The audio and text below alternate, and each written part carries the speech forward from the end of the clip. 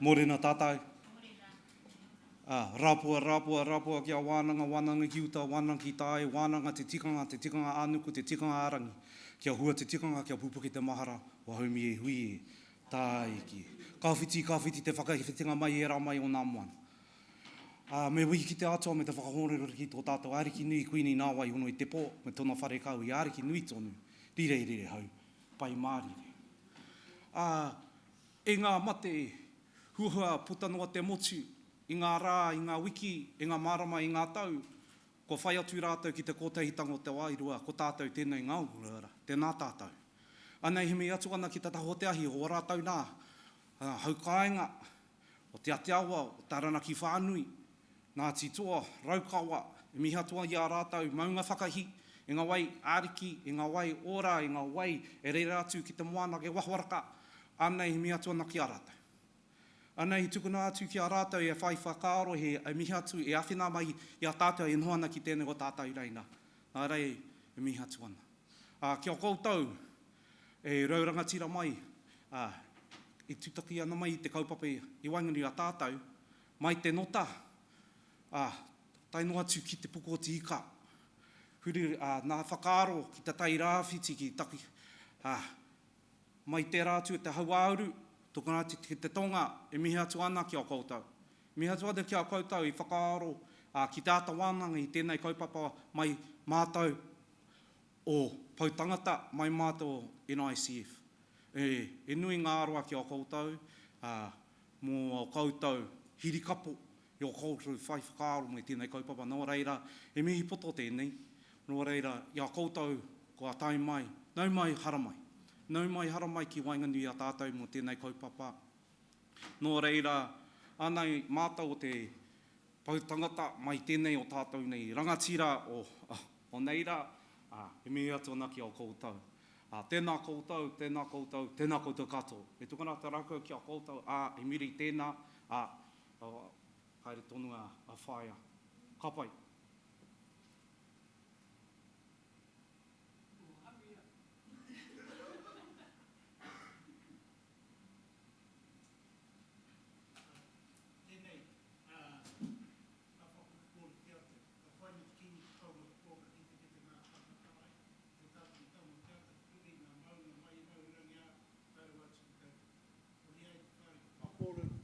Ai a whinuku hei a whirangi tuturu whakamaua ki a tīna haumi e hui e. Tēnei i roto e o nei kōrero e ki a poto o aku nei kōrero. Engari ki ngā mate o te wā, i ngā huhua o ngā taniwha i ngā marama ko pahuri ake nei. Ko rātou ki a rātou ko whetu tia mai rātou ki a tātou i roto i te āhuatango tēnei wā tātou nei hui.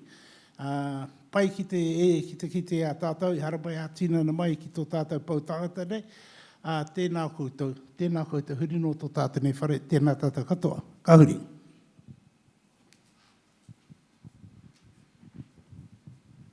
Hoi no, kia ora tātou. E tātou mā o Pou Tangata. Tēnei te tautoko i wā tātou whakaritenga, ko ritengiai, mihi ana ki te mauri kei roto i tō tātou whare i tēnei wā, he mauri no tātou katoa. Engari i tēnei wā, I'm trying to pretend to be rāhui papa. But the challenge is I have all my teeth.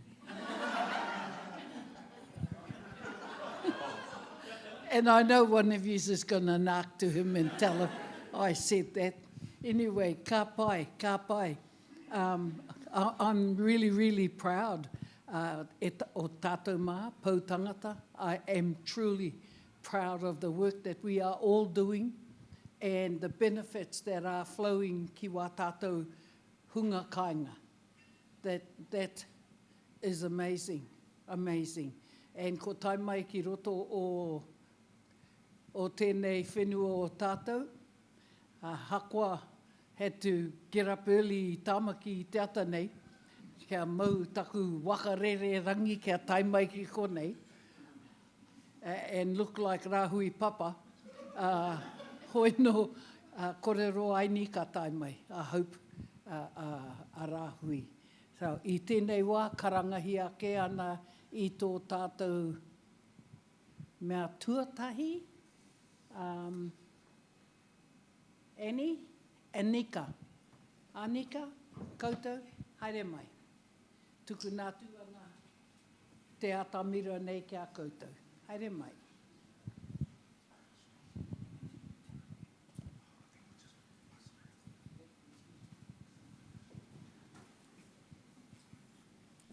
Kia ora.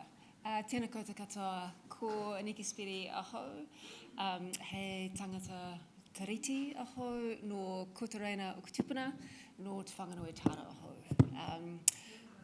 Kia ora. Ko o te kai whakahaere with the Workforce Futures Fund, tahua rangamahi anamata. So thank you all very much for the opportunity to be here today and share with you the mahi of the Workforce Futures Fund. It's a real privilege to be able to engage and share with you the work that we're doing. As I mentioned, I am the Executive Officer of the Fund. I joined about October last year. My, background last number of years has been working across for-purpose organisations within the sector, Philanthropy New Zealand, Booster Foundation, Dignity, and I guess my passion is really how do we support individuals and communities, organisations to create change. So it's fabulous to be here today and just to share some of our mahi with you all. The agenda today is just really keeping it short. Just want to give an overview of the fund, just highlight the work that we're doing, our purpose, what we fund. But the real reason today is to talk about our round 4 that we have opening up. Our round 4 is really how we can actually support more kapapa Māori iwi organisations to both apply and strengthen applications to seek funding with the Workforce Futures Fund. So we'll be introducing Trina Pohatu, but later on he'll talk more about the work that she's doing with us in the fund. So the fund itself, the Workforce Futures Fund, it was established with reserves from Careerforce. So Careerforce is industry training organisation supporting care and support sectors. And following the vocational reforms, Tupukinga emerged into Tupukinga. So Tupukinga was the umbrella organisation, obviously, for all our training institutions. And at that time, Careerforce had approximately $15 million in reserves that was earmarked for workforce development. That funding wasn't able to be taken with Careerforce to Tupukinga, and as a result, the Workforce Futures Fund was born. So the fund really it's a 3-year spend-down fund. So there's $15 million to be granted across 8 service sectors that Careerforce supported. We've had 2 grant rounds to date last year, so we've had so far $5 million has been allocated, obviously leaving another $10 million to be allocated. We've just had a grant round close in March, and our next grant round opening up in August, which is really what we want to talk about. And that particular grant round, we're going to be prioritising core equity groups, which is really workers who are Māori, Pacifica and disabled. So really supporting our kamahi across these service sectors. So the 8 service sectors that we're supported by the fund are these organisations, the groups that were supported by Careerforce at the time of the transition. So the grants are really to strengthen the workforce itself. So that's across the 8 sectors, which is aged support, our cleaning sectors, disability support, home and community health services, mental health and addiction, social services, urban pest management, with a bit of a wild card, and youth work. So who are we? So the fund is managed by CICITO, which is Community Support Services Industry Training Organisation. That's effectively the legal entity registered charity. And CICITO is appointed by organisations, 8 shareholders. So the shareholders are effectively the 8 peak bodies of those service sectors that we support. We have a board of 4 that ultimately have the governance and oversight of the fund. We also have a grants assessment panel who review all applications, and they're again made up of key industry experts within each of the 8 sectors who ultimately review the grant applications and make recommendations to the board who have the final funding decision. There's myself as the Executive Officer, so just overseeing day-to-day operations and just supported by our part-time project manager administrator. So sort of a small, I think, but mighty fund. Our board. So we're very lucky to have Jane Wrightson as our board chair. So we've seen Jane's just recently stepped down as a retirement commissioner, actually last Friday. But as you know, Jane just brings deep governance, regulatory and public sector experience, providing really strong strategic and accountability oversight We're also very privileged, very fortunate to have Maxine Graham as one of our directors, who obviously you all know. So Maxine not only brings the deep iwi governance, but a really deep understanding of Māori workforce and wellbeing leadership, which is key to our fund, what we're supporting, as well as strategic engagement experience. The other directors, we have Fiona Kingsford. Fiona is the Chief Executive of Plunket. And Fiona has a lot of experience across vocational education, industry training and large-scale organisational transformation, which is really at the heart of the fund. And our fourth and final director, Jeremy Soul. So Jeremy, again, a lot of experience across tertiary education, workforce engagement, industry training, and was actively involved in setting up some of the industry skills boards. So really a lot of depth of experience on our board, both within vocational training, workforce development, but also very, very strong governance, leadership, and sort of regulatory experience. So I think quite a powerful board, and a lovely board as well to work with. So we're very fortunate. Thank you. So the services sector, I guess, why the fund matters. The service sector is Aotearoa's largest employer. We know this within the cleaning sector alone. There's 42,000 cleaners. The workforce is predominantly women, predominantly Māori, Pacific, and part-time casual work. So we know there's already inherently a lot of systemic inequities facing this workforce, as well as major challenges. I think the most recent top of mind is the fuel crisis. So that's had huge impact. For example, our home and community care workers, these are workers that have their own cars, pay for their own petrol, and have to go out to the community and support whānau in their homes. So you might have seen a bit of advocacy from Lisa Foster, who's the Chief Executive of Home Community Health, just advocating for increasing the rebates for these workers for petrol. And it's still only gone up. They've got a temporary increase in rebate to 30%, but it's still only 82 cents for the kilometre. So it's still not really enough. I think we're all navigating rapid growth in technology. I think we know whilst there's huge productivity, efficiency gains for technology, I think it's quite scary for all of us. A lot of fear around job losses, and also the rapid increase, I think, of how fast technology is changing impacts us all. So it's really important that we can upskill workforce to be not only confident in AI, but how to use it for efficiencies and actually increase productivity. Still dealing with COVID-19 aftermath. We know COVID-19 disproportionately impacted our service sectors. We've seen the pay equity claims, the changes in the Pay Equity Act. We saw 33 sort of active claims dismissed, cancelled. That had a huge impact, about 150 to 180,000 workers across these sectors. I mentioned, the career force merging into Te Pukenga with the vocational reforms. They merged into Te Pukenga in September 2022, and as of 1st of January this year, Te Pukenga has been disbanded, so now merged back out. So a lot of upheaval, a lot of challenges, a lot of changes, and on top of that, navigating, I guess, the economic and political climate that we're all dealing with today. So we see as workforce development is key to fostering both innovation and resilience, and also how do we equip our kamahi with the skills to not only adapt, but also to thrive in these changing environments. The purpose of the fund. So the purpose really is to foster innovation in workforce development, and demonstrate the value of strategic investment and systems change. And that's across three broad areas. So we talked about technology. How can we increase the adaptation of technology to support workers? How can we enhance collaboration? One of our core drivers of the fund is avoiding a duplication, but also within sectors, ensuring that the programs that we employ or that we fund basically across organisations. So either within a sector, across organisations, or multi-sector. So really having that broad, large-scale reach. And initiatives that expand the capability and capacity of the workforce sectors themselves.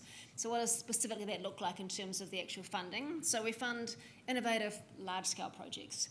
So looking at the development of vocational training, workforce development and education. Looking at best practice and continuous improvement in services, and attracting people to work into the sectors and workforce retention. So I think it's important to note it is a very highly targeted fund. So it's kind of equally important to understand what is not funded. So we're funding the development of training, just not the delivery of training. So not business as usual, not ongoing service delivery. One of the core drivers of the fund is to really fund initiatives that otherwise don't have a funding pathway or wouldn't otherwise get funded, which does allow us to sort of fund some of those more innovative projects, some multi-year funding. So really it's a really exciting opportunity, I think, for applicants or initiatives that might not otherwise have a funding pathway to seek funding. So what we prioritise within that, we prioritise obviously our commitment to Te Tūruhinga Waitangi, projects that improve outcomes for workers who are Māori, Pacific and or disabled. So for all the reasons we highlighted before, they're core equity groups. Fostering innovation is a core driver of the fund. Scale of impact, really want to make sure that the initiatives that are funded have that broad scale, but also that the learnings can be shared. So this is really about uplifting, developing, growing the sectors themselves. Mentioned multi-industry, just making sure we can get that broadest reach as possible. One of the other core, I guess, drivers is making sure that there's a core identified need. So a core identified need for what's funded, a really core identified solution, and equally importantly, ensuring that there is an identified uptake from the sectors themselves, so that whatever is developed, there's that demand for it. Employers are actually wanting to actually support their workers to take part of the programs, take part of the initiatives. So it's just really being able to demonstrate, I said, the need and the uptake, and just evidence-based with measurable outcomes is like the final kind of core priority here. So round 4, which is coming up in August, which is what we'll talk about. Our evaluation findings show that our priority groups, in particular Māori, Pacific and disabled, remain underrepresented in the fund. Of our 2 funding rounds, we funded 11 programs. So despite sort of strong interest and clear alignment with the fund's purpose, we haven't seen a lot of these projects get funded. And our round 4 opens on 10th of August. And what we want to do is not only prioritise these equity groups, but how can we prioritise applicants sort of led by the people they serve? How can we prioritise and support Māori-led initiatives supporting Māori? And that's kind of really the core driver. We've had one kaupapa Māori applicant funded to date, and that was supporting a tuakana Tēnā micro-credential framework for Kawawhina. This is based out of New Plymouth, and that's getting NZQA credentials, and it's supporting our workforces with that tikanga framework.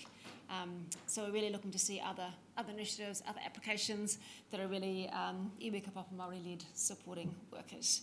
And to strengthen this, to Māori-led applications in round 4, we've actually engaged external consultant, so Tūne Pohatu. So Trina is engaged to deliver kaupapa Māori-aligned investment readiness to a small cohort of Māori organisations. So that's really what we want to do today is bring Trina up, introduce Trina. She can come and just share her mahi and just talk about how we can support the fund and really what we can do to support you in engagement with the Workforce Futures Fund. Kia ora.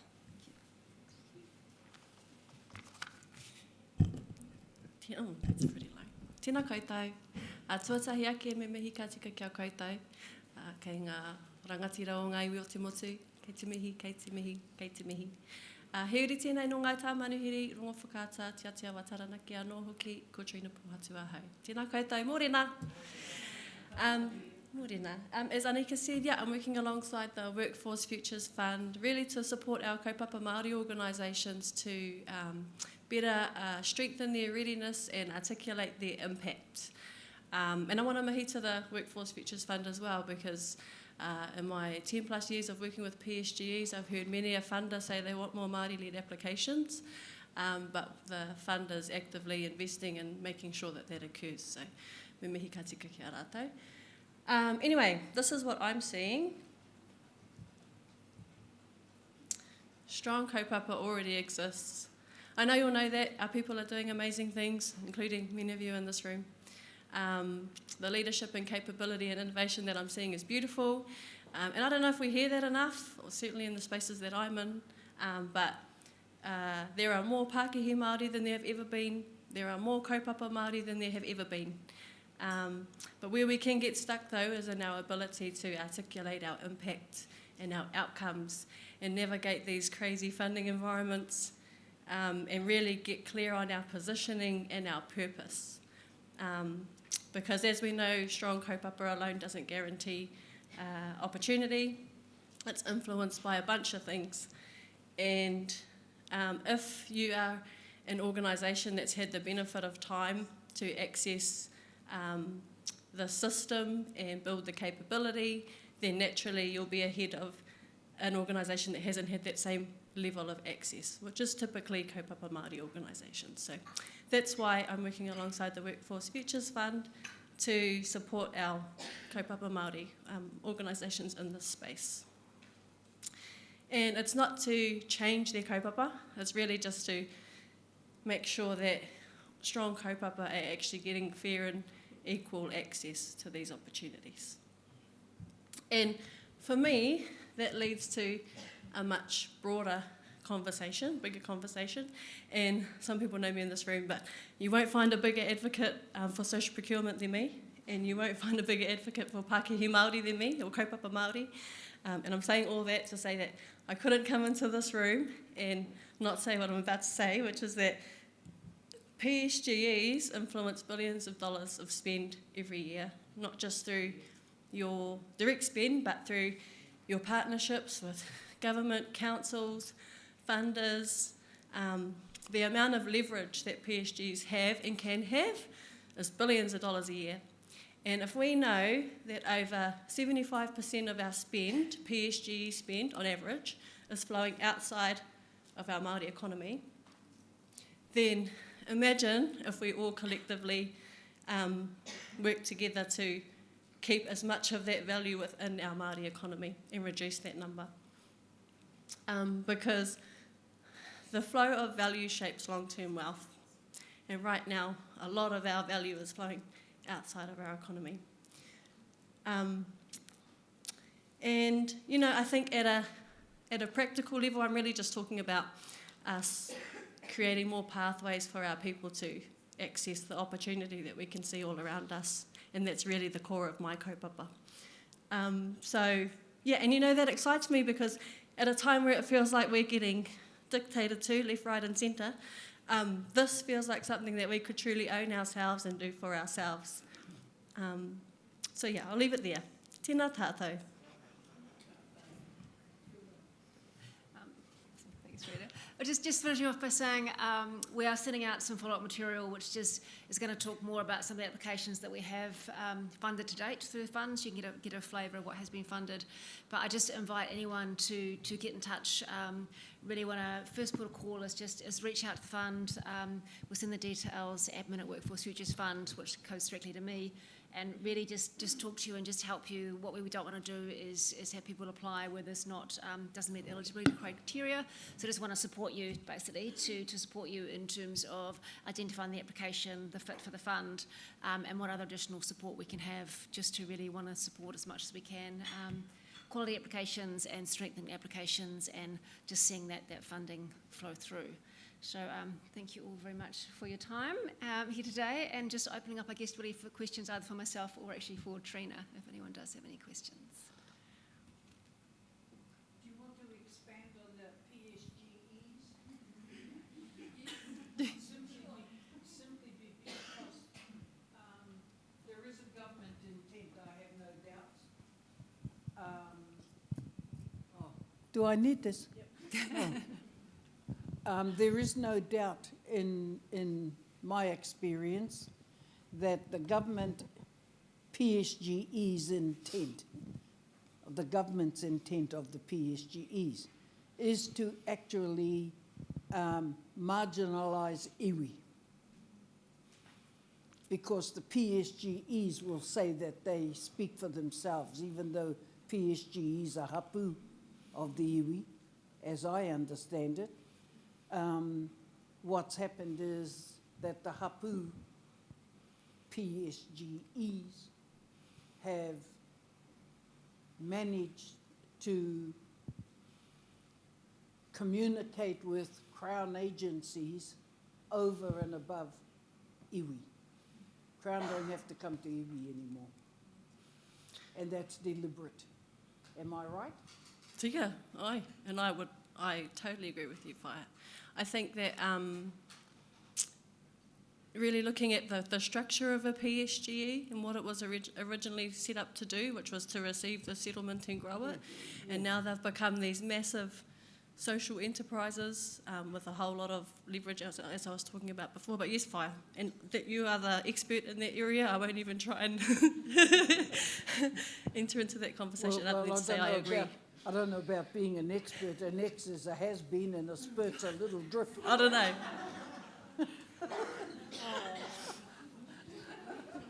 I'm in a good mood because I had Cool. to get up early. Anyhow, as well as that, which concerns me in terms of the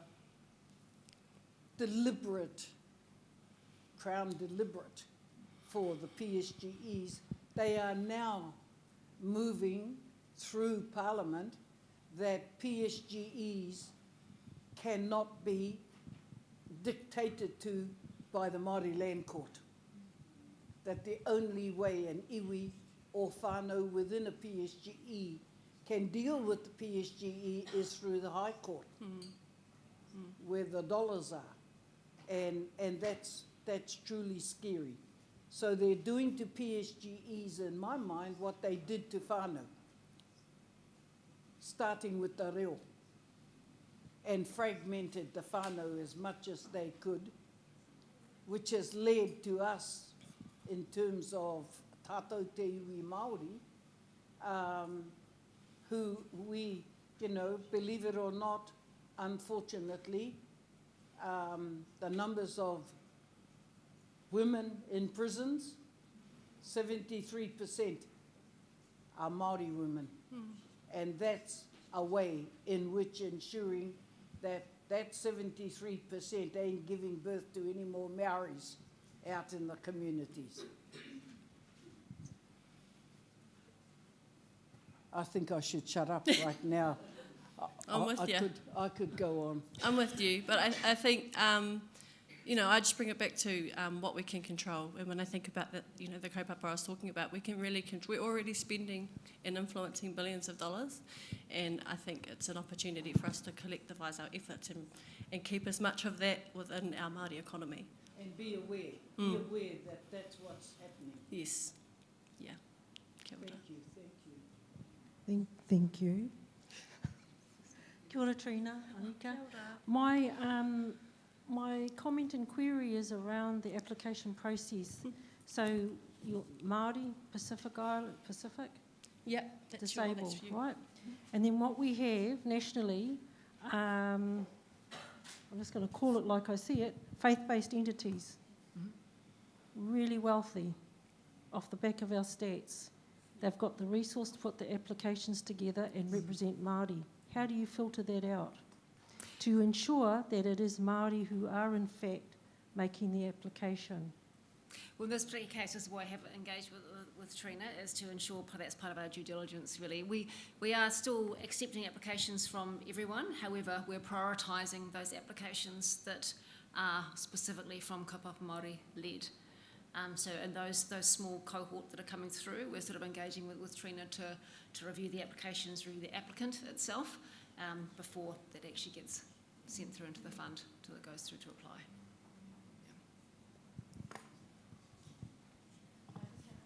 Lorraine, I just want to answer some of that in addition to what Annika's saying. Also, so the process is you put the application in, which Trina and Annika are part of to help, highly relational to be able to step you through it. Then it goes to a grants assessment panel who are made up of the peak bodies, those ones, all those priority, not the Māori Pacific, but all those workforce areas. Maybe if you want to go back to that slide. So the grants assessment panel is made up of representatives from all of those areas, all of these sectors.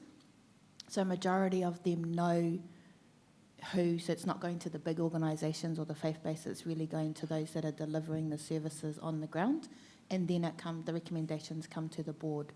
So I just wanted to be clear that we're trying to run a model that is highly connected to the sector, industry sector, as well as connected to the communities we serve, which sometimes takes a bit longer, but Kia ora kouroa, ko moana Iruwera tōku ingoa.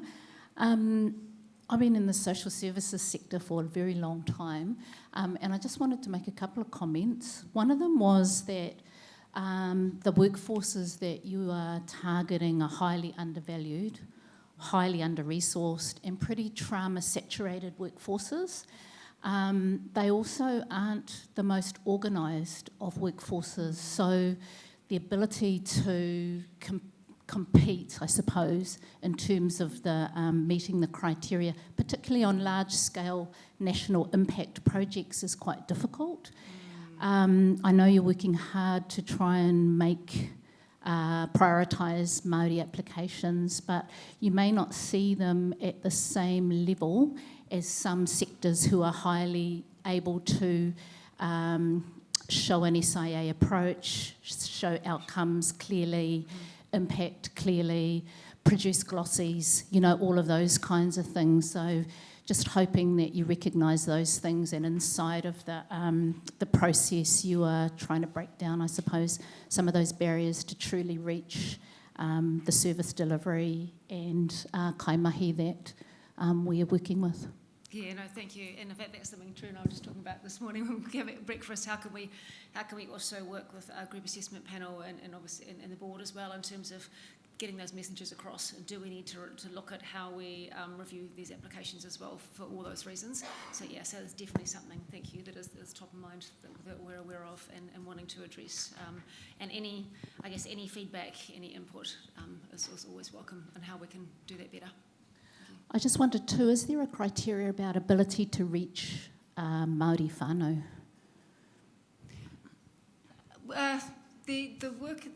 The fund supports the workers themselves. So if what the application is actually demonstrating how it's going to support the workers to then have more engagement with whānau, then yes, yeah. But it will be through the worker, the workforce itself, enabling them to then reach more whānau. Kia ora, I'm Kura Pānoho, lead technician for online safety Pou. In relation to career development, are you also thinking around the future of work?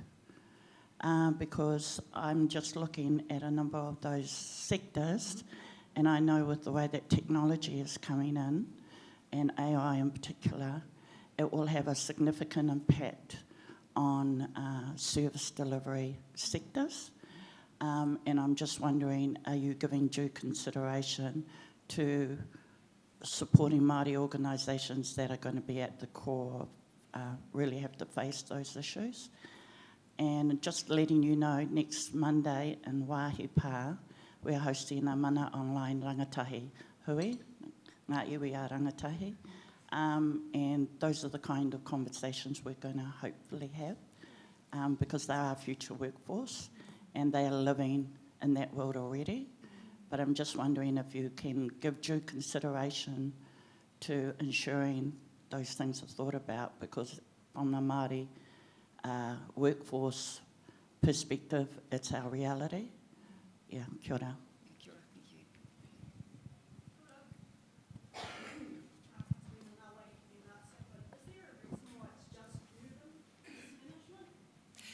These were the sectors that were supported by Career Force at the time of the transition. So we sort of had to stick within those boundaries of what that funding was allocated for. To be honest, I'm not sure of the history of why it was just urban pest management. To be honest, I could find out. There's a little wiggle room potentially. I was thinking about the area that I come from. We've got 11 iwi in Rangatupua, and 10 of us are rural. So we've got massive te whaiao, kaupapa that is happening, and I like that one because it strengthens us, but it's the urban part that's putting me off, because if we consider what Wanganui is in the metropolis, well, so bit of room to wriggle, bit of wordsmithing maybe. I'd have to investigate that and get back to you, to be honest. I wouldn't want to make that call, yeah. So I will find out. Thank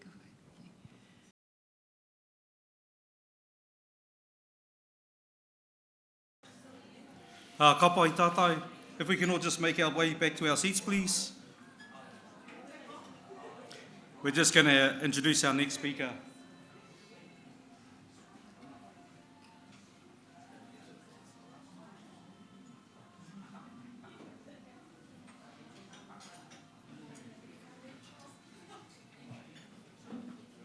Kia ora. If we can please have Dr. Claire Ahmed, mana mokopuna, please. Kia ora tātou.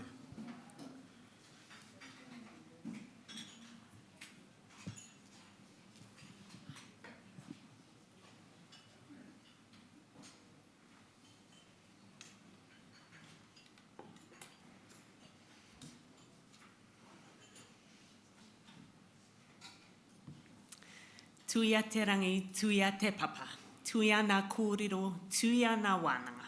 Kia mau, kia ita, kia kuru paunamu te rongo, mō te oranga o nā mokopuna. Humie, huie, tāu ki e. Tuatahi, ko tēnei taku mihi ki ngā mana whenua o tēnei rohe, te ati awa taranaki whānui ki te upoko o te ika.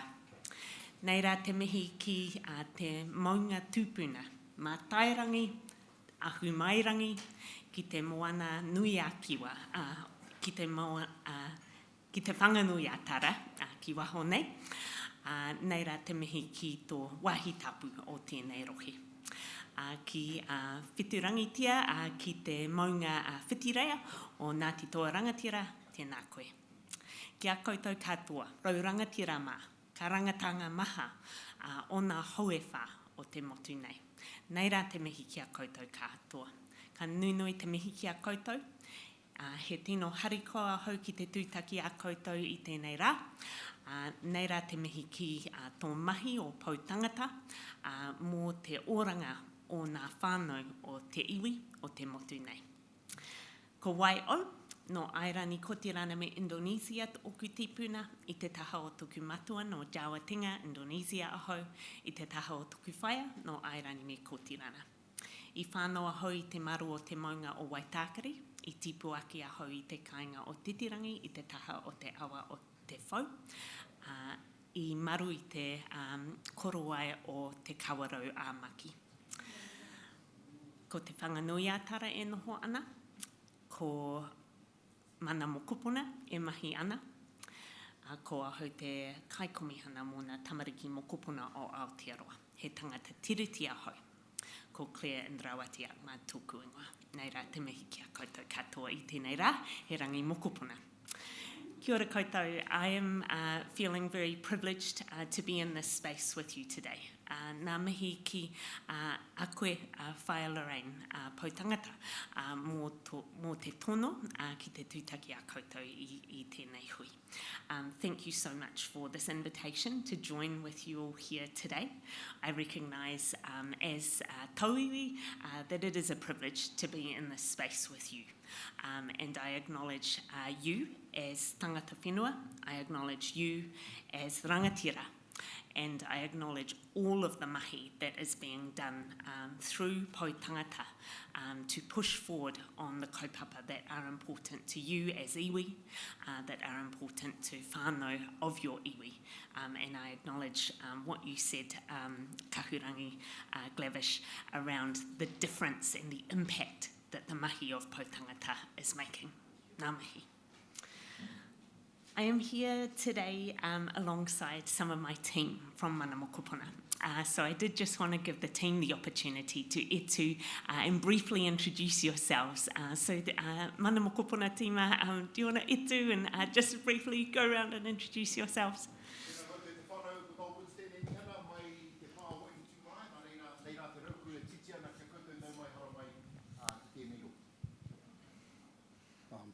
Maurora kia tātou, ko te Kau Rolleston ahau, huri tēnei tauranga mōna, ko te maunga o maua, o Ngaitirangi Iwi, ko mātātua waka tēnei I kauatona kia tātou.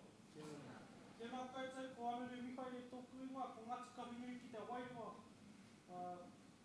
Here with Mana Mokopuna, not as there, but come representing myself as a rangatau. Kia ora Anuru. It's Fatul Pa Iama Malualia, Olo Ingo as Valamonatau. I am of Samoan descent and I am so privileged to be here. Ngā mihi. Tēnā koutou, tā lofa lava, whakalofa lai atu, kia orana. My name is Jeff Hunkin, here with Mana Mokopuna also, Samoan and Niuean descent, and a real privilege to be here today. Kia ora.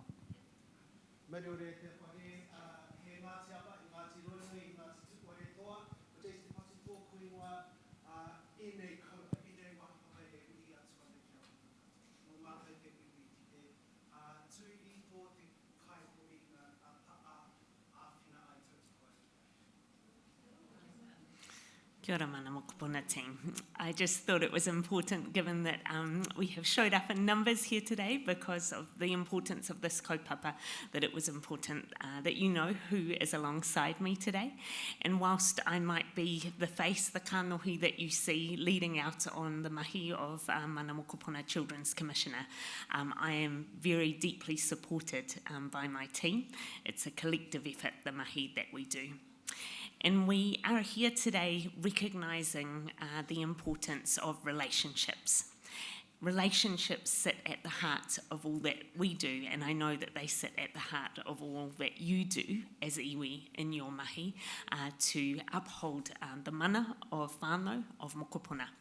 And I want to acknowledge the relational work that you do and the way that you are doing that as Pou Tangata through te au o te kānohi Māori, and how important that is, and how as tangata tiriti I see that, and I want to be alongside that wherever I can to mahi tahi together with you if there are opportunities that you see for that.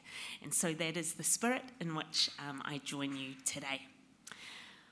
I also come here today carrying the voices of mokopuna. Those voices belong to mokopuna, they belong to their whānau, and I very much recognise that. But consistent with my role as te kaikomihana mō ngā mokopuna o Aotearoa, I want to bring immediately into this space with me this morning the voice of mokopuna. And it is in the spirit of their voice that me and my team arrive, the spirit of kotahitanga. This is a poem that a mokopuna has written in one of the workshops through our Te Puna Hononga approach together with my team. And I thought I would share it with you all this morning. Kotahitanga. Unity shows how we belong together. We are safe and strong. The sound of kotahitanga is like voices blending together in a calm choir. Hold fast to your purpose, no matter what. Kia uto ki tō kaupapa, aha koa te aha. Unity, community, opportunity. We have heard from so many mokopuna Māori around the motu who we have had the privilege to be alongside in their village about the importance of kotahitanga to them, unity. And so that is the spirit in which me and the Mana Mokopuna team join with you all today in this hui. In terms of the role of Te Kaikomihana mō ngā Tamariki Mokopuna, the Children's Commissioner has been around in this country for over 35 years now. And I want to acknowledge the legacy of my predecessors, and I want to acknowledge the mahi that they have done together with iwi, with rangatira around the motu over that 35 plus year history. I also want to acknowledge and immediately say that there is so much more mahi ahead of us to do, and I hope that this conversation today can be another step in the journey of hopefully weaving our mahi tahi together more deeply. I also come here today in the spirit of listening. Whakarongo ki a koutou katoa, raurangatira mā. And so today, as well as sharing some of our mahi, I really would like to listen and hear your voices, to understand your perspectives and to understand your wero that you want to make to me in terms of what you would like to see me doing, more of, less of, better of, in the service of mokopuna, in particular of mokopuna whānau Māori. So there will be a little bit of time at the end of our hour today where we have already laid some of the groundwork. You'll see some of the materials on your table. We will be having some breakout discussion sessions, and that is all about us. Ata whakarongo ki a koutou katoa, rau rangatira mā, listening to your voices as rangatira, listening to what is important to you when it comes to the oranga of whānau Māori. I want to acknowledge this kaupapa that I know Pou Tangata has been leading and paddling hard on, te ora o te whānau. And I know that in the work of Ngā Rangatahi a iwi, how strongly this kaupapa of te ora o te whānau is coming through. And I want to acknowledge that me and my team at Mana Mokopuna, we see and we know that mokopuna, they exist within their whānau, they exist within their hapu, their iwi, their hapori. And it is within whānau that we believe mokopuna must be cared within and must stay within. We know that mokopuna can always be safe in the care of their whānau, and we must make all those efforts to ensure that. We also acknowledge, and I have seen this myself through the privilege of getting to meet with many whānau and their mokopuna, we know that there are strengths that sit within all whānau. And we must be doing better in this country collectively, I believe, to acknowledge those strengths and to build on those strengths, because that is where the thriving of mokopuna, it all starts within the whānau. I also want to recognise and acknowledge that Mātauranga Māori tells us and has always told us that mokopuna are tapu. Mokopuna are to be treasured and nurtured. Their voices should be heard and well understood. And I sat with a rangatira the other day who turned to me and he said to me, Claire, remember, mokopuna have the potential to change the direction of an iwi, and this has happened in the past.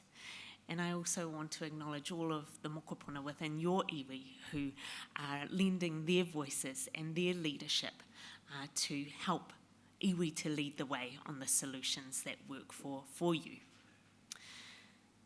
You will hear that me and my team, we intentionally speak of the kupu mokopuna. And this is because we recognise what sits within that kupu. Imprint and wellspring, and the reflection of ancestors of tupuna.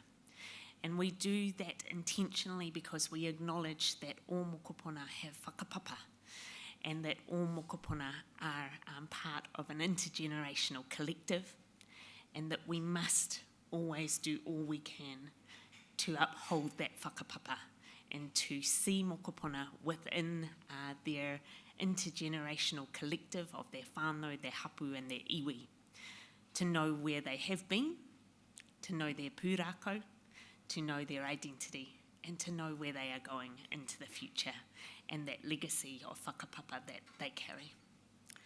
And we also acknowledge that all mokopuna come into this world with a boundless potential, a potential that we must nourish.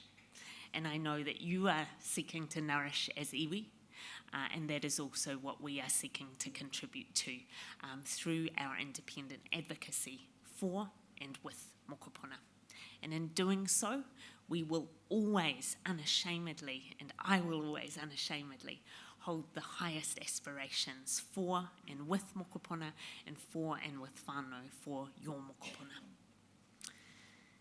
In terms of how we anchor our mahi at Mana Mokopuna Children's Commissioner, it does all start with this document as one of the founding documents of Aotearoa New Zealand, Te Tiriti o Waitangi.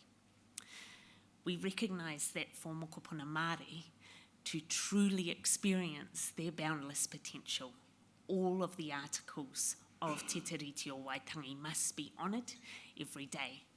And we seek to do that and play our part through our mahi as the independent advocate for all mokopuna in Aotearoa, New Zealand. Alongside Te Tiriti o Waitangi, we weave in the UN Convention on the Rights of the Child. This is the most ratified international human rights treaty in the world. All countries in the world have ratified this treaty except for one. Anyone want to take a guess at who that one holdout is?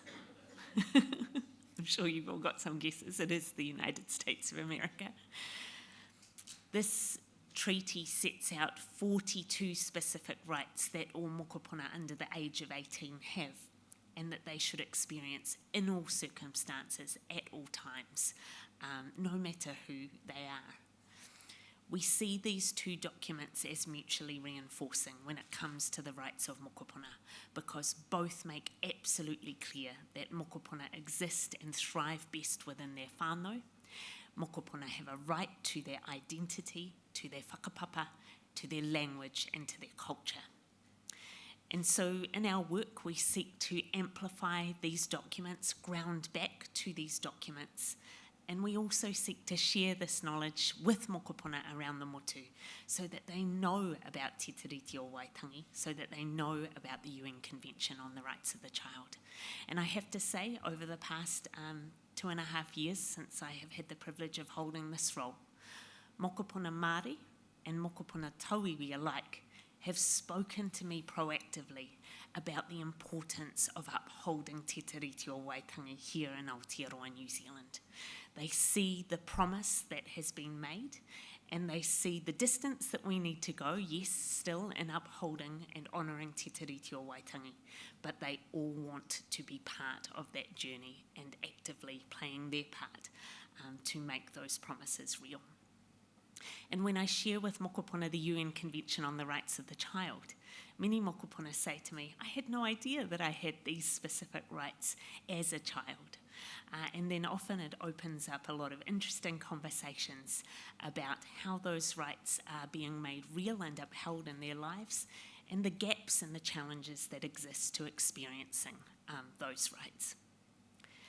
One of the rights that mokopuna have under the UN Convention on the Rights of the Child is enshrined in Article 12, the right to participate, to be heard in the matters that affect mokopuna, to be part of decision making. And so true to the way that me and my team are committed to doing our mahi, today it's a privilege to have alongside me Anaru Mihaere, who is a mokopuna who is going to share the stage with me this morning and bring you a little bit of his voice.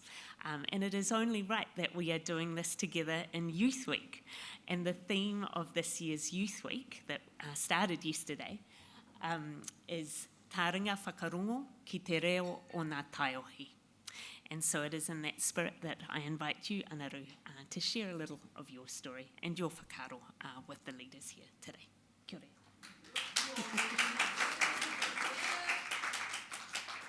Tēnā rā whānau. What a beautiful day today. All of us gathered here, speak Māori, be Māori, are Māori. But today, I come as a rangatai. I represent myself as a rangatai. Ko anaroa hau, ko Ngāti Kahunguni ki te Wairoa tōku iwi. I hail from Wairoa. I love here in Pitoone, in the beautiful Wellington. Storytelling. That is what our people are known for. Telling stories of our ancestors, telling stories of our gods, stories of how we got here. Today I bring the stories of rangatahi. Today I bring the stories of myself, someone who was raised with no voice, but can come and speak to you all today, with someone with a huge voice, with someone with a loud voice, with someone with a proud voice. When I got asked to speak about how I was able to speak, how I was able to find my voice. I was raised in a very kaupapa Pākehā household, but I was very interested in Te Ao Māori. It's my home. It's where I come from. It's my ancestry. It's my blood. And so in the later years, by the time I was a teenager, I was lucky enough to be put in iwi services where they allowed me to speak for myself, to fight for myself, and they stood right beside me.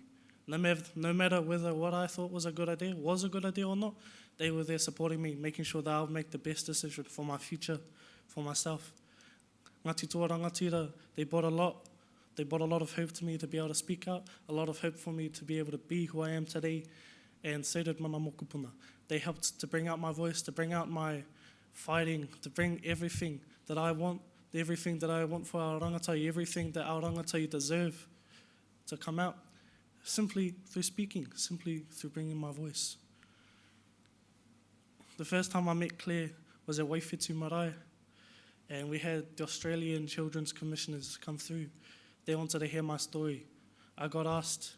I was nervous, but that was my chance. That was my chance to get myself known. That was my chance to get Te Māori known. That was my chance to get my voice heard. And I was so privileged, just as I am standing here today talking to you guys about the very thing that started my advocacy. I spoke, I told them my story, I told them what it meant not having a voice and how much it meant to me to be able to talk to them. The next time I was able to work with Dr. Claire was during the Treaty Bills Principles. I was able to speak on Parliament with her. And just for reference, I'm only 19. I am young. This isn't the stuff that a 19-year-old should be doing. I should be out there being stupid, making mistakes, but I was able to be in a space where I could speak, where I could represent my people, where I could represent young people. And I was able to bring their voice. I was able to bring their strength with me. I have a large number of young people who I've grown up with, who I knew, who've spoken to me about their life. They've been able to come to me and talk to me because they could trust that I could bring their voices aloud, bring their voices here, bring their voices to the world. Because as a young person, especially growing up in care, you don't have a voice. You have expectations. You have what you're supposed to do and not what you want to do. And so be able to fight back against that, be able to say, no, this is wrong. This is what we want, this is what we need, this is what we deserve, to be with our people, to connect with our people, to be Māori, to be who we are, to identify ourselves. Young people in care don't grow up with identity. They grow up with expectations, stereotypes, and even for one person to make it out there to be able to say, that's not me, that's an amazing thing. But as our iwi leaders, if we could change that to be all of our people, all of our young people, whether they're in care, even just to grow up around this space, kaupapa Māori, able to grow up leading them, teaching them, your voice is allowed to be heard. Your voice deserves to be heard. Your voice has every right to be heard. That is my hope, that is my dream, and that is what I expect of our iwi leaders here today. That is my widow to you. Bring our young people here. Bring our young people, let their voices be heard, especially with it being Youth Week this week. I am so privileged to be here. I am so lucky to even have a spot like this. Not many young people get this opportunity, and I would not want to squander this opportunity for the world. To be able to be in a space where our iwi leaders are here, where people who can make change, where people who can advocate for change, where people can bring systems to justice, bring systems to accountability, and build new systems for themselves. I want to advocate for that. I want to advocate, make sure our young people whakapapa, whether they whakapapa Māori to different iwi, that our iwi leaders don't think of it as iwi to iwi, that we think of it Māori to Māori. We're all Māori at the end of the day. Our blood runs Māori. It doesn't matter how fair-skinned we are. It doesn't matter if it's 1%, 2%. Māori is Māori. Ko Māori ahau. I am Māori. And so to take that away from our young people, even when they're born, it's such a disadvantage and such, not disrespect, but such a dishonour for them, just not to be able to have a space where they can be themselves, where they grow up knowing where they come from. You know, a lot of young people who are Māori just know that they're Māori. They don't know which iwi they specify from, which iwi, which hapu. I'm lucky that I had that information given to me that I had to fight for. And so to have a space where I know who I am, my identity, my whānau, such a big thing for me to be proud of. But I sit here knowing where I come from while people don't. And that's not something I can be proud of, because that's something that I want people to have, that identity. Storytelling is what gets us one place to another. It's what keeps our stories alive. I'm keeping their stories alive by bringing this to you. I'm keeping our rangatahi story alive by telling you what they need, what they want, what they've been wanting for the longest time. Bring whānau together, bring iwi together. Let our young people connect. Let our young people grow. Because if they don't have that nurturing, they don't have those pathways, they don't have their whānau, then they don't feel loved, they don't feel heard, their voices dissipate. They feel they can't talk, they feel they can't speak. But they have every right, just as much right as I do standing here today to speak. They have every right, just as much as I do, to be able to do the things I've done, to be able to speak on behalf for themselves, represent all young people, represent themselves, represent their whānau. I've got siblings who are in school right now, I've got siblings who are working right now. I've got a huge whānau, and a lot of them don't even know that I'm here. But to hear that I'm fighting for them, to hear that I'm fighting, making sure their voices are heard because they want to change in the system, I know that they would be proud of that. If I were that sibling, I would be proud of that. To have someone who stands up, someone who speaks, someone who is loud and proud and able to be Māori, that's something that I think that every young Māori person in care deserves. That's something that I think every young Māori person in care needs, wants.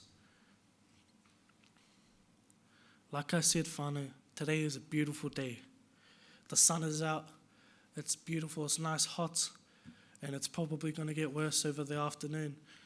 But that doesn't take away from the words that I bring, from the words of the rangatahi that I bring, and from my heart that I bring.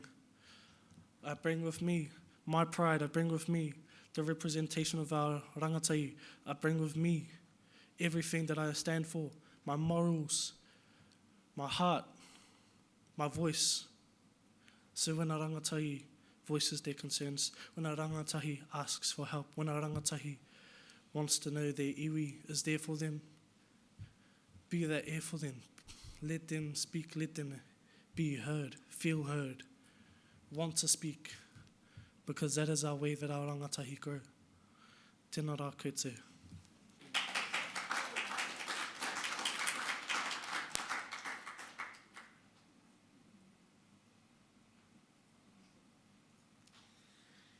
Tēnā koe anaru mō tō kōrero o tō nākau, mō tō kōrero kaha I tēnei rā. Anaru has spoken to you about what it means to him and to other mokopuna, other rangatahi, to be able to share their stories. And that is a privilege that we have as leaders, I think, to hear those stories from time to time. And it has been probably the greatest privilege of my role as Te Kaikomihana mō ngā mokopuna, to hear the stories of mokopuna, including those in our care system. And so while I am the independent advocate for all mokopuna in our country under the age of 18, my mandate does extend to all mokopuna under the age of 25 who have been in or who are in the care and or custody of the state. And that is important that there is an independent advocate that has that mandate, and in that work I work closely alongside my colleagues at Aruturu ki Tamariki and the Office of the Ombudsman as the oversight of Oranga Tamariki system. Anaru, I want to acknowledge all the ways that you have shared your voice, including to be here today to make and influence positive change for other mokopuna. And I acknowledge that there are many other mokopuna around the motu alongside you working to advocate in the service of other mokopuna and their rights. As I said, one of the greatest privileges that me and my team have is to meet with so many mokopuna around the motu. And this is just a small representation of some of those mokopuna who we have had the privilege to meet. From Otipoti to Te Taitokoro, from Kawatiri through to Tūranga, and many places, small and large in between. It is always a privilege to connect with mokopuna in genuine relationship with them. Whenever we do that, we recognise again that mokopuna exist within their whānau, within their hapori, their village. And so we always seek to mahi tahi together with the villages around mokopuna.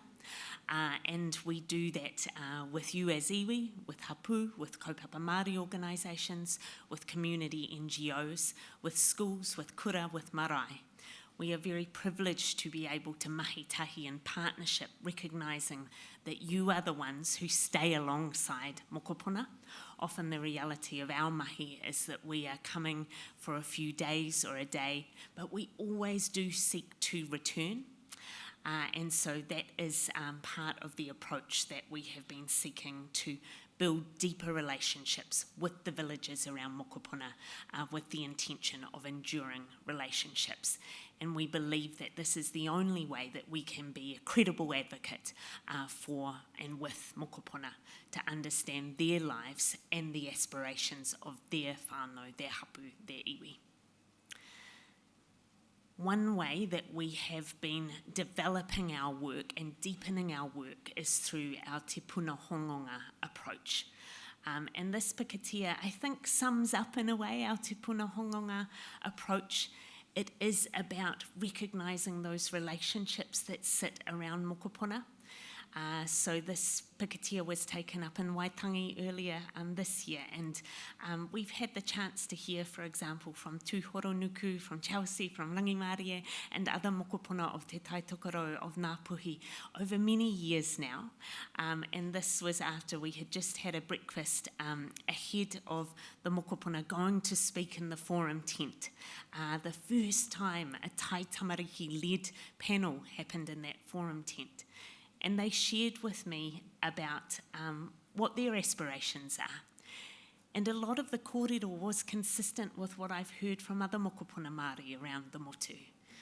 A pōpō is here, a pōpōtanga is here, and mokopuna are really wanting to be in that deep relationship with you as Pākeke rangatira of your iwi to help to shape the future and the pathways for where things are going. In our te puna hononga approach, we are prioritising the voices of mokopuna Māori.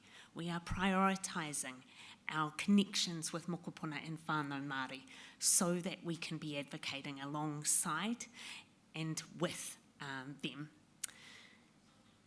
We recognise within our approach the intersecting identities of mokopuna Māori, that they may be rainbow, they may be whaikaha, they may be of woven heritage like myself, and we recognise these different worlds in which mokopuna Māori walk.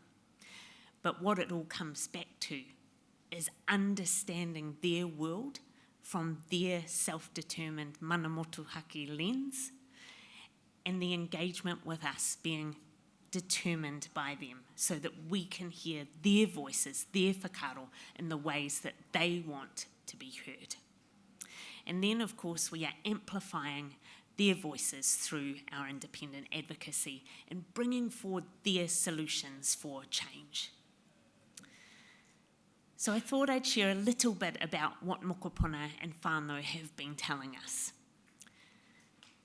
At the forefront of everything that we hear from whānau Māori and mokopuna Māori is that whānau and relationships with our loved ones and friends are the most important thing to us. That is what they are telling us. Mokopuna Māori are also saying to us, we want people to work together with me and put my whānau at the absolute centre of decision making. And we hear mokopuna voices in some different ways. This is from our postcard project where we ask mokopuna, I tōu ao he ahana mea nui, in your world what matters most. And this mokopuna who is 12, and they identified themselves as Hāti Māori, and I sat with them while they were writing this, and they said to me, I know what the most important thing is. It's my whānau and my kapahaka. And they felt proud to tell me that. And that's consistent with a lot of what we have heard from mokopuna Māori around the motu. And to bring you another voice that our team has heard through our te puna hononga mahi, this is another poem where mokopuna have had the opportunity to express themselves in different creative ways. They've been able to express themselves through poetry, through visual art, through rap, through waiata. And so this is another poem, and it speaks of this importance of whānau. They entitled it Family Whānau. And it goes like this. Whānau is manaakitanga, whakapaparanga, waiata. My family means the world to me. Their light is all I need to see. My family is like the deep blue sea. It is very big and never ending. Their voices rise like a melody, big, loud, and in harmony. Mokopuna are always so proud to tell us about their whānau, and we love to hear that. And we seek to advocate for whānau and amplify the strengths of whānau in our advocacy. That is why, for example, we are focusing strongly on prevention, early support for whānau, and preventing many of the kaupapa that we know have a detrimental effect on te ora o te whānau. We must do better here in Aotearoa, New Zealand, at the system level to focus investment policies on that early stage of life from the moment that mama is hapu, right through those early years of the lives of tai tamariki of Mokopuna. Mokopuna have also been telling us a few other things, and if I'm to summarise, one of those things is respect our rights as Mokopuna, including by listening to us. That is one of the most powerful things that we can do as adults, to respect Mokopuna, really genuinely listen to them, as you have all shown in the way that you have listened to Anaru today, and support my whānau. Mokopuna have been absolutely clear with us about that. They say to us, for me to thrive, my whānau must be thriving. And they've also told us very clearly, we want to grow up safe and well. Help me to be safe. I need to be safe in order to thrive. And so how you see some of these things showing up in our independent advocacy and in my advocacy as Children's Commissioner, I have been consistent from the start of my tenure, advocating and shining a light on the fact that poverty affecting whānau in this country, it just should not exist. We are a small, relatively rich nation. There is absolutely enough to go around here in Aotearoa, New Zealand. No whānau should be making impossible choices about whether to be able to put kai on the table or to be able to pay to get to the doctor, or to be able to ensure mokopuna have those 2 pairs of shoes that they should be able to have, or whether it's going to be putting the heating on in the whare. These are impossible choices that whānau are making. We all know that right now, but that many whānau have been making for many years. And so, for example, in this current fuel crisis that we know is really impacting on whānau around the country, I have been continuing to bring to the government's attention, do not forget the fact that there were many mokopuna, thousands of mokopuna, living in material hardship before this fuel crisis.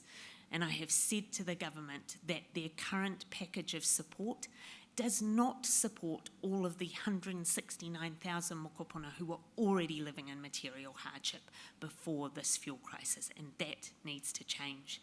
And the support must be targeted to where it is most needed, and that includes for our whānau Māori, who for some, poverty is a part of their life, and it just should not be. I believe that your mahi that you have been leading out on as Pou Tangata shows us the way for many of these answers when it comes to this kaupapa of poverty.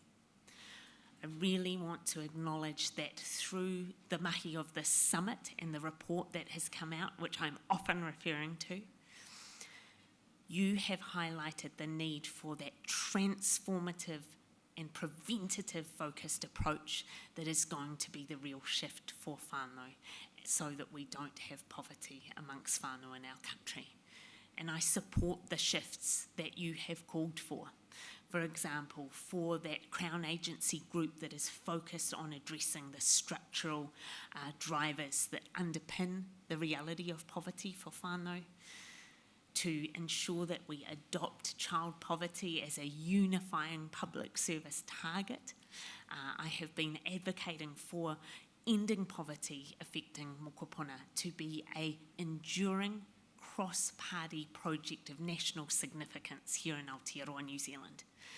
Just like governments choose to make roads of national significance, let's actually put the well-being and the oranga of whānau and their mokopuna at the absolute centre of what we prioritise as of national significance here in Aotearoa, New Zealand. And also I love and support that in this mahi around Te Ora o Te Whānau, you highlight the need for philanthropy to come to the table and to take on that co-investment role to de-risk how we take those innovative approaches and actually support a preventative and a continuous learning system, putting mokopuna whānau at the absolute centre.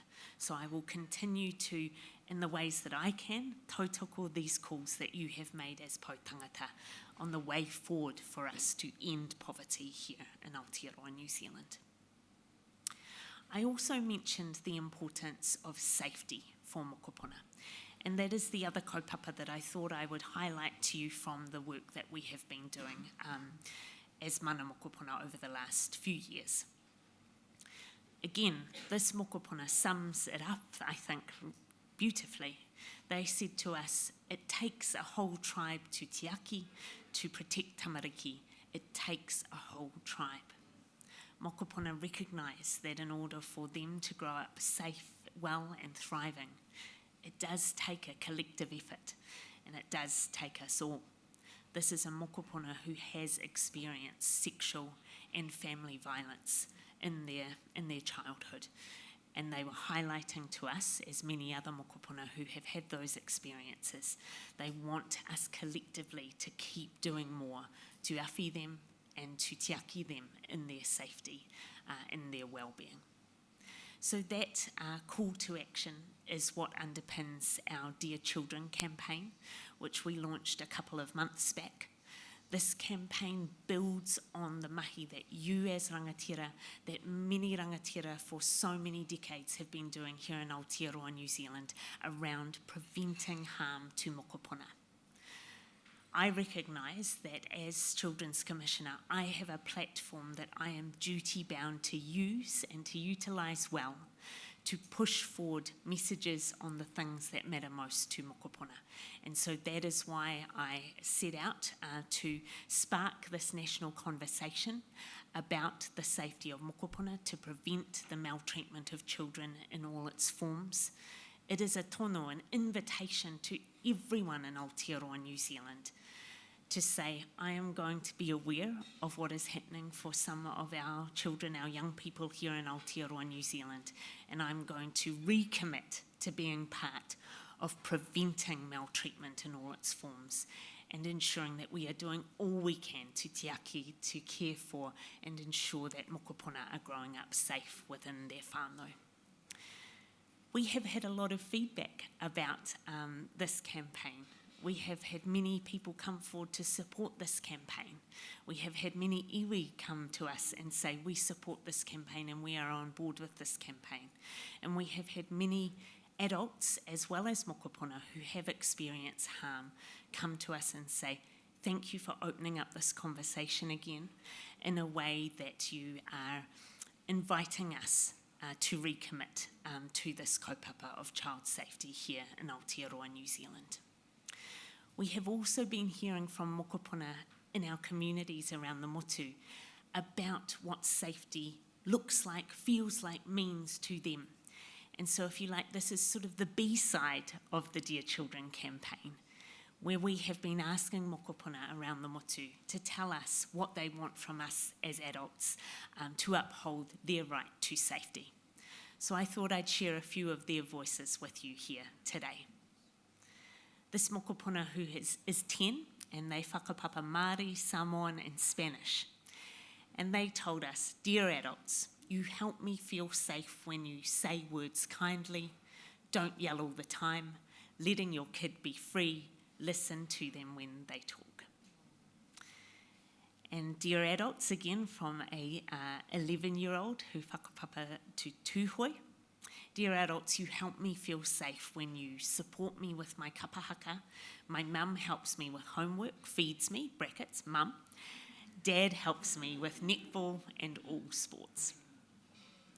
And we've been hearing from the older rangatahi, the older mokopuna as well.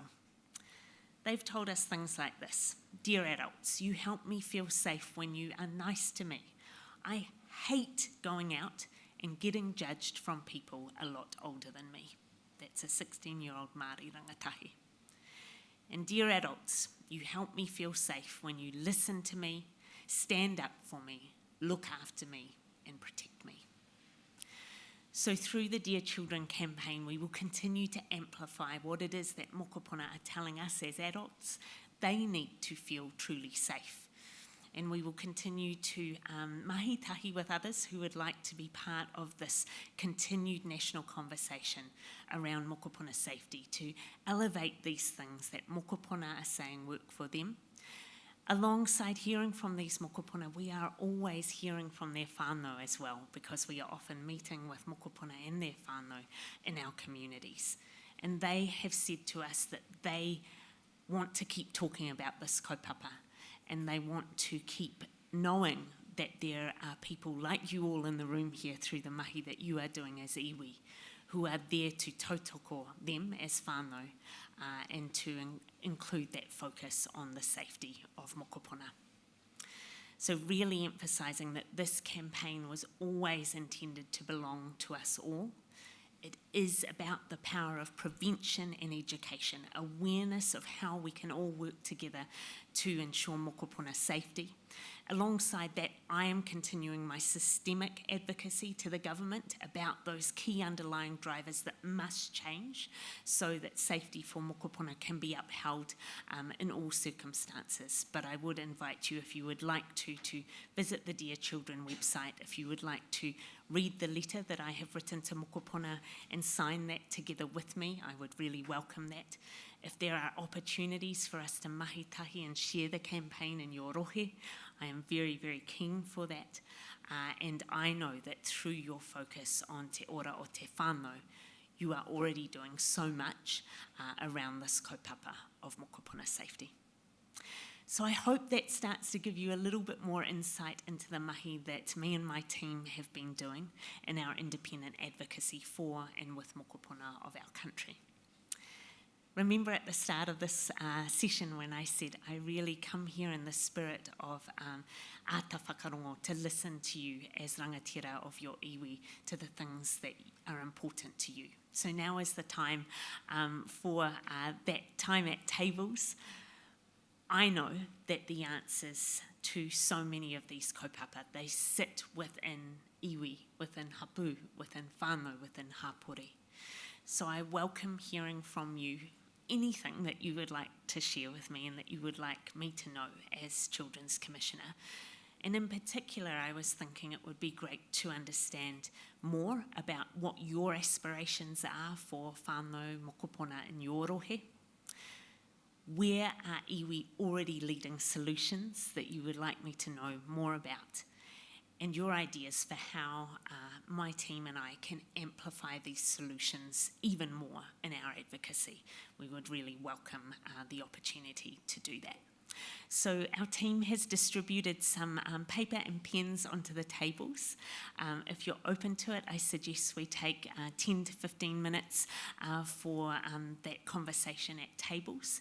Our team will float around as well so that we can start to hear some of the kōrero. And everything that you share with us today, it's my commitment and our commitment to you that we will ensure that we are going away, we are seeking to understand that deeply, we are maintaining our relationships with you, and we are seeking to amplify that in our advocacy. Does that sound kapai, whānau? Kahurangi? Kahurangi? Kapai.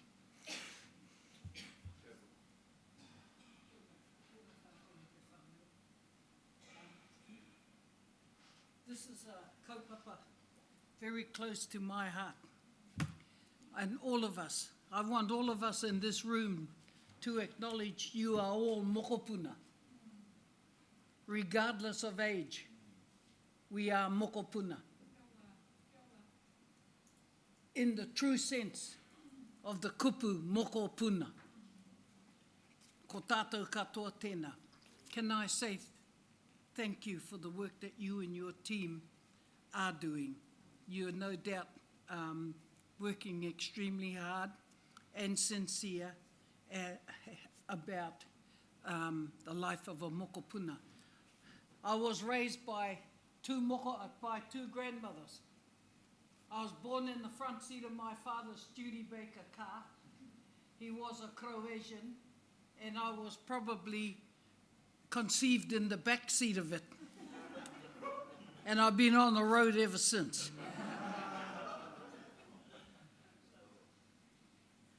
And I was raised by two grandmothers, Māori grandmother one side of the road, Croatian grandmother the other side of the road, and neither could speak English. So I had to go to school to learn to speak English. And I'd rather speak English. It's got a few F words in there that I like using. What I really want us to clearly understand is the use of our kupu, mokopuna. Kia hohonu tō tātou moiho ki tō tātou kupu. It's not just a word, mokopuna. We are all mokopuna. We are all reflections of te kanuhi ora a wā tātou tūpuna. Every one of us. And when we, not anybody else, when we use whānau/family, those who don't understand whānau translate it to mean family. And we know that's wrong.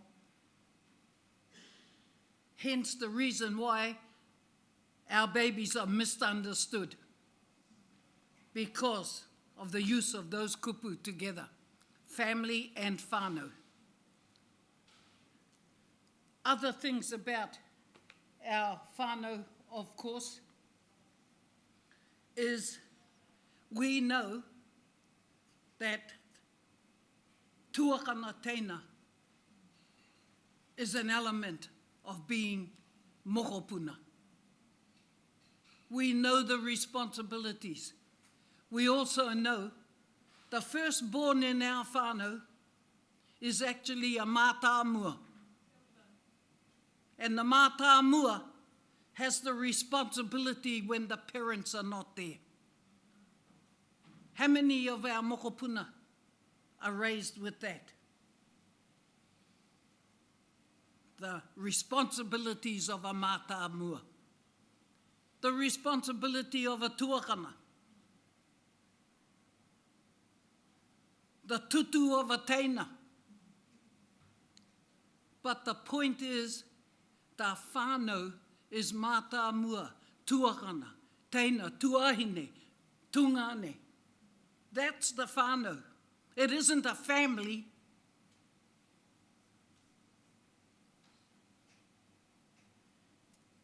Also, moko puna, ko te kanuhi a tō tūpuna. That's what the moko is of moko puna. Te kanuhi a tō tūpuna. Hakua te tūpuna whai mataora, hakua te tūpuna whai kauai, moko kauai, kei a koe te kanuhi a tō tūpuna. And those are some of the intense things that are missing from today's mokopuna. I'm the mother of 2 sons and 3 daughters. I'm the grandmother of 20 mokopuna, 13 boys and 6 blissful granddaughters, all like their grandmother.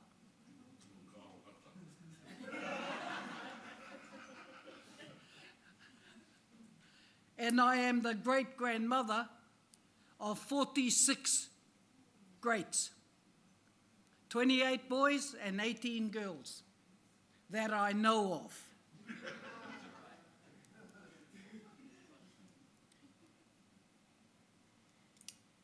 And I have a calendar with all their names on there and their date of births and everything. And they know I know. That's the scary part about it. What worries me about those of us like me on Oranga Tamariki is what are we doing to support those of our whānau who are actually caught up in abuse and care. How many of Oranga Tamariki? These are the questions we're asking inside of it, by the way, and we're not getting any answers at all. So, kia hau nei na, moko puna, the puna part of moko puna is intergenerational. Ko ia tera ko te puna. Ko re rawa kitea, te raro o tō puna. And so, e tātou mā, thank you for the work that you're doing, and storytelling is. It is, absolutely. Kia kaha tātou ngā karani māma me ngā karani pāpā wā tātou mokopuna. Kia kaha kia tātou. There should be just as much meetings with the grandmothers and grandfathers as there are with anybody else to do with our mokopuna. And I'll tell one story, which is true. I was driving to work at Green Lane Hospital when the phone rang and it was a mokopuna. Mama, did you know your moko was in court today? And I go, what for? Well, I don't know what for, but it's in Henderson. So I turned my car around and went back to Henderson, went back to the court. I got to the court, pushed the door open, there was my moko standing in the dock. And he was not quite 17 years old. Anyway, he saw me and nearly touched the ground. And the judge looked over and asked, do you have something to say? I said, yes, I do, Your Honour. I called him from the sacred womb of his mother, and I wasn't to stand in this courtroom. And I've come here today to take him home and remind him who he is. To which the judge said to him, young man, I think the best thing I can do for you is put you in the care of your grandmother. He'd rather have gone to jail. Bloody little hua. He shouldn't have been there in the first place. But he did come home, and we get outside. The first thing he says to me, Mama, I'm hungry. Well, you're going to get a feed, all right. And that's all it requires, really. Us, the grandmothers and the grandfathers, to be trusted to look after our mokopuna. Like we are mokopuna. Hakwa, whatever age we are mokopuna to our tupuna. That's all I wanted to say. Thank you for the work that you're doing. Engari, whānau does not go with family. Kia ora. Well, you can clap.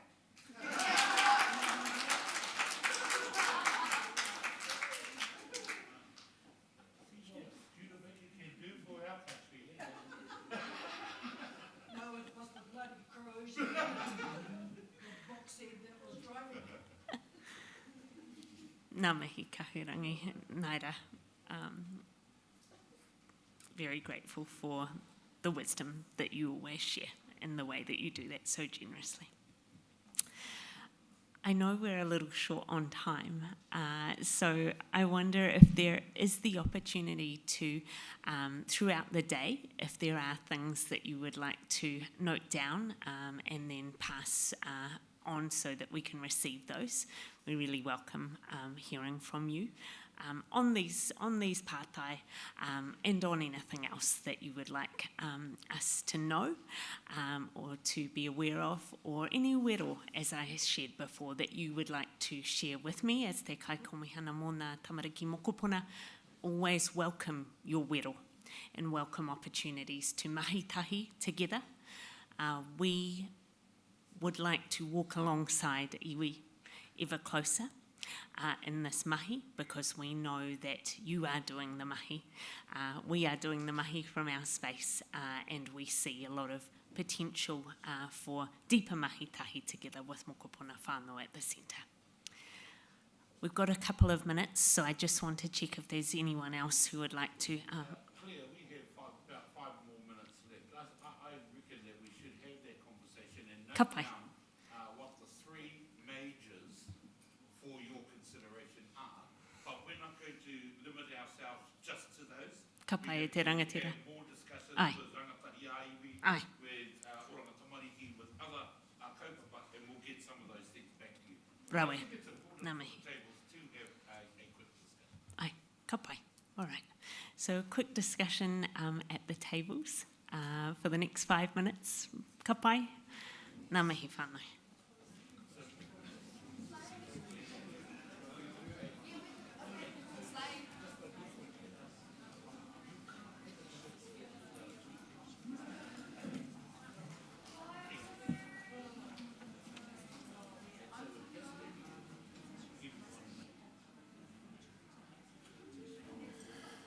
Kāri nui ake, kāri roa ke te mihi, engari ko te mātāmua o ngā mihi, ko te āhua ki ngā mokopuna, ko wahaina mai e tā tātou Pākeke i tēnei rā. Me te aha, e hika, mōwi whakawaha mai i o kōrero, me te waha mai tō ngā kau ki wainga i tēnei whakaminenga. Ko hoki waku mahara, he te kautau ki muri nei, te kaumā iwa wataku Pakeke kā tū ki reira, ki te kau hau ake ki tēnei hunga. Me te mōhio iho, he nui te huarahi, he roa te huarahi, koenei te huarahi kei mua i te aroaro. Nō reira, tihei, mauri ora ki a tātou katoa. Ko te hunga e whai mai nei, te kāhui tika tangata, nō reira, kia mutu ana o kupu whakamutunga, haere mai koutou. Nā mihi e hoa mauri ora. My closing comment today is just to anō, ka nui nei te mihi kia koutou katoa mō tō taima i tēnei rā. I'm very grateful for the time that we've had with you today. Thank you for what you have shared at your tepu. I will ensure that I read all of that myself and that me and the team take that away, and that we will come back to you in the spirit of the ongoing connection. Our waka is here for you.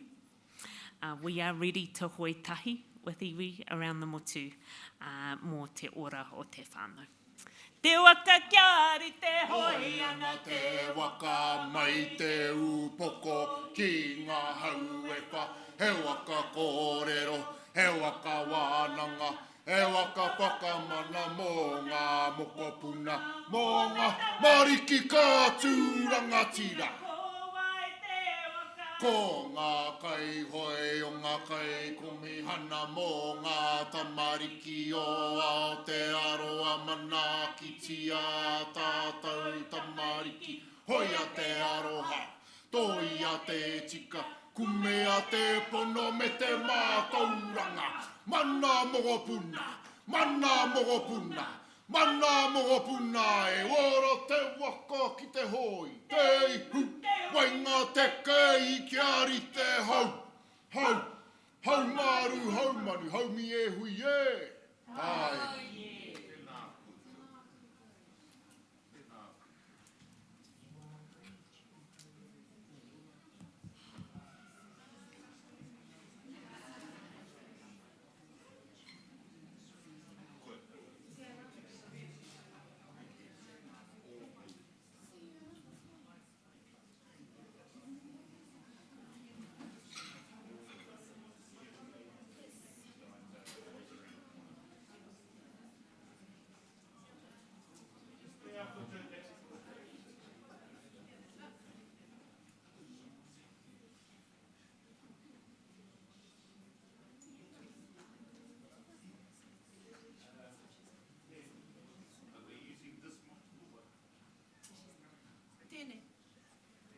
tēnei. Yeah, kei te pai, kei te hara mai rātou.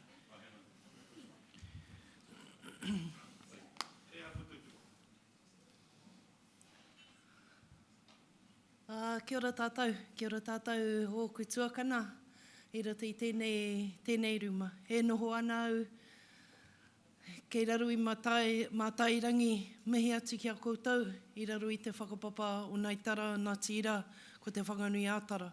Nō reira, me mihi atu kauana ki a koutou, ki a koe whaia neira, e te pāpā rāhui tēnei te mihi atu ki a koutou, hara mai a hau, i ki mai whaia neira ki a hau. Koe naro koe mo te wārua. Ai, koe naro au mo te wārua, nā te mea ko tēnei tōku mahi, i roti i tēnei whare o te kāhui tika tangata.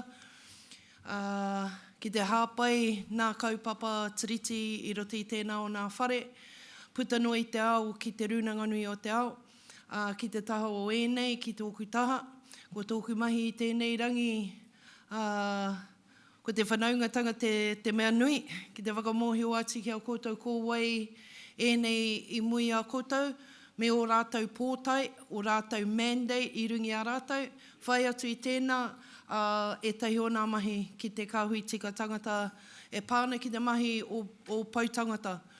Nā technicians me nā pau i roto i Pou Tangata, ko te mea nui kia mātou, ki te hāpai e nā o nā kaupapa whakahirahira ki nai Māori. Nō reira, me mihi atu ki a koutou, mai tēnei mokapuna o te tai rāwhiti, mō nā tangata kare mōhio ko Deo Takitimu tōku ingoa, he mokapuna hau no te tai rāwhiti, mai nā moka katoa o te tai rāwhiti, enari poipoi a hau i raro i te korowai aroha o te whānau apanui, ki Pureritahi, no te mea kei reira te ukai pō o tōku kuia. Nā, i raru i tēnā whakaro i noha hau hei roia mo te iwi mo te wā roa i rungi e nei kaupapa. Tai atu ki nā tau tata nei i peka hau mo etahi taima ia wiki ki te kāhui tika tangata, ki te āwhenei a rātou mō tā rātou anga whakamua, hei treaty-based organisation, ki te whakatīnana e nā whakaro. Nō reira, i raro i tēnā mihi, me mihi kauana ki a koutou, i whakapau kaha, whakapau aroha, mō tātou tamariki mokopuna, mō te pani me te rawakore, mō nā hāpori Māori i roto i tēnei āhuatanga i mui a tātou i nei rangi. Nō reira, me mihi atu ki a koutou. Tāpiri ki tēnā, ko taku mahi, ki te manage your expectations, e pāna ki te waiata ki te whai. Nō te mea, kāre ko te matatini tēnei. Ka waiho tēnā mō hopu, a taua wā. Nō reira, me mihi atu ki a tātou, mihi atu hoki ki tā tātou kuini, ana wai hono i te pō, me te ahurewa tapu.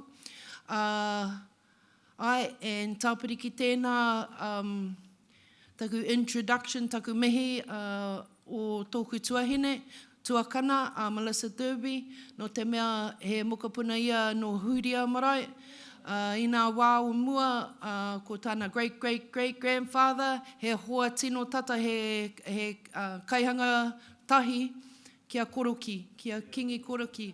Nāna i tapaina te ingoa i rungi i tōna tīpuna.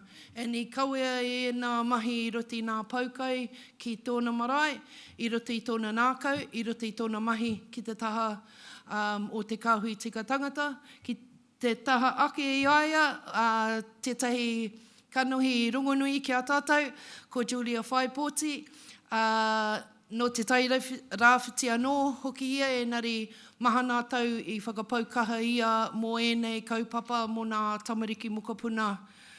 Me te anga whakamua ki te hāpai, ki te whakatīnana hia me ki te tiriti o Waitangi i rungi tēnei whenua. Ki tōna taha, tētahi o nā pū o te tai tokerau, a Manawa Pōmare, tētahi o nā kāwai rangatira no Nō korā, ko ia te kaiwhakahaere o te tīma ahika I Wainganui te kāhui tika tangata.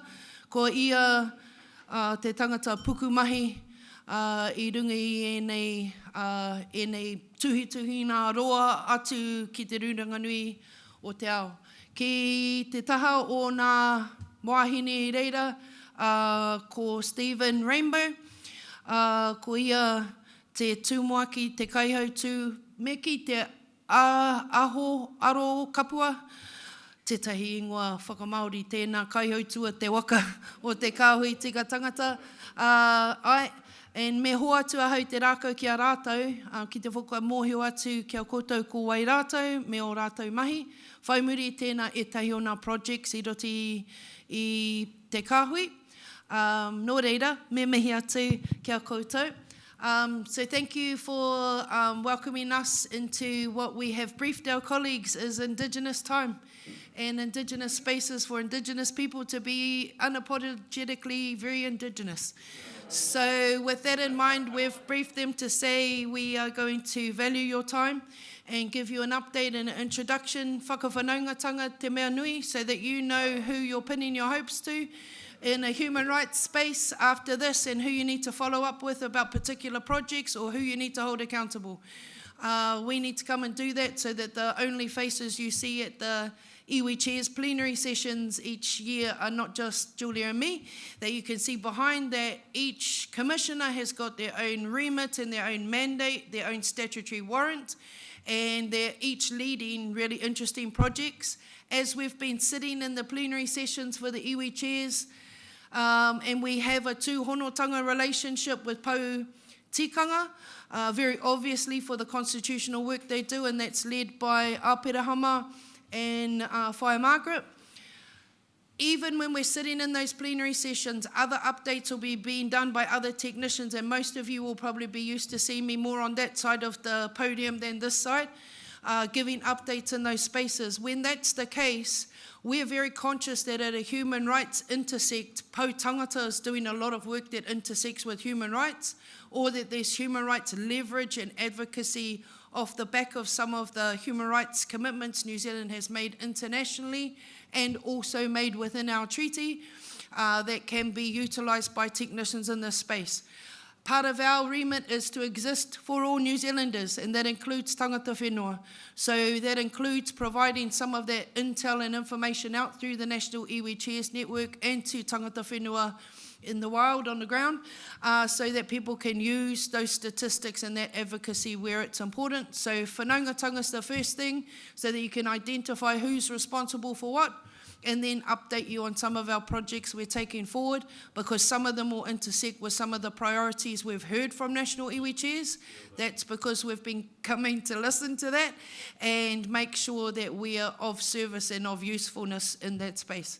So without more, I'll hand over to Stephen Rainbow, our Chief Human Rights Commissioner, to introduce himself, and then we'll pass it along and we'll come back for some project updates. Kia ora.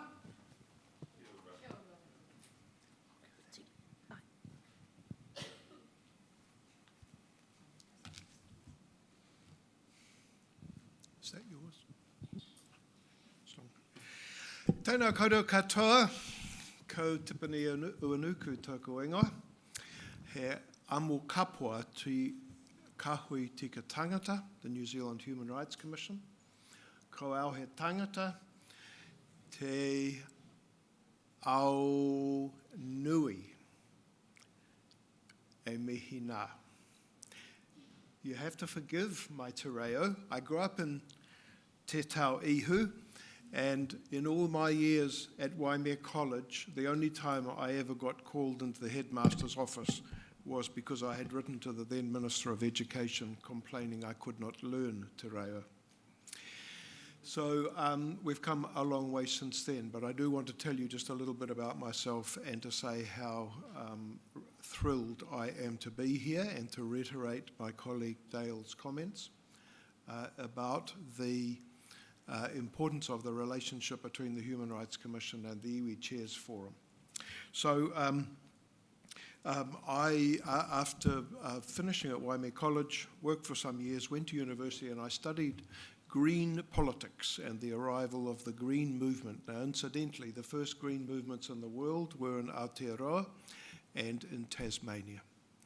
After doing that, I was an elected councillor here in Ponaki for three terms. And the first person elected in New Zealand on a Green Party ticket, by the way. And after that, I discovered where the power really lied, so I joined the bureaucracy. And I worked mainly in city building projects in Ponaki and then later in Auckland, including the waterfront development project, including the city rail link, which if anyone here is from Tamaki Makaurau, you know that that's likely to be opening anytime soon. Dame Nida, I hope that's the case. I hope you're going to be there because we've been waiting a long time for that project. Well, given yourself the name Uenuku, you better keep the storms away. That's right. All of these projects and all of this mahi that I've done through these years has all been designed to try and create a better world. And that's why it's such an enormous privilege now to be working for Te Kahui Tika Tangata and to have the privilege of chairing the board, including my wonderful colleagues here who Dale has already introduced. Perhaps the biggest privilege of all, however, is that I have 3 kids. And I also have 3 grandchildren, all of whom are Māori. In my personal life, in addition to the career, I've also been involved in chairing the Gay Phone Counselling Service in Auckland, on the board of the AIDS Foundation, actively campaigned for same-sex marriage. And all of those have shaped the things that I are. But one of the things I'd just like to finish with in the introduction is just to talk a little bit about the Commission, because we live in very interesting times. I don't need to tell anyone that. And I think our challenge as a Commission, our challenge as a board, is that Dale, if she hasn't already, is going to talk about how we're part of the United Nations system. And that United Nations system at the moment, which provides the framework for human rights, is, I'm going to be diplomatic and I'm going to say it's under a lot of challenge. We need to be thinking about how a national human rights institution like ours adapts to a rapidly changing environment. Number one. Number two, I honestly have reached the conclusion that the rights that we have achieved to date, we cannot any longer take for granted. We actually have to be protecting the rights that we've got in addition to progressing and advocating for new rights. And it really concerns me that too often we're pushing the waka out, but if we look back at the land that we're leaving behind, it's disappearing. So I'm really concerned that we protect human rights as much as advocate for them. And thirdly, we're an organisation with relatively limited resources. We have only got the opportunity to partner more with others, including the Iwi Chairs Forum, as we've done around a couple of the projects that I'll shortly be talking about, because only by working together can we make progress. If it's just up to us, we're going to be always on the back foot. And that doesn't just extend, incidentally, to Aotearoa, but if we look at what's happening in Fiji, for example, at the moment with the HIV/AIDS crisis in Fiji, we need to be thinking as Aotearoa Human Rights Organisation how we can work with our colleagues in Australia and the Pacific in particular to progress human rights. That's enough from me. I'm very, very grateful, and Lorraine in particular, for your facilitating our being here today. It's really, really important to me, and it's really, really important to my colleagues, and we look forward to sharing with you shortly some of the projects that we're involved in, some of which we've actively worked with the Iwi Chairs Forum on. Nō reira, tēnā koutou katoa. Thank you so much.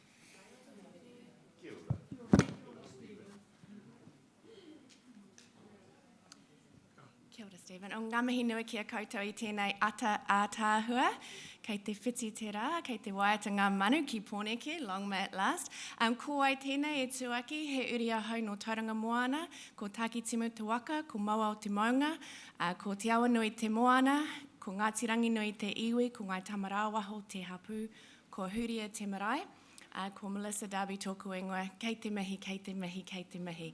Ngā mihi nui ki a koe e tōku tuakana, rā ko Dale, thank you so much for your kind introduction. It's such a pleasure to be in this space with you this morning, and I just want to thank you for the time that you've given us this morning.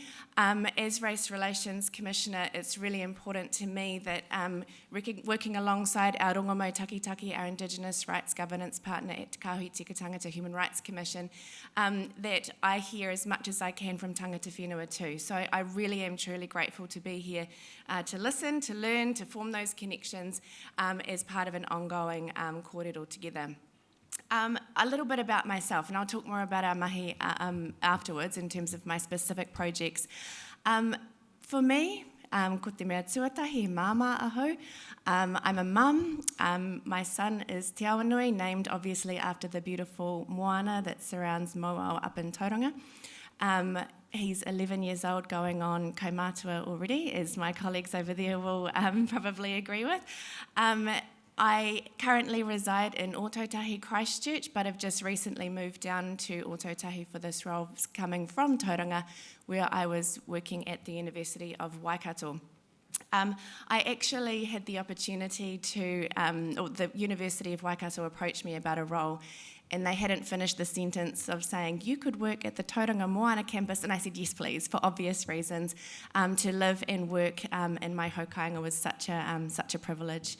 I grew up in Ōtautahi, daughter of a Māori father and a Pākehā mum, very proud of both sides of my whānau.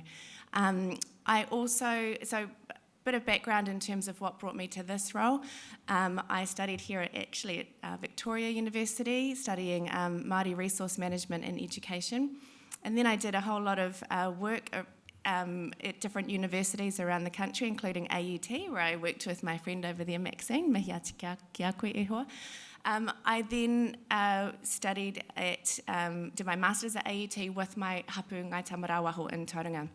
At that time, we had just settled part of our very historic treaty settlement claim, which a number of generations of my own whānau were involved with, including my uncle Pip Winiata, whom some of you will know, and of course his father Maharai Winiata. So I was able to capture, I guess, that moment in time as we, what it meant for us as a hapu, working in a sort of corporate space, I suppose, but having responsibilities for generations to come.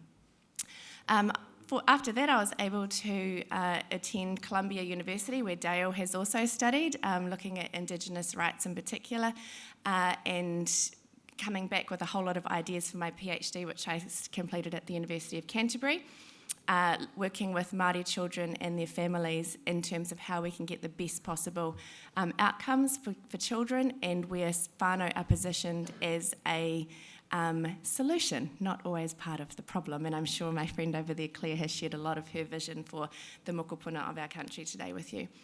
I was then approached about this role and thought it was a great opportunity to bring into focus some of my work around human rights that I can talk more to you about afterwards. I won't talk for too long here now. I'll leave it there. I'm looking forward to sharing more about our mahi with you, and certainly for this to be the beginning of an ongoing kōrero. I'm very, very happy to be here today. Thank you so much for having me. And yeah, ngā mihi nui kia koutou katoa. I'll hand over back to Dale, I think.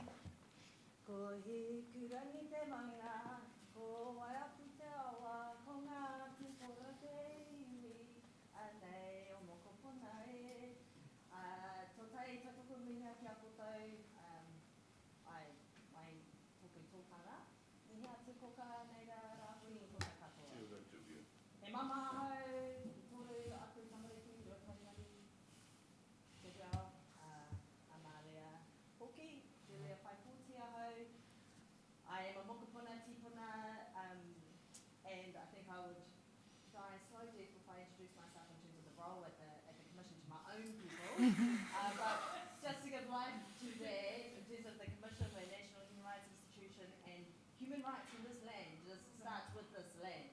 And we start with, in terms of the recognition on our paper, where we look at a starting point for us is he whakatūtanga, and that affirms the sovereignty that exists as tangata whenua, mai papa tuanatu. And then part of that is te tiriti, we recognise as the founding constitutional human rights document of Aotearoa, and then we sponge cake that in as my flash words in terms of human rights spaces, into our international declarations, with UN declarations on the rights of Indigenous peoples, of which people like Papa Moana, Koka Margaret have been those big poems who have supported that, and I know amongst here have done that also. For me, I stand as the Tātou Uritahi Tino Rangatiratanga, which is flash words for Māori Chief Executive, alongside Hector Ron, who is the Kawana Chief Executive, and that is the Commission's commitment as a human rights institution to give effect to what does that look like structurally within our own organisation. We are a creature of the Kawana, we're independent, like Manamokapuna, and many atu to that, tari, we are before as well, but just to say we are, as a national human rights institution, have the go-betweens on the international platforms, and we'll get into a bit of that. So I just bring my self into that space, but for our own people. Human rights comes from here, and I know we've gotten a hiding over the last couple of years, and for us as the independent institution, we've held the line. Te tiriti remains a grounding human rights heartbeat and a starting point for us here with He Whakaputanga, and I'm really proud of the work to come into the institution, to the Commission, to Te Kahui, with our commissioners and with our kaimahi. We've got 55 kaimahi, FTE around the motu, and we will continue to mahi-tahi and in relationship as well. We have those web chairs and recognising the mana in the tino rangatiratanga that exists within this. So, nō reira tēnā koutou. Kia ora.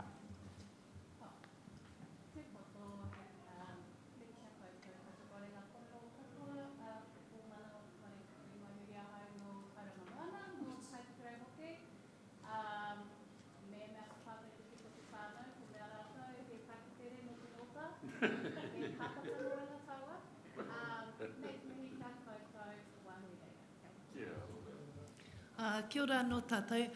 Thank you very much. We took special time this morning to sort of introduce ourselves, particularly our commissioners, a bit more fully, partly in response to some Horizon survey results where we had mixed results about how many people knew who we were and what we did.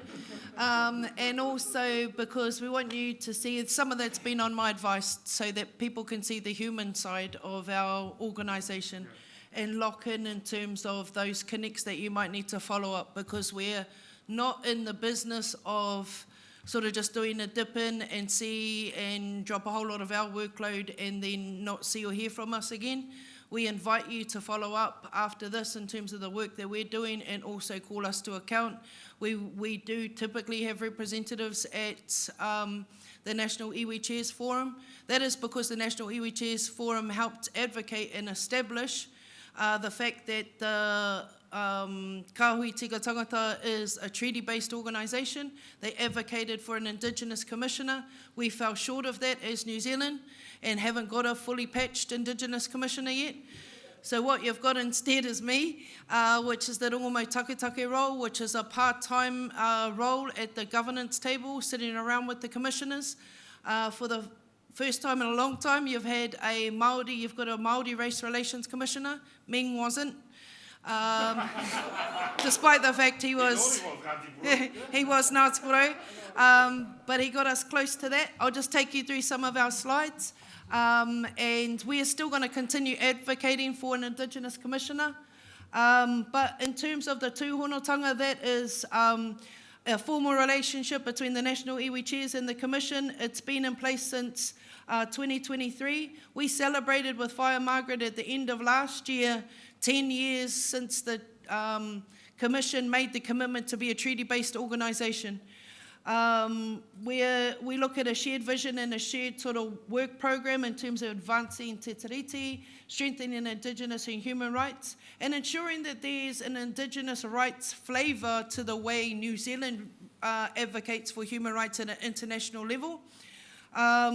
And we touch in periodically with Whaia Margaret and Pou Tikanga around their work program. I know we've been working a little bit with we're certainly into the third project. We got Tina Ngata on behalf of National Iwi Chairs into the space to give us our writing instructions on what our opinion was. And that was good. It was good, the technical input into that space. And of course, the work that she's been doing on behalf of Pou Tangata in the sort of anti-racism space has also been something we've been pretty vigilant around. We share a great-great-grandmother, that's no secret to anyone. So we're in constant contact around some of those things. In terms of, we can skip past all the photos, but basically to say that this is part of a long kind of history of Indigenous rights representation. Hopefully you don't see that as a dropping down a notch, but I'll try and hold my own. Claire Charters, will be familiar to a lot of you. She continues to do work with this forum, and we continue to work with her as well. And there's two other commissioners that were not able to make it today, but would have if they could have, and are dying to come and meet with National Iwi Chairs in some capacity, but otherwise in their project spaces have got link-ins with National Iwi Chairs technicians or leadership. So closest to me here, Prudence Walker, not of the Māori Walkers, but you can claim her if you want. But Prudence Walker is our Disability Rights Commissioner. She's interfacing with some of our National Iwi Chairs and technicians on her emergency management project and around disability rights. Professor Gail Pacheco is our Equal Employment Opportunities Commissioner, commonly known as the EEO Commissioner. She works around pay equity and some projects in that space, particularly around the valuing of women's work. And she holds a number of portfolios for us too. She has a long-running relationship into particularly Māori women's business networks and with Māori Women's Welfare League. And so we'll continue to engage in those spaces too. But as soon as they get a free space in their diary that matches up with yours, we'll bring them along for a bit of an intro. These slides are in your pack, I understand, so you can go through them at your own pace. We don't have to go through every last detail on them, but there is our graphic on our treaty-based organisation journey. It was set out as a waka haurua at the beginning, but kua titaha haere tahiwa, because not both hulls on the waka were even and equal. Then there's been a time where there's been an Indigenous Rights Commissioner, then that dropped off, as you know, well versed in the spaces we work in. Sometimes it's one step forward, two steps back. So this has been the relationship, but really solidified with this tūhonotanga and the continuing advocacy post 2023. The treaty commitment is about a longer journey of transformation, grounded in what we call our NHRI mandate. And in the world we work in, we live in the alphabet soup of all these acronyms. NHRI means National Human Rights Institution. Most countries have got one, some are trying to get one, but they're graded and that fits within an international human rights framework with the United Nations. They're graded within that system, whether you get A-level accreditation or B-level accreditation, or whether you're kind of just developing and not quite there yet. We enjoy an A-level accreditation status with the subcommittee that gives out those accreditations, and the core benchmarks of who gets A accreditation and not, without getting into too much technical detail. There's a set of criteria that people refer to as the Paris Principles, and the key hallmarks of those are two things at the outset. There's a number of criteria, but the important ones: independence. So we have to be politically independent of the government. We cannot be just an institution that is a puppet of government. So although we're quasi-public service, we're considered independent in our mandate, which means we can be critical and should be, in some spaces, critical of the government. And the other Paris principle that's of relevance is the commitment to pluralism. And so again, that doesn't mean that we come from a starting point of what the Crown version or theory of Te Tiriti o Waitangi or Indigenous rights is. We have an obligation and a mandate inside the NHRI accreditation to ensure we are representing across society the different perspectives, including the starting point for Māoridom that sovereignty was not ceded. On the 6th of February 1840, confirmed by the expert finding of the Waitangi Tribunal, that is the starting point inside our commitment to be a treaty-based organisation. So it's not the same starting point we know the Crown always start from, but that's okay. We are able to move in our own independence. So there's a suite of commitments that the Commission have made in terms of putting that commitment to be a treaty-based organisation into practice, including the Ahika Indigenous Rights Team that Manawa leads, this shared leadership that we have in terms of a Kāwanatanga leader and a Tino Rangatiratanga leader. That's not a role share in terms of our CEs. They've got very distinct roles and functions. And then my role as a Rongomo Taketake, appointed or nominated up through the national iwi chairs. And I wouldn't have accepted the position if it were not endorsed by the national iwi chairs in terms of my appointment into the Commission, and that's who I report back to. As we know, we probably don't need to tell Māoridom about the significant challenges in terms of the lack of constitutional protection in terms of the current institutions of power in this country, and I think I've spoken at things outside of my role in the Commission about the treaty setting the backbone and the foundation for our constitutional arrangements here. And so we try to implement that in terms of the mahi we do, and also in the mahi we advocate for. The NHRI stuff is there for your notes. I've covered those points in terms of what it means to be a national human rights institution. We are currently, like I said, enjoying A status. We will need to go up in front of the accreditation subcommittee next year to maintain our warrant of fitness. And those are the kinds of things that we are measured against. I'll just take you through some of our projects now, and I'll tag our colleagues in as we go. Our Tātou Kōrero is a project I'm leading. You can probably tell that because it takes its name from a mōteatea from the Tairāwhiti. Our Tātou Kōrero. It's about enabling te tiriti conversations. And this was really in response to a whole lot of misinformation and mischief and divisiveness being stirred up in political spaces around te tiriti o Waitangi. And what we've advocated for, a lot of people have advocated for a long time, is this ongoing national conversation around te tiriti o Waitangi. That was the purpose of the Māteke Mai project that Matua Moana led, and others. So those conversations have been going on for a long period of time. But what we had felt unfair during the onslaught of the last couple of years has been that there's been a lot of pollution in the treaty space in terms of misinformation and in terms of just outright inaccurate positioning. So what we wanted to do was say that important national conversation and the proper honourable implementation of te tiriti o Waitangi is still very relevant, but you cannot expect justice to grow in poisoned soil. And so we wanted to till the soil a little bit and make it healthier so that good conversations could seed into that soil. And so our Tātou Kōrero is about improving that soil and promoting informed, inclusive discussions that have got good, credible information underpinning them. Again, this is a space where Māoridom is highly politicised, so it's not as if we are necessarily delivering that out to Māoridom, but in terms of the national conversation and in terms of you being able to reach for things that also support or give leverage into some of the advocacy that you're doing.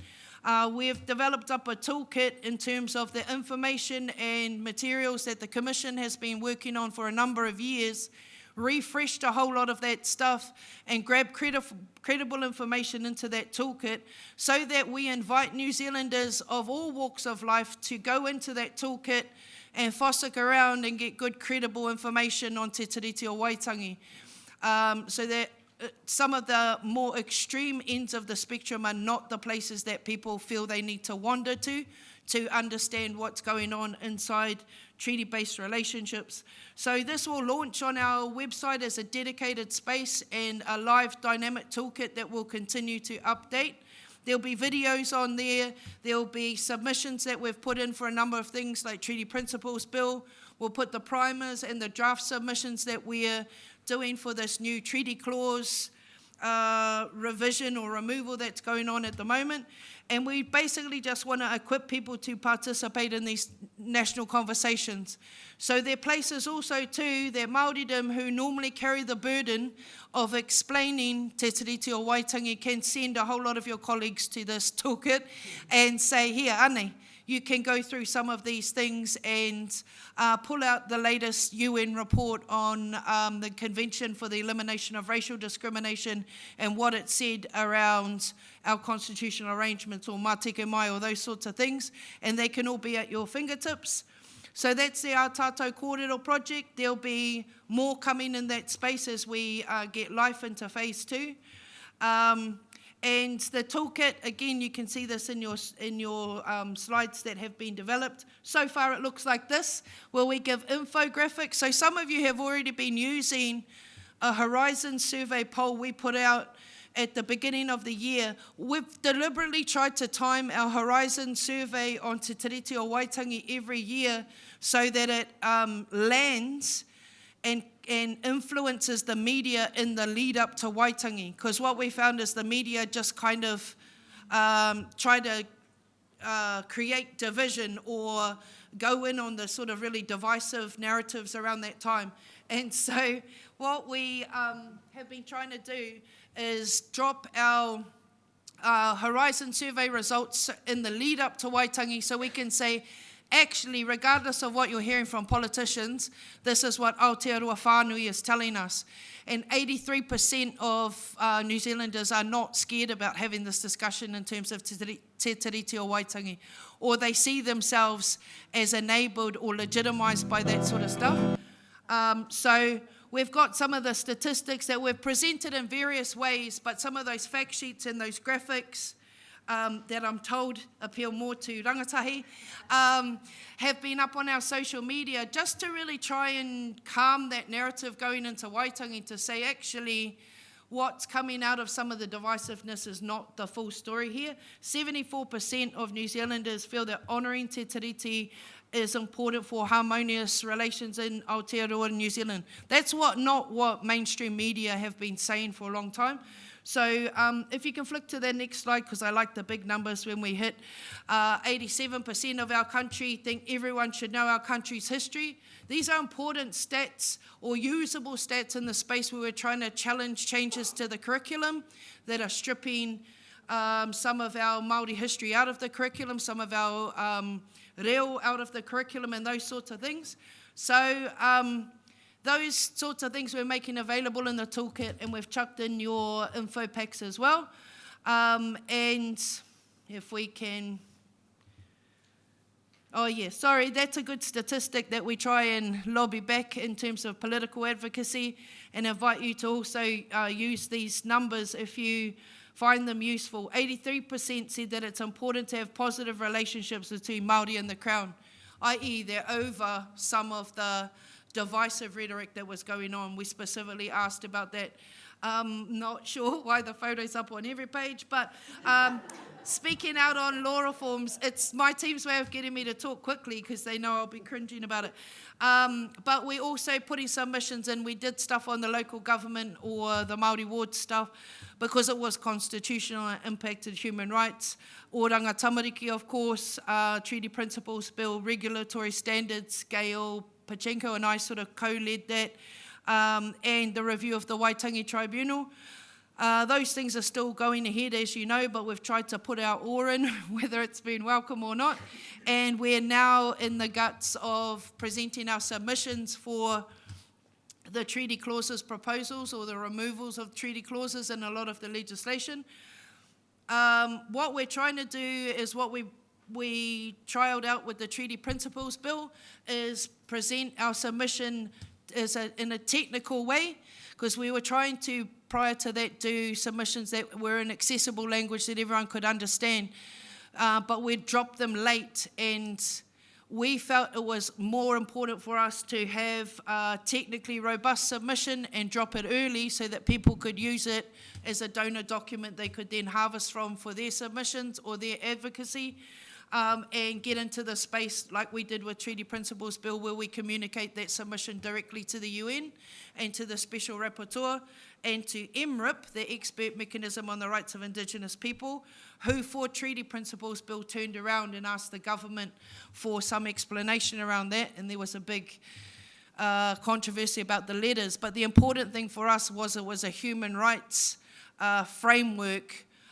requiring accountability in terms of where the government proposed to move.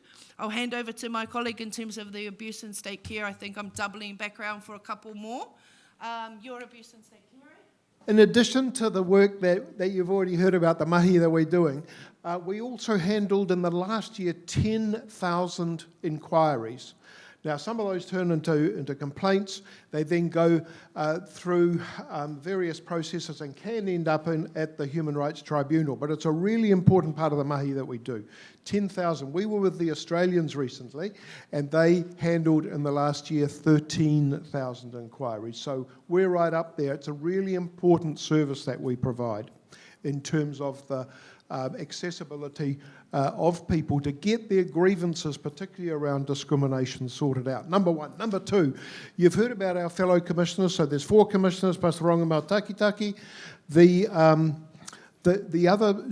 other 2 projects, in addition to the one that we've just heard about from Dale and what I'm about to talk to you about, are around pay equity with Gail Pacheco, the EO Commissioner, and the disability and emergency management from Prudence. But there are only really 6 of these key projects that we're doing, and I'm about to tell you about 2 of them that are my particular responsibility, working particularly with Manawa, and that is around abuse and care. So basically, I hope you're getting a sense of the fact we've got 6 key projects, we've got limited resources, but we're also handling on a daily basis a lot of inquiries from the public, mainly around discrimination issues. So the 2 projects I'm going to talk to you about very briefly, and I mean very briefly because there are people here like Claire and Lorraine who know as much about this issue as anybody, is the abuse in care. So this is more of a backward-looking project, and then I'm going to talk about AI, which is more of a forward-looking project. So in terms of the abuse and care project, you will know that this is an issue that in 2017 the Commission and the Iwi Chairs Forum jointly wrote to the Prime Minister asking for a commission of inquiry into historic abuse. The resulting inquiry lasted for 5 years, was the most extensive commission of inquiry in New Zealand's history, and it revealed some appalling evidence. About 3,000 people submitted to that and shared their experiences. But what was revealed through that commission was that around 200,000 New Zealanders between 1950 and 1999 were abused in state care, and a disproportionate number of those were Māori. So it's a shocking blight on our history, and we should be very grateful to the Commission for shining the bright light of justice into one of the darkest corners of New Zealand's history. And I really want to thank people like Claire and Lorraine who have come in to meet with the Commission to share with their experiences, along with a lot of survivor groups that we've had the great privilege of meeting with, to talk about their stories and to tell us their experiences. Because what's happened as a result of the Commission, there were a couple of 100 recommendations that were made, and if you talk to survivors now, most of them feel those recommendations have been put on the shelf. There is not a sense that there is impetus to deliver on those recommendations. So we've talked with, in addition to survivor groups and those with real expertise in this area, including lawyers and others, about a strategy for how we deal with this project. And we're shortly going to be coming up with a campaign before the election where we want to remind, in fact, I think June next month is the 2nd anniversary of the report from the Commission. And we, hopefully around that time, but Manawa is the expert in this space and can answer any questions that you have, we're going to be running a campaign which reminds politicians from all parties, because this happened under all governments, they have a responsibility to deliver on the recommendations from the Commission. So this is one of our most important projects, and unless we issue satisfactory responses to the recommendations and address the need for redress, we're not going to heal as a nation. Who's responsible to address the abuse in care? Is it the government or who? So that can be answered, Dame Knight, in two ways. First of all, if we look at the implementation of the recommendations, it's the responsibility of the government, whatever colour, whether it's this government or the next government, it's their responsibility. But one of the things that I haven't touched on, which may be of interest and I think is deeply relevant, is what are the implications of this now? Is abuse in care still happening? Yes. So whose responsibility is that? And we always come back to the fact that it is the kawanatanga, it's the Crown. And so that's why our campaign, which is, anyway, Manawa knows all about the detail, am I going too long? Okay. That's why that's going to be a major project for us this year. The second project I want to just touch on very briefly, and can I just say that I thought that Peter Lucas might have been here because I see he's on Pou Tangata, and I spent much of the weekend in Auckland listening to Peter and Keone and Tahiku Media, and I have to tell you, you've got international stars there.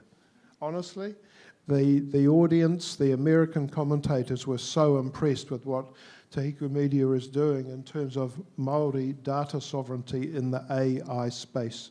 So our AI project, very briefly, because I'm getting looks from my colleagues, is about, look, AI, I don't think, honestly, as a nation, that we've realised just how transformational AI could be. If you look at AI as infrastructure, where it has all the political challenges of any form of infrastructure. Who gets to use the infrastructure? Who does not have access to the infrastructure? Does that infrastructure actually enhance human rights, or does it increase surveillance, for example, and facial recognition technology? We've got all of the above. That's right, Rahui. The reality is that we have a new technology there with all the technologists and the business people are driving it, but we've got no ethical frameworks around the way in which AI is being implemented.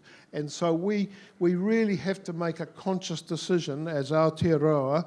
Are we just going to stand back and allow this to happen, or do we actually want to put some frameworks and some context around what happens? And I have to say Tahiku Media is a bright, shining light in this space, but it's a very small part of a much bigger discussion, and that's what our AI project is about. And again, we're going to be putting out a report. In fact, I think I've got the draft report ready to read when I get back to Tamaki Makaurau, which is going to be making some very strong recommendations.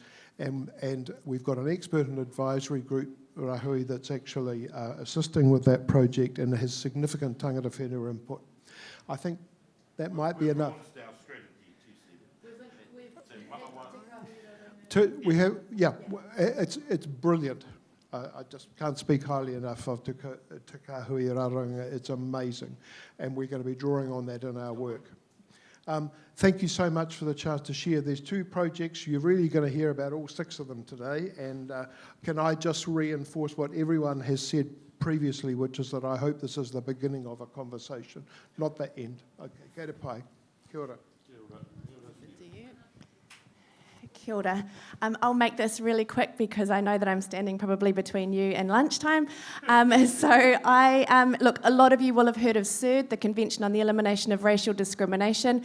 I was fortunate enough to represent Te Kahui Tika Tangata in Geneva last year, following extensive community consultation up and down the Motu with a range of groups, including tangata whenua alongside Dale, myself leading the engagement with communities, different ethnic communities, of course, in New Zealand, faith groups as well, I also look after that delegation within the Commission.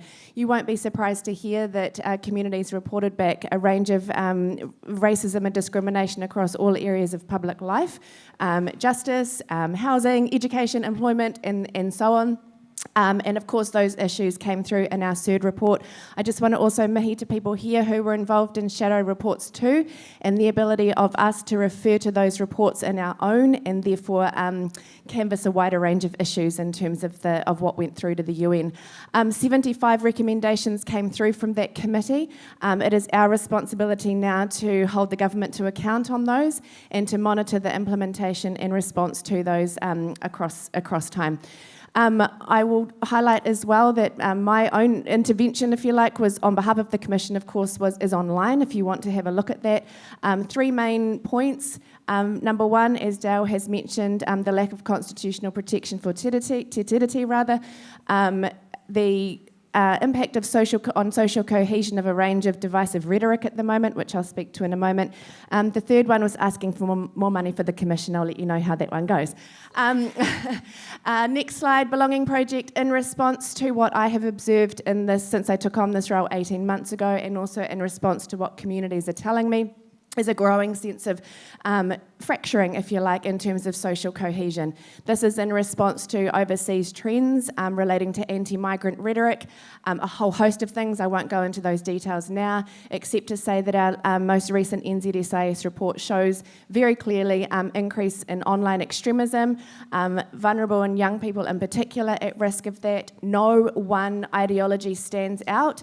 We are not at the same place as countries overseas, but we do not want to get to that point. We want to put a fence at the top of the cliff, not an ambulance at the bottom. I see my role to bring people together, to make sure that I don't add to more division in this country, but rather provide an opportunity for us to come together and discuss some of the issues that we are facing as a country, similar to our tātou kōrero.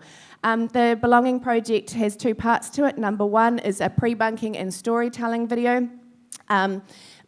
Pre-bunking is essentially teaching people what to look for in terms of mischief making online, and I guess equipping people to better recognise mis and disinformation when they come across it.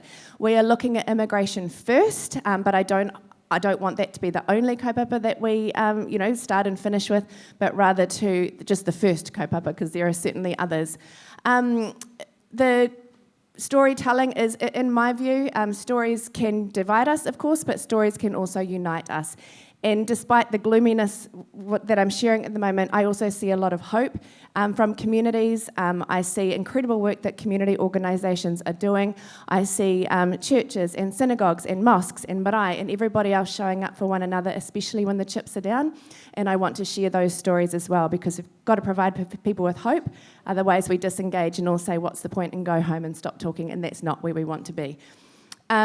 In terms of ko te kai a te rangatira he kōrero, constructive conversations, that's really providing a space away from mischief makers online and rallies and so on that people may or may not be holding, that attack religious groups and migrants and so on.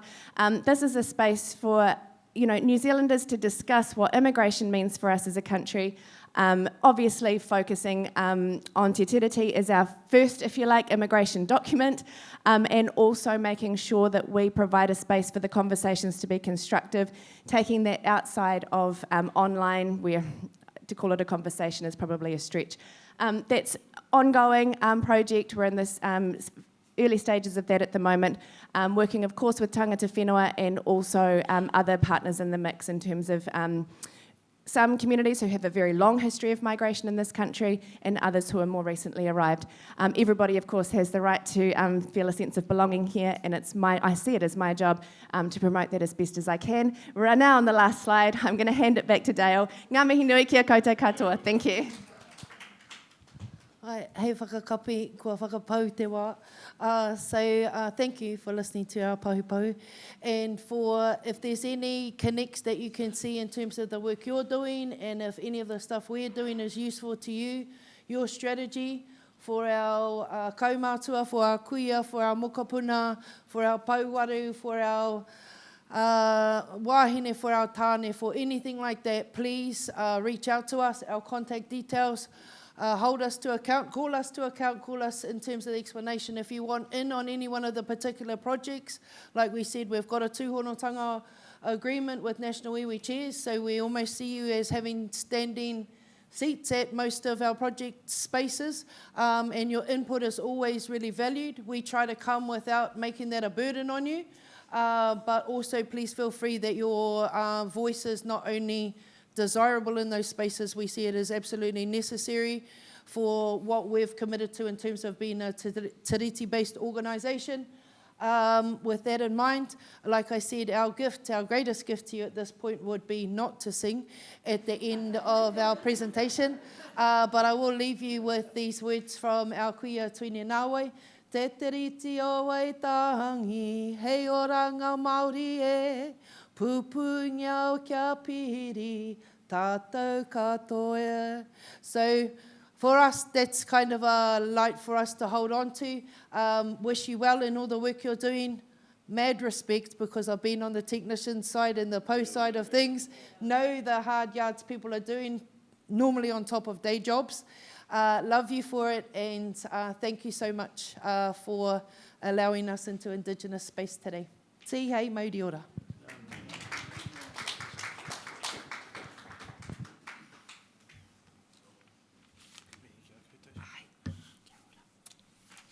Koe noho te mihi ki a koutou, kia ke taku pāpā rāhui kei haere mai au ki te cappuccino reira tihei mauri ora. Ki a koutou, mea tātou kōrero. Ka tika hoki, i runga i te āhua o ngā mahi mua nui, kei mua i te aroaro, ko tētahi pakanga nui pia, kei wānga nui a tāua te Māori, ko te aroha ki ngā kaupapa. E whakaro ana, he nui nā raruraru o te wā, ahau no te arawa e ai ki a mātou, no te arawa ngā piki, no te arawa ngā heke, no te arawa ngā raru mai nā. Mai rāno, no reira I runga I wērā whakaro ko te wāhi nui, is the condition of care. How do we make our people care enough to do some action? I runga I wērā kōrero, I hope you care about lunch because it's coming. No reira, kei noi tātou. Whakapainia nā kai hei ronga tinana wairua, krōria ki toi ngua tapu, āmen.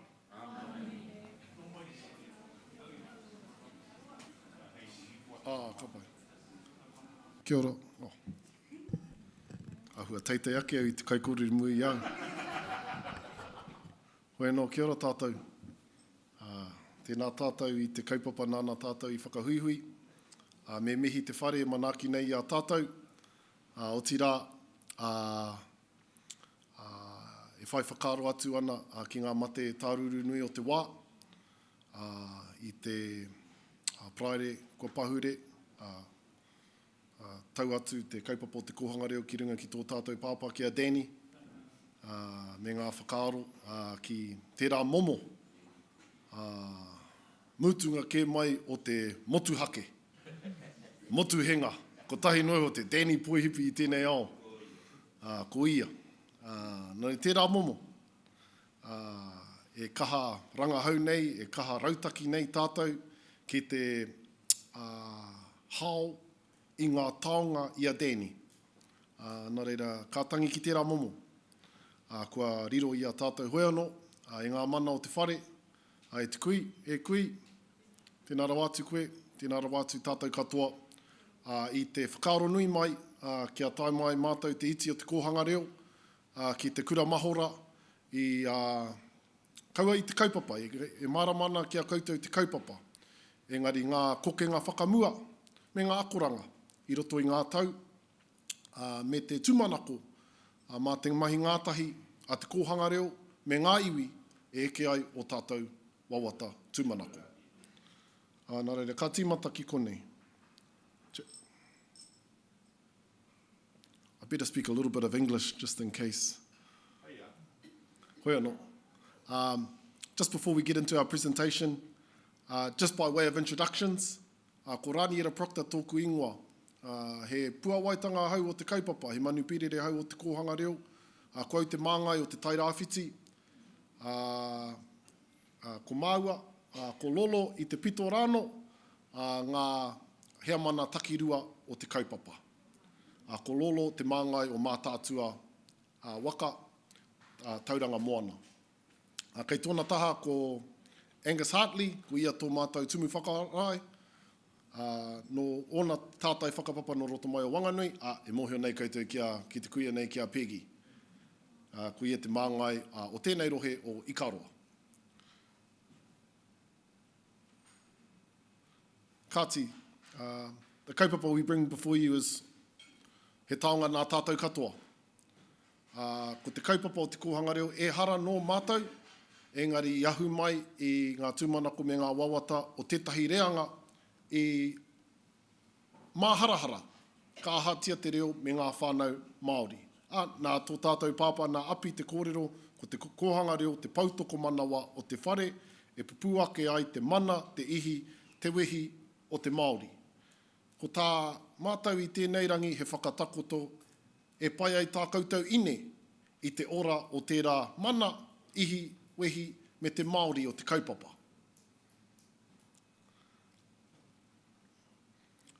Ka hiri kuini ngā waihono i te pō, o tira tōna pāpā, i mua no i aia, ko te ariki nui, ko te atairangi kāhu, i noho hei kākahu, whakaewarangi, hei kaimanaki, hei patron mo te kaupapa.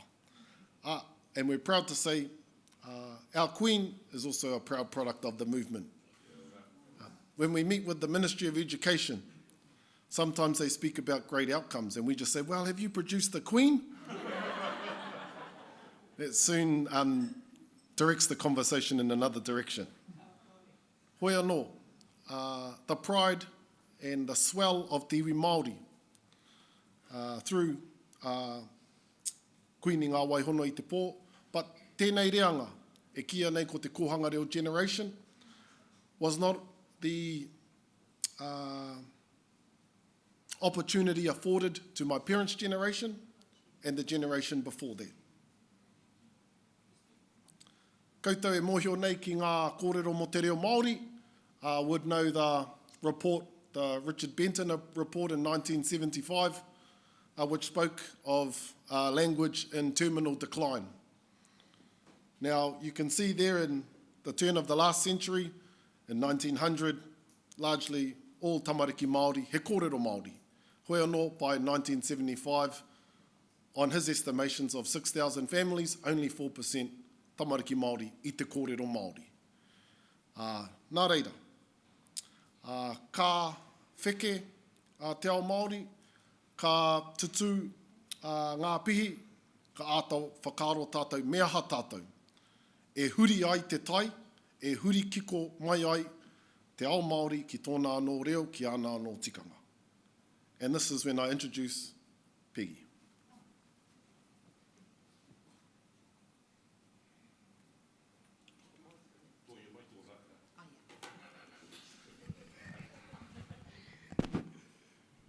Kia ora, everyone. Oops. Here we go. First of all, I'm really humbled to be able to stand in front of you and be able to talk about our kaupapa whakahirahira. 44 years Kohanga has been on this planet, and next year we will celebrate 45 years of Kohanga. My task is to, some of you in the room, to just touch a bit about the history, to remind us from where we've come from, and Rānira and the rest of our team here, Lolo, will take us to where we hope Kohanga Reo will be in the future. Okay, I've got to find, click. Oh, no, I've got to go back. Sorry, I'm not used to using these. So just a reminder, in the late 70s, we had a lot of our people that came into the cities and had left their place of home, where they were reared. I often hear Dame Nader talk about her upbringing at home and going into the city and the kinds of things, the barriers, the kinds of things that she would have experienced. No different to the generation that walked up the pathway of Parliament to take the petition to have our reo recognised. Oh, now this. Okay. As a young girl, and I was young once, I was around working in the Department of Maori Affairs in those days, and fortunately or unfortunately, my uncle became the secretary of the department, which meant for those of us at home, and a lot of you in this room live around your marae, so you know what I'm talking about. You get the word, there's a hui. You get the word, there's another hui. You get the word, there's another hui. You do the mahi. You listen. I come from a generation that listened. Well, I hope I did. Anyway. So, in 1979, these pakeke, our leaders, came to the marae. If you were 60, you were not allowed into the hui. The oldest person that came was from Maniapoto, Dickie Barrett. And he was the oldest. And you know, he wanted to smoke in the wharenui. And Uncle came out and said, get an Astra. I said, no, you don't. You just tell that old man, get in that chair and we'll take him outside. He spoke. And he said, you know, he was the oldest there and that he hoped that he would be there for the next hui. Well, unfortunately, he wasn't. But this is part of the group that were there. And I tell you, the leadership of that time, second to none. You had the old man, Henare Tūwhāngai, who spoke about the department, he spoke about the ills of iwi Māori and how to arrest those ills, filling the jails, underachieving in education, bad health. According to the health people, we should have all been dead. Hoiano, him, the likes of Sir James Henare, Monita Dallimere, you know, Nikki Conrad from the north, the mouth from the south, Joe Karetai. Well, that's what they used to call him. And then the old man from the Kaik, you know, men of substance and ladies, women. Nene Lulu, the wānanga spoke. So here we go. All these kaumātuas come in. They don't go to motels. They stay at the marae for 3 days.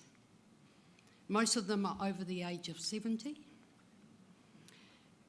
The second night, the women were allowed to speak, and Nene Lulu Robin from Kahununu got up. And she said what Tūwhāngai had said, she wanted tautoko, and the women need to have their voice. He spoke about how do we arrest, how do we nurture our children, and how do we strengthen our whānau. Here we are, the giants. There's a lot missing.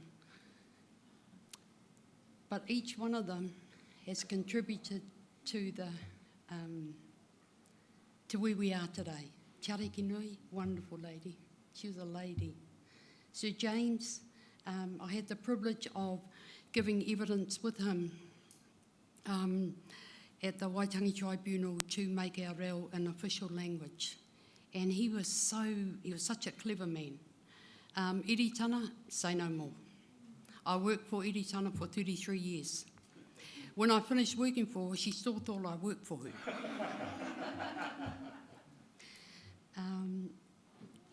Tilly, her sister Tuku, Tuki, they contributed so much. Uncle, well, uncle's uncle. And this other man here, John Rangiho. The kohanga in the early days instigated learning computers. And they were those big, horrible ones. You know, they had the big thing and then the big whatever, and you had to plug this in and the keyboard and the rest of it. And they were doing some, I suppose today you would call it putting applications into this system. And they got stuck.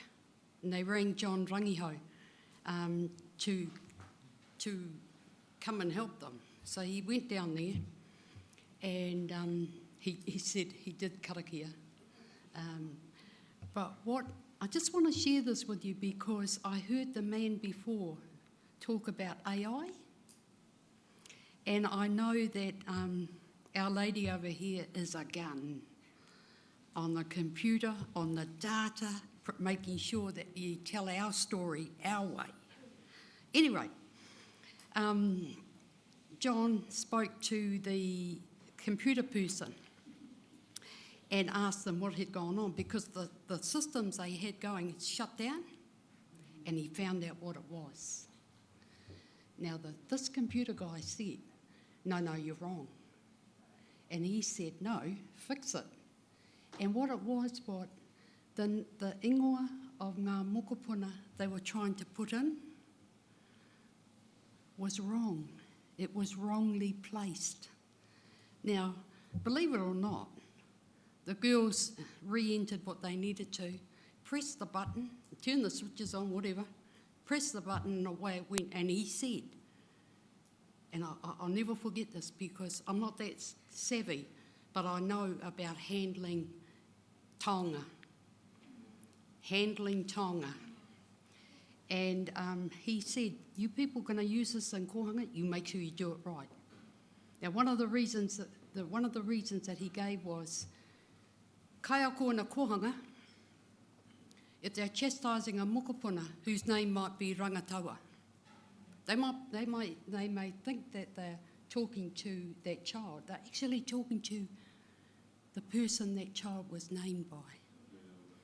And so it was his way of saying, our culture deserves to be treated the right way. It doesn't matter what you're using. Anyway, I haven't got long. I better move on. Rania, did you? Okay. So there was no template. Our people responded to an opportunity to take responsibility for their own issues, not expect the Department of Māori Affairs, and as Eri Tana used to say, the Department of Māori Awares. And you know what? It happened. In the 70s, it wasn't good to be Māori. Today, it is wonderful. My own experience, I had 3 children who speak Māori, my mokopuna. The gem of it is, though, and this is where iwi, the kōrero to iwi. My eldest boy, his mita is tūhoi. My daughter, her mita is Ngāti Parau. Struck gold with the 3rd one, his mita is Taranaki. And so, out there somewhere, working, there's got to be a way for iwi to help, I suppose, re-iwitise our mokopuna back into their iwi. So there was no template, it happened, but it really was, I think, to be honest with you, my own view is that we've lost our pathway.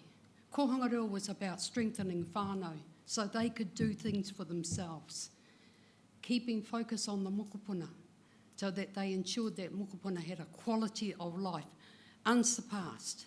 Look, there's a young, stand up, Noel, there too. Noel is one of our first graduates out of our kohangarua. He's a good boy sometimes. Looking at him, when Muldoon's government, because it was the national government, said we will fund 5 kohanga, right? Because it won't last. At the cabinet table, he said it won't last. It'll fail.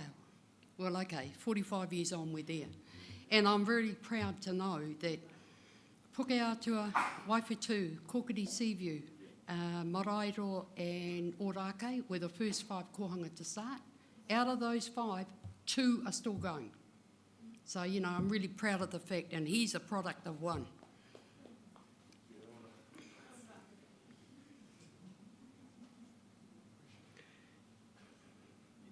Now, you two, who are the spokesman for us, this is important, this one, because way back in the 90s when there was a shift and koro moved kohanga, koro witere moved kohanga into ECE, the leaders of that time wrote, I suppose, a declaration of the hōhunutanga between the whānau and the kaitiaki of the kohangarua. And so within this, it was about making sure that our tino rangatiratanga was visible. And in this, in our tūtohinga, it says it is the right of the Māori child to learn within the bosom of their whānau. It's their right. It's the right of the whānau to nurture the mokopuna, and it's the obligation of the hapu. Oh, that's our tūtohinga there. But more importantly, it is the obligation of the iwi. In the 80s, the iwi had no money. They were busy in the Waitangi Tribunal Court, and kohanga reo started. Hey, when the Māori radio station started, every kohanga in this country donated $100, which was a lot of money in that time, to get the iwi stations going. Hey. And so whilst we've been tracking with whānau, iwi have finally arrived at a place where our people are, they really are, more economically stable in terms of our asset base of each of the iwi. Hey. So there is an obligation on iwi to support their mokopuna, our mokopuna, all of the mokopuna. And so that's displayed, and today that's still part of the hōhonutanga between new kohanga, existing kohanga, and the kaitiaki. Okay, so now you see up in the right-hand corner over there, that's my young son. He's 47. He speaks 5 languages, and those 10-year decades were unencumbered. I don't want to stop Nanny Peggy's flow, but she's actually speaking to the one on this one. That's the one we're on. Oh, we're on that one. No, I missed one. them. This one. Oh, okay. So you two especially. You two especially. You're now starting to sound like Oh, hell, I hope not. No, because there's a lot of raukura in this room, eh? And there's a lot of my generation in this room. I'm not saying you're older. But you two, it's important that our message of kohanga goes to the iwi chiefs, goes to the people that, iwi Māori throughout the motu. Is there a role for iwi to now play in the future of kohanga reo? Hey. And so I'm gonna leave and pass it back to Rāniera, who will take you on the next part of the journey. Kia ora.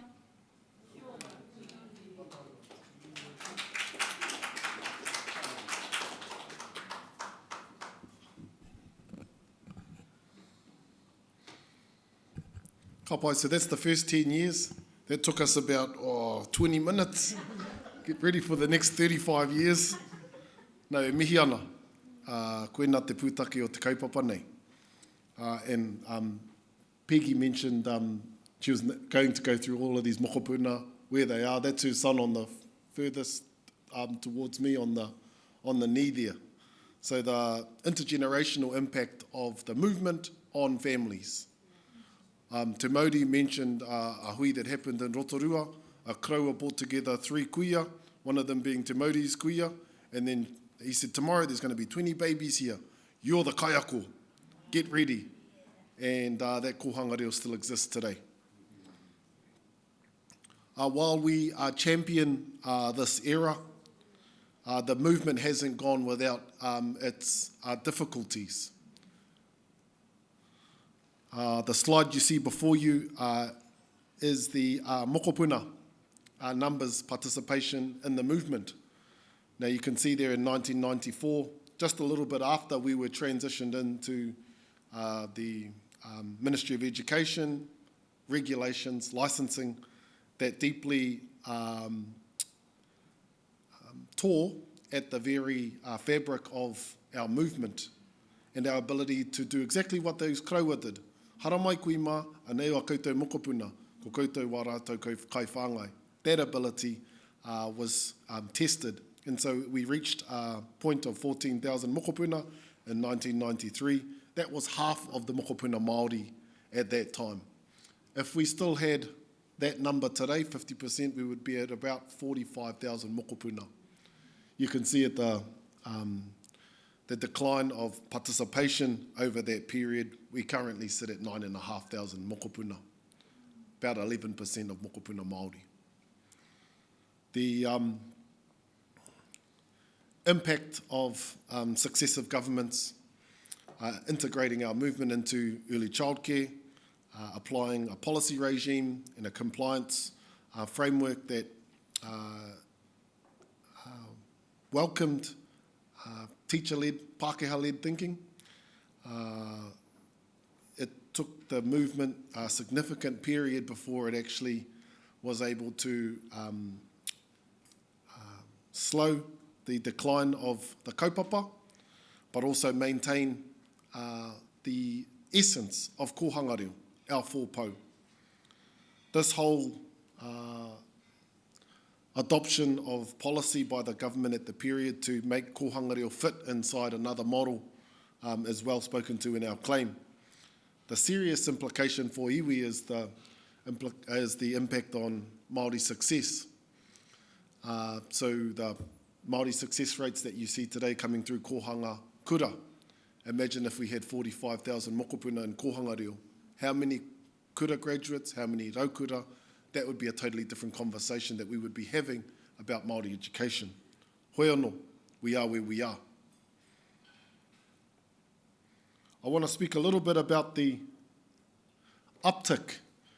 So you'll see the steady decline, and then in 2022 we started to see a return of mokopuna into our movement. So 2012 we took the claim against the Crown, noting the harm caused by compliance policy and other willful projects to undermine the movement, and where we are today with flourishing movement. In the last 2 years we've grown by 15% mokopuna. We've gone up by about 800 mokopuna a year. We cap out at just over 12,000 mokopuna on our licence. So we're starting to hit the 80% capacity. But you'll know in some of the rohe that you live, it's pretty hard to get into kohanga. If you live in Tāmaki, Rotorua, Pōneke here, Christchurch, significant Māori population. Christchurch, 6 kohanga reo, about 90,000 Māori living in Christchurch. There's a huge pressure on the movement to be able to deliver on the appetite of whānau that want the kaupapa.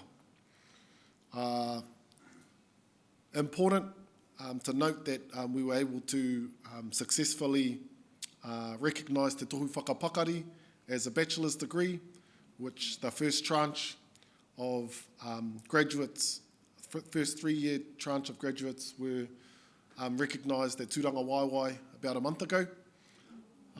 But also pay parity, so kaiako, kaimahi are paid for not only their tohu, but what they deserve.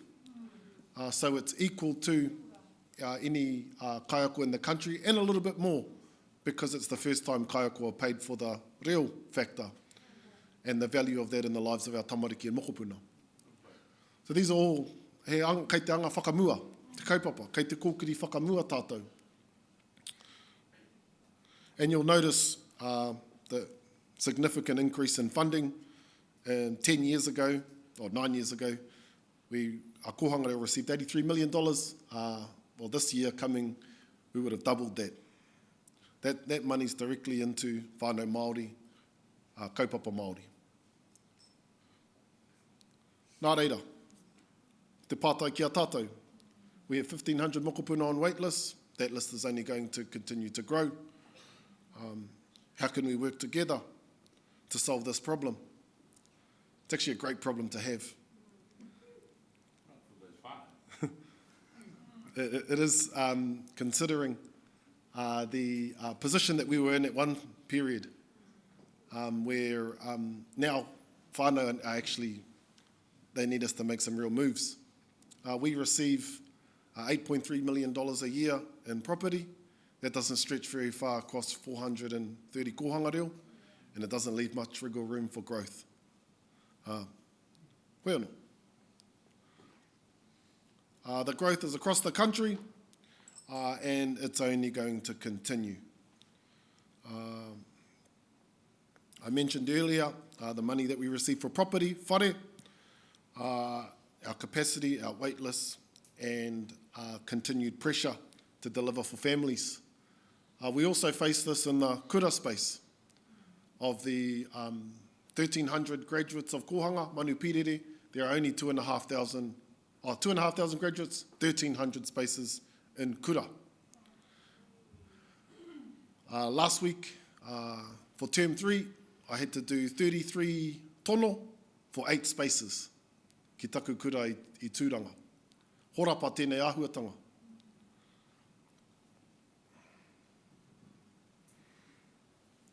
So the question from te kohanga reo is, what does investment into reo look like for your iwi? One of our key priorities as a movement is to hiki te taumata o te reo I roto I ngā kohanga reo. Kia rite te taumata o te ako me te taumata o reo ki te taumata e tika ana mō ngā mokopuna.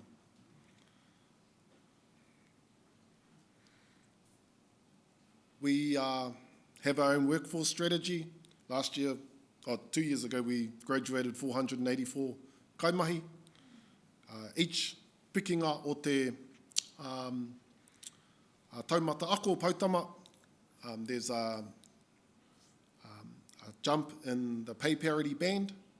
We're also the highest employer of wahine Māori in the country, 4,500 wahine, and the few males that I'll walk around like this. Angus and I, and others. Hoi anō, he mea nui, te pay parity I roto I nei kōrero. When we achieved the recognition of the movement through pay parity funding, we used the pay equity argument. And now we all know the effects of this government on the pay equity issues that many of our wahine Māori continue to champion. Hoi anō. Hei Apiti Hanga, we're not alone in this journey.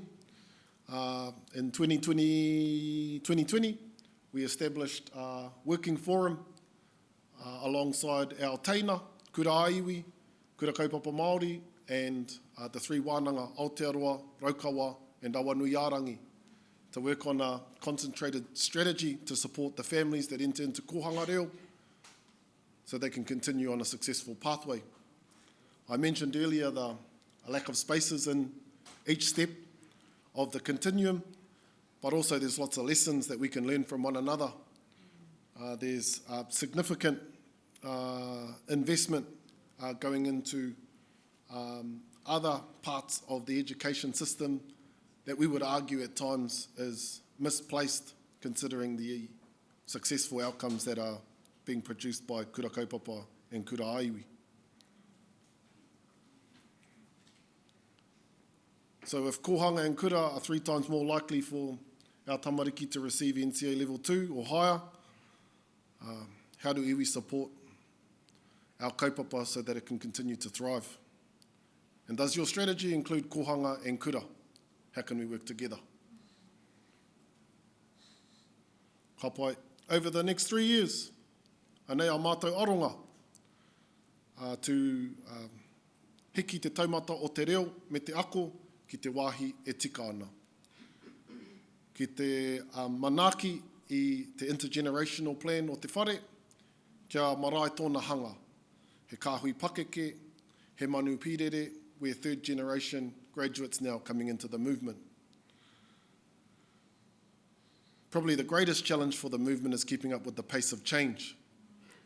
Growing Māori population and being able to respond to the needs of parents today. Nā reira, koenei ngā aronga matua o te kaupapa mō ngā tau e toru kei mua I te aroaro.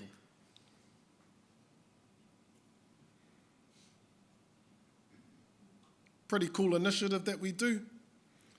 We provide health insurance for every mokopuna that comes into kohanga. That shortens the wait list in the public health system by often about 1 year to 2 years, depending on the procedure.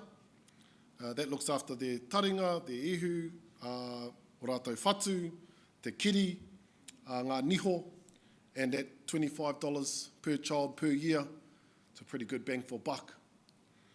The thinking behind this is allowing our tamariki to have the best start to life. Now, this stops when they leave the gates of Kohangareo and transition into kura. Sadly, their health issues only sometimes get worse. Some things are missed, but also sometimes kura has other expectations on what a healthy, well mokopuna is. We're considering in widening this ability for the mokopuna oranga pūmau to also be able to support our tamariki with special needs. While it seems to be well funded in the mandatory primary primary education system, pre that there's very limited support. You're lucky to get 5 hours a week. Nā reira, we're considering solutions that we can deeply impact the system in a way that it can respond to our tamariki, both takiwātanga, but tamariki that are tama-ariki, ki o mātou whakaaro. Kōrero au, Lolo?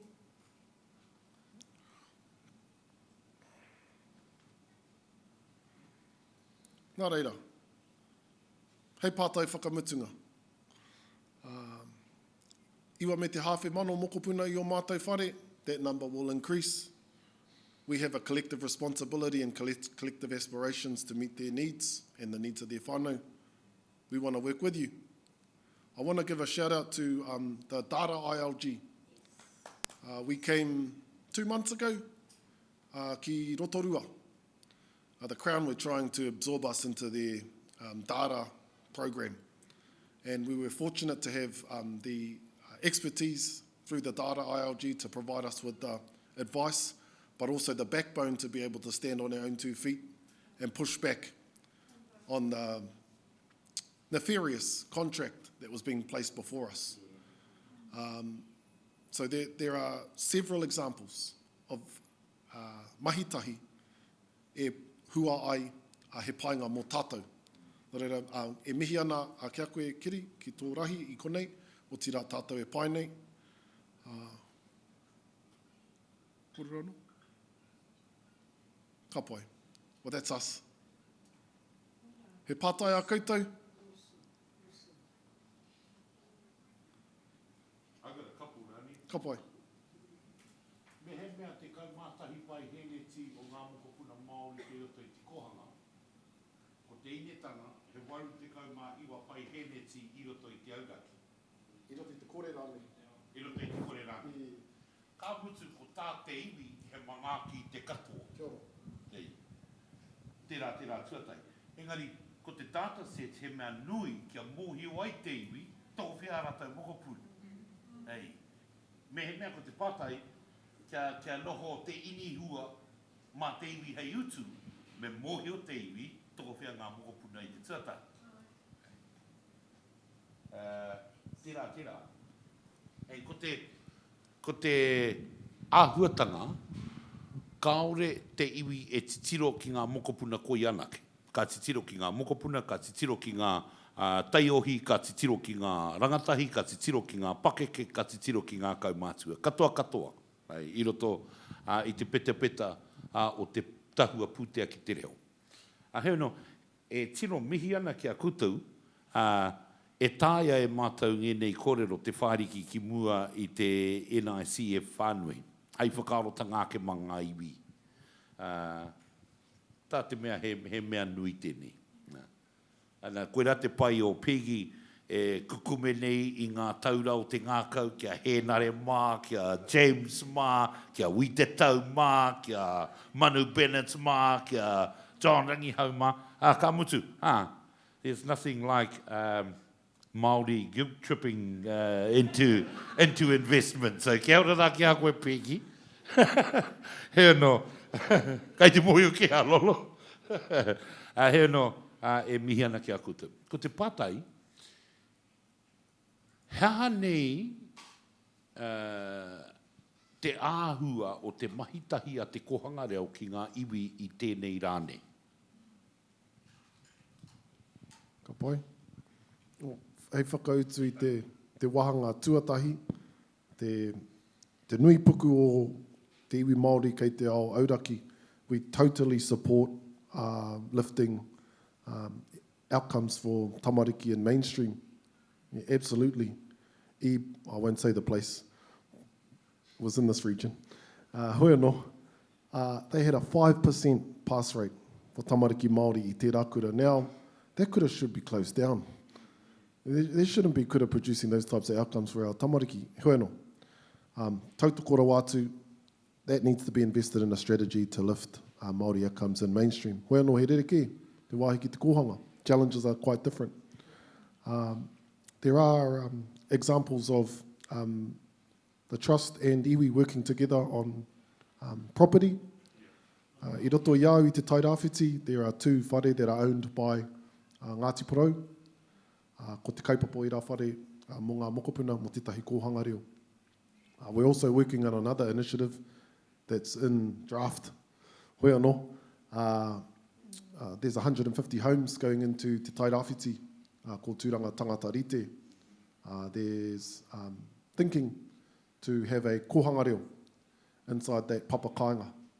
But if we think about the significant money that's gone into housing, papakainga, how can we work together to meet the needs of those mokopuna that will have to exist inside those papakainga to actually ground them into a kaupapa.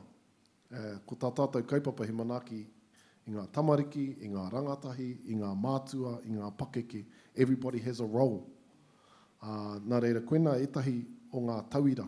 Atu I tēnā, ka kuhu ngā kaimahi roto I ngā kohanga reo ki ngā kura reo a iwi, ki ngā wānanga a iwi, ki kona piki ai te taumata o te reo me te māramatanga ki ngā kōrero tuku iho, hei whāngai ki ngā tamariki.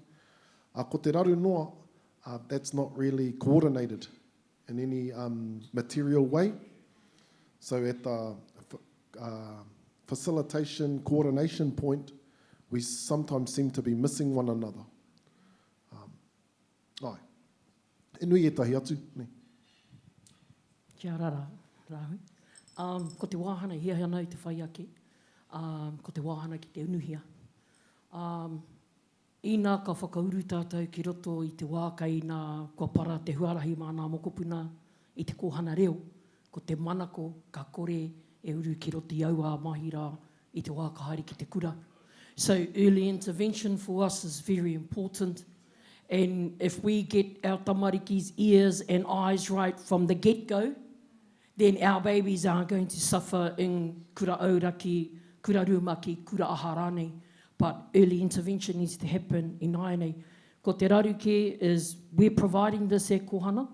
Mōhio toni tātou toru ono marama te roa wa tātou tamariki ka kuhatu ki ngā hōhipera. Inari ka mahi te mokopuna oranga tamariki, oranga pūmau, oranga tamariki. Ka kuhu rātou ki te tiro rātou mahi, ka hoti atu I te ruatoru wiki. So that's where we are. Hoi anō, some of our tamariki have missed that. And it's important that we carry it on e kura. Ko te manako tairawaki ki ngā pākeke, they're not wearing hearing aids like Nanny Peg. Nah, just joking. Hey, Nanny Peg. Yeah, there you go. So Momo taima e rā taonga, whitu mano te utu. Hey, whitu mano te utu. So for us, early intervention is important. And hei para I te huarahi mua tātou mokopuna. So they're not sitting at the back of the class where I sat I te wā e kura nā hau. So koe rā te wāhana mōku hei kōrero.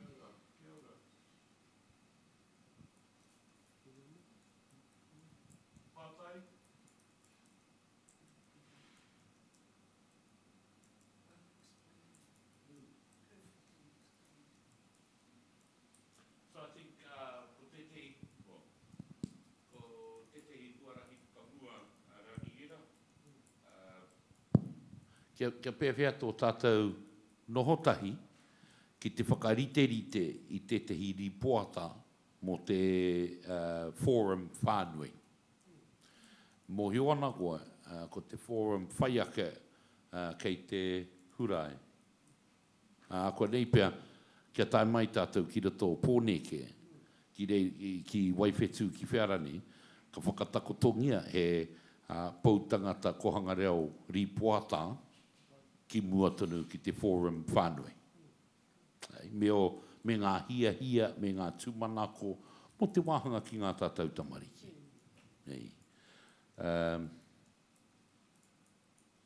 Ko sau kei konei a Maxine mo te wāhanga ki te mātauranga ILG. Kei konei anō mātou. Penoho tahi tātou ki te whiriwhiri i te tehi kōrero, e whāriki mai aiki.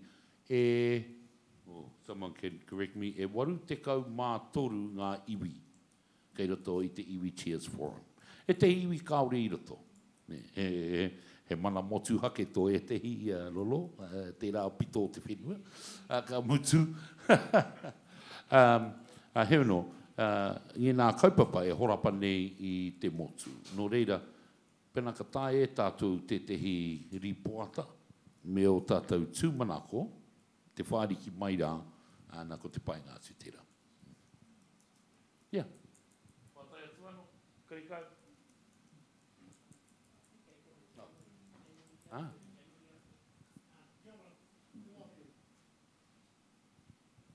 Kia ora koutou. Kia au e whakaro ake mo tō tātou reo arohe a iwi nei.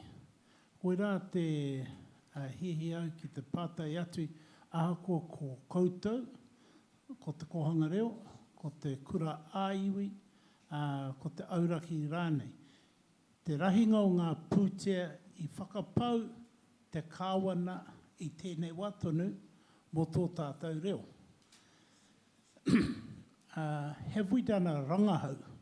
And maybe you've had a rangahau before. I understood at a particular time when Aussie Huata Mā, i te putanga o taua haerenga, probably you're looking at those people you're talking about today from Kohanga Reo, have grown into it and have gone away from Kohanga Reo but have grown into other areas. And iwi have a prime example of all these kaupapa that's come across it. So we know what the value of Kohanga Reo across Māoridom is. And what's happened to Māoridom is what you're looking at today. What you've seen up there is what you see here. So nā te kohanga reo. So the pātai is not just for you, but for us. If I'm saying in my rohe of Ngāti Whanaunga, which stretches from Wellsford down to Tauranga, across to Waikato, and that rohe there, and if you count up the amount of money that the Crown is spending on the reo, do I think I'm now getting a good result? The answer to that shortly is no. Why? Because 80% of it is not sitting with us. It's probably less than 20% of the actual funding needs to be challenged. That strategy over the 80% is still the real big factor of what we're talking about here. And what we're talking about inside the house of the 20% operates well and beyond what you're actually being given. So radio stations, kohanga reo, you are not, you've just got on to equity. It's taken that long to get there. The problem with that is when you showed the graph dropping down, in fact that graph is wrong. I'm going to challenge your graph. Why I'm saying that is because if there's 1 billion iwi in the country, that graph should have gone that way there, and it has in one sense for the value that they've spent on it of that 20%. And that's where the Crown and us need to collectivise against it. But when it comes back to the rohe, back to the hapu, back to the whānau, the question is quite simple. And we need to be hard on ourselves and ask children some basic questions. Onero Stewart did it a number of years ago, and he asked 100 basic questions. And there were things like eyes, ears, nose, etc. And all of the parents would expect 100% of that, of those 100 questions. I did that in my own kura reo when I was teaching in the, kura aiwi, and I did it across our ones. And they were pretty arrogant children that we brought through, and they should have got 100. But they all failed on one question, which was mouth. And when we gave the word māngai, not many of them knew the word māngai was mouth. And they were all using waha.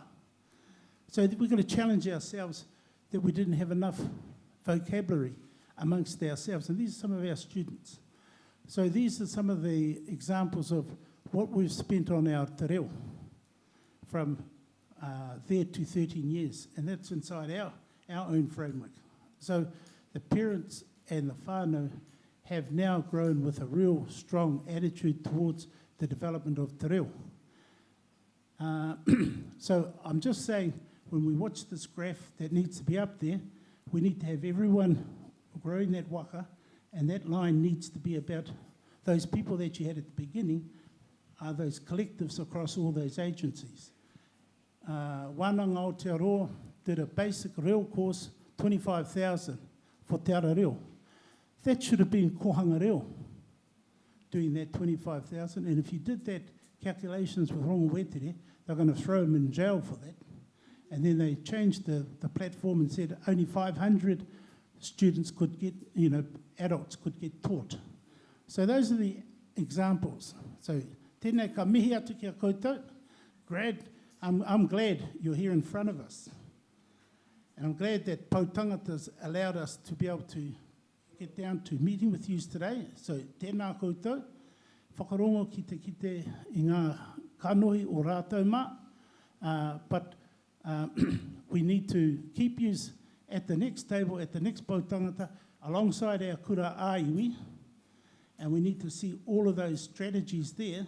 So when we go to the next meeting at our next kaupapa, you have a strategy that challenges for the iwi, are we getting a buck what the Crown is spending? And if it's not, we want that change to the 80% with us. And why? Because we can deliver on it.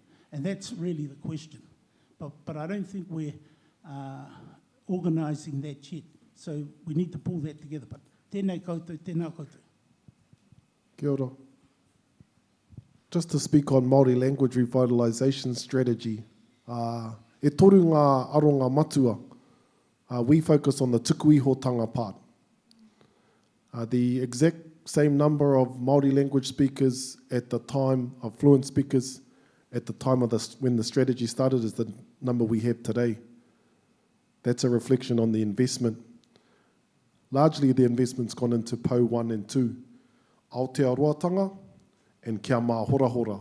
Aotearoatanga is the Pākehā around the corner thinks it's a good idea kei te kōrero Māori te Māori.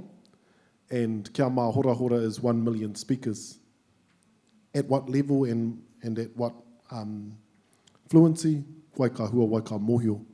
Tō mātou aronga is the 250,000 native speakers. That's tukuihotanga. Today we have 75,000 e ai ki ngā tatauranga. Nā reira, it's not that we're not on the strategy list, it's just an imbalance, potentially. Hei whakarotanga mā ngā iwi, we've long been paddling this waka of Aotearoatanga. Kia kōrero Māori a Jack Tame i te teihana. Paira watu, karei te whakahe, hoeno kua hawa e tērā rautaki ngā pūtea i ngā tau. Hoeno, kia ora tātou. And I'll be at the next week. I'm the chair of Ngai Tā Manuhiri. So I'll see you guys there. Tēnā koe matua, hei whaiwhai aki o kōrero e pāna ki te reo, ki roti ua tātou kura. Ki roti te kōhana reo i rono koe a neni pēgi e ki ana ko tāna tama tuatahi i ako i te reo o Tūhoi. Ko tāna tamāhine i ako i te reo o Ngāti Porau. Ka tahi ko tāna pōtiki, ka whiwhi tāna reo mana motuhake. Ai, nō reira, i roti te kaupapa o te kōhana reo me ngā kura, ko o kai ako ka ahu mai rātou i o rātou ake iwi. Hoi anō, ko te mana ko me nā kai roto au i a pōneke e ako ana, o e kura māhita ana, e whāngai ana i te reo, ka kau e tonu i tōku reo, engari ka kau e tonu a hau i te reo o te haukainga. Koe rā te mana ko, ei. Nō reira, koe rā tā tētahi o nā kaupapa huarahi o roti te kaupapa te kohana reo, kia whāngai hia i te reo. En ki tā tīmoti, ki tā pāwhare huia, koe rā tā rātou, whāngai hia wā tātou tamariki ki nā mita katoa. Ina ka kuhuatu ki roto i a te taitokerau, ka tae e rātou, te aro ki ngā kōrero kai te kawehia. You know, i roto i a nā te awa, ko te kupu kai te pēhea koe, koe rā te kupu, you know, how are you? Engari, ka haere koe ki roto i a te tai rāwhiti, kai te aha koe, wow, mena kai te aha hau i tētai mea kaupapa ake, wow, I'm not kei te pai if it's not kei te pai. You know, so koe rā nā momo rereke, engari, kei te kai whāngai ke te tikanga ki te ako i ngā reo o te takiwā kai ia e mahi ana. Koe rā tāku. Hoi anō, kia ora tātou.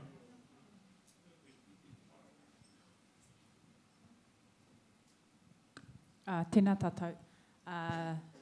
Ngā mihi kia koutou, hāpai tonu i tēnei kaupapa o tātou katoa, ko te kōhanga reo tēnā, kua hau te tehi o ngā raukura, o te kōhanga reo o te wainui arua e mihi ana.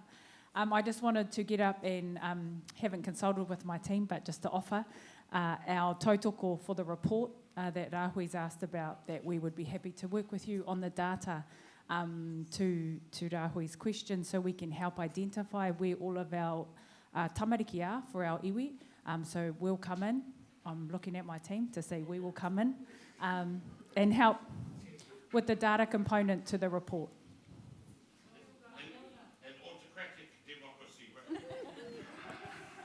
Someone else is sounding like Iritana now.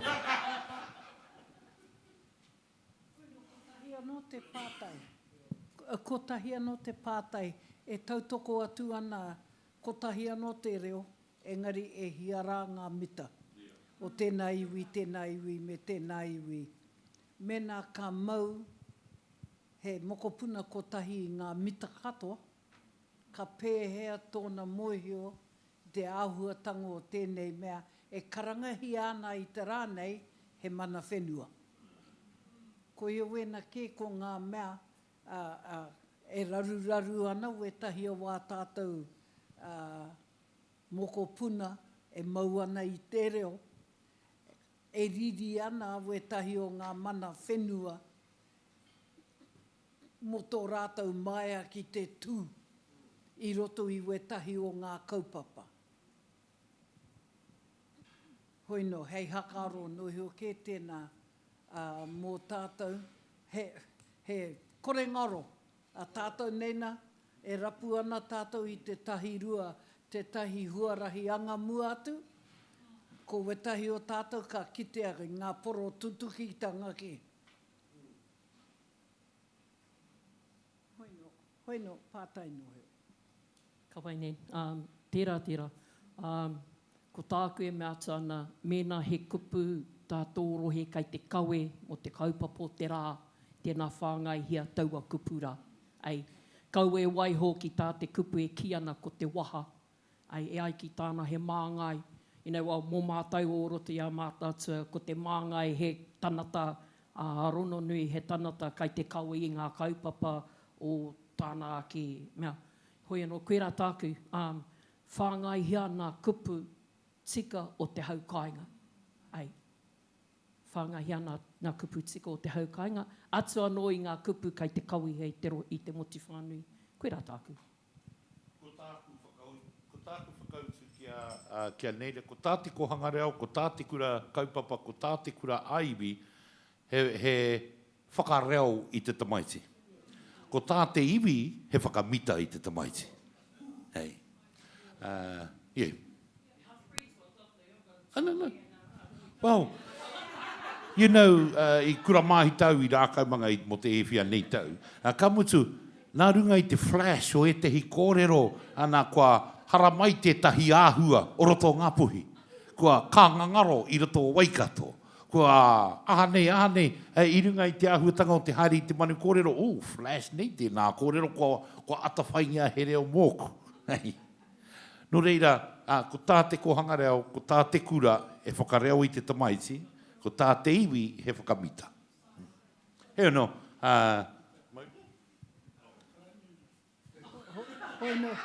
Hoino e hoki ana waku mahara ki wetahi o ngō kōrero I puta ai a Sir James Henry.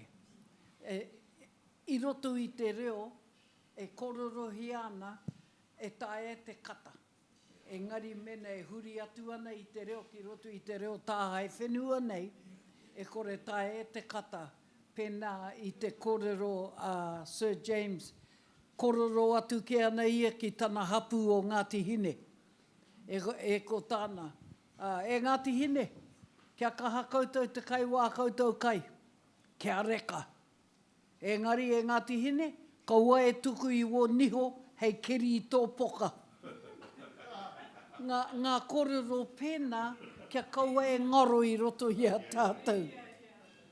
Pēnā no tana kororo, he kaumātua nāno te kaumātua. Engari wetahi, he kaumatua ke ready for the freezing works.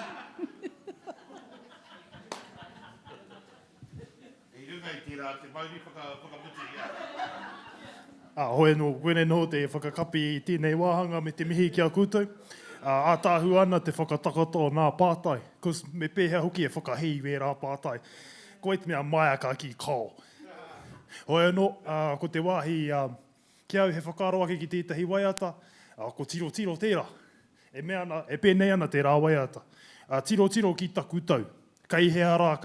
Kai runga rānei, kai raro rānei, e kai o tātou moemoea. No reira, e ngā iwi kia kaha tātou ki te moemoea. Kai noho tātou te whakatika raruraru. No te arawa hau mo mātou ki nā raruraru. Mau te raruraru, nāku te raruraru, e he raruraru no te mahi. No reira, kia kaha tātou te moemoea, I runga I wera kōrero tēnā koutou. Nā kua pōhiri tia, te tāhuhu o te ture, ture. Anaru, haere mai koe. Me o mahi katoa, me ngā kaupapa kai runga I a koe. No reira, I runga I wera whakaro. Tēnā koutou, haere mai.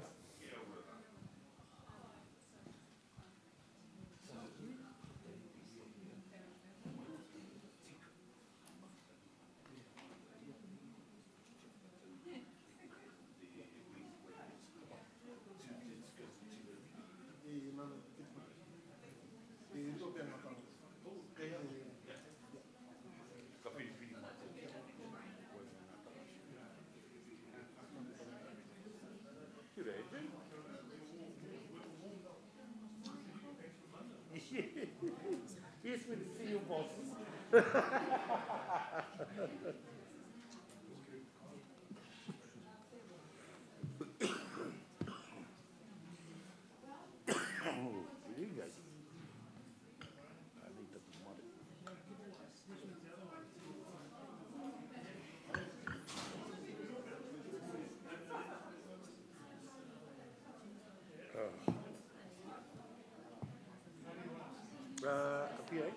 How many of you are listening?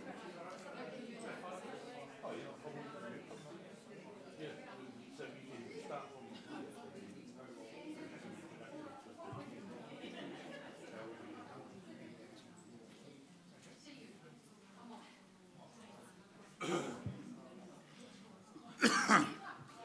Kia ora tātou katoa.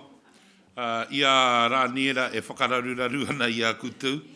Me hoki mai te aronga o te kaupapa ki mua nei. Ka tuku nātu, ka tuku hāngai te rākau kia Andrew me tana tīma o te manatū ture kei Wainganui I a tātou. No reira, koutou, nau mai, haere mai, ki ngā tiamana o tira ki ngā kaupapa o Pou Tangata I raro I a National Iwi Cheers Forum I tēnei rā, tēnā koutou, kei a koutou te raka.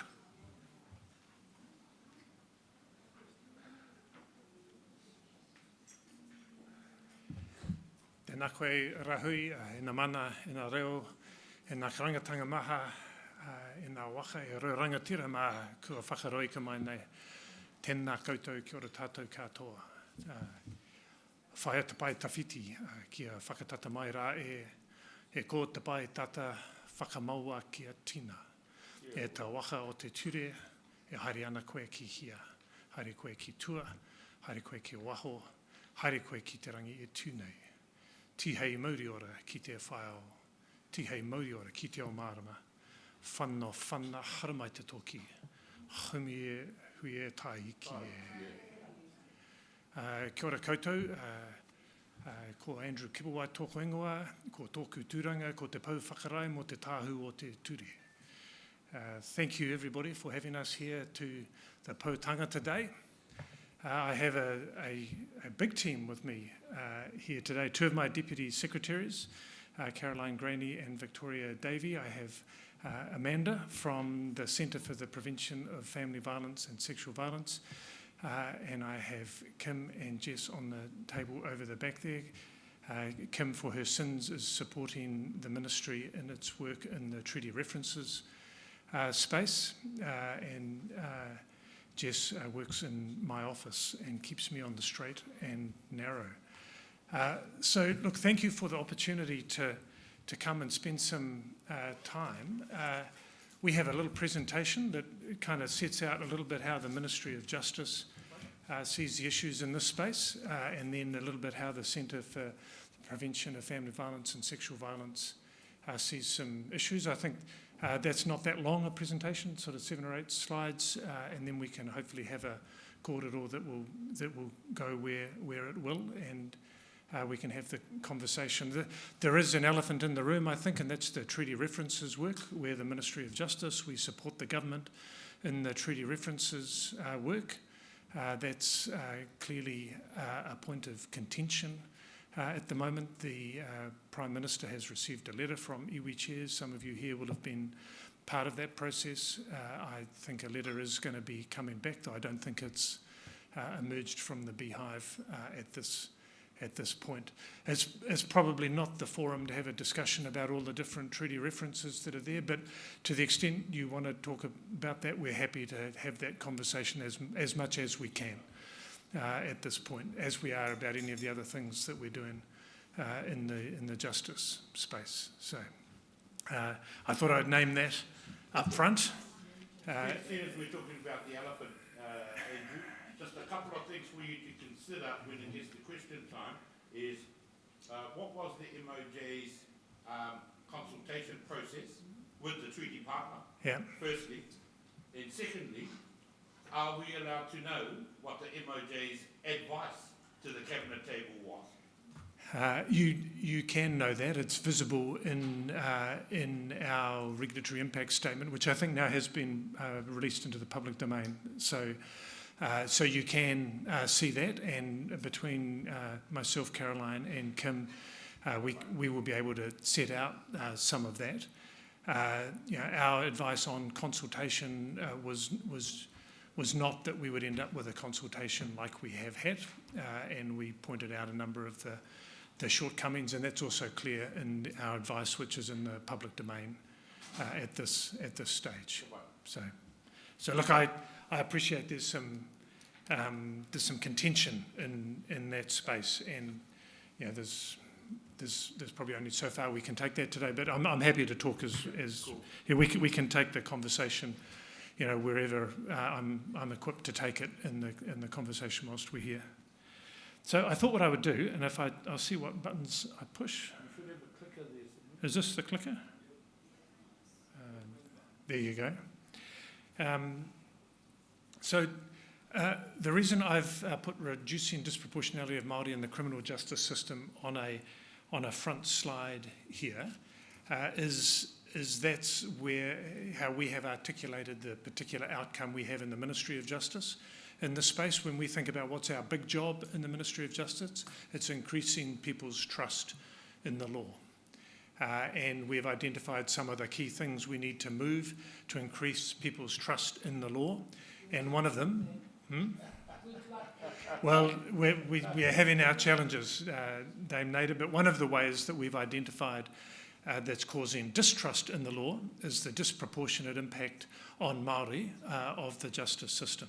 So we've identified that as a particular priority area for us. We've got a priority areas. This is one of them. It's in our statement of intent. It has agreement of ministers. And that's why I thought I would frame a little bit of this conversation in that space.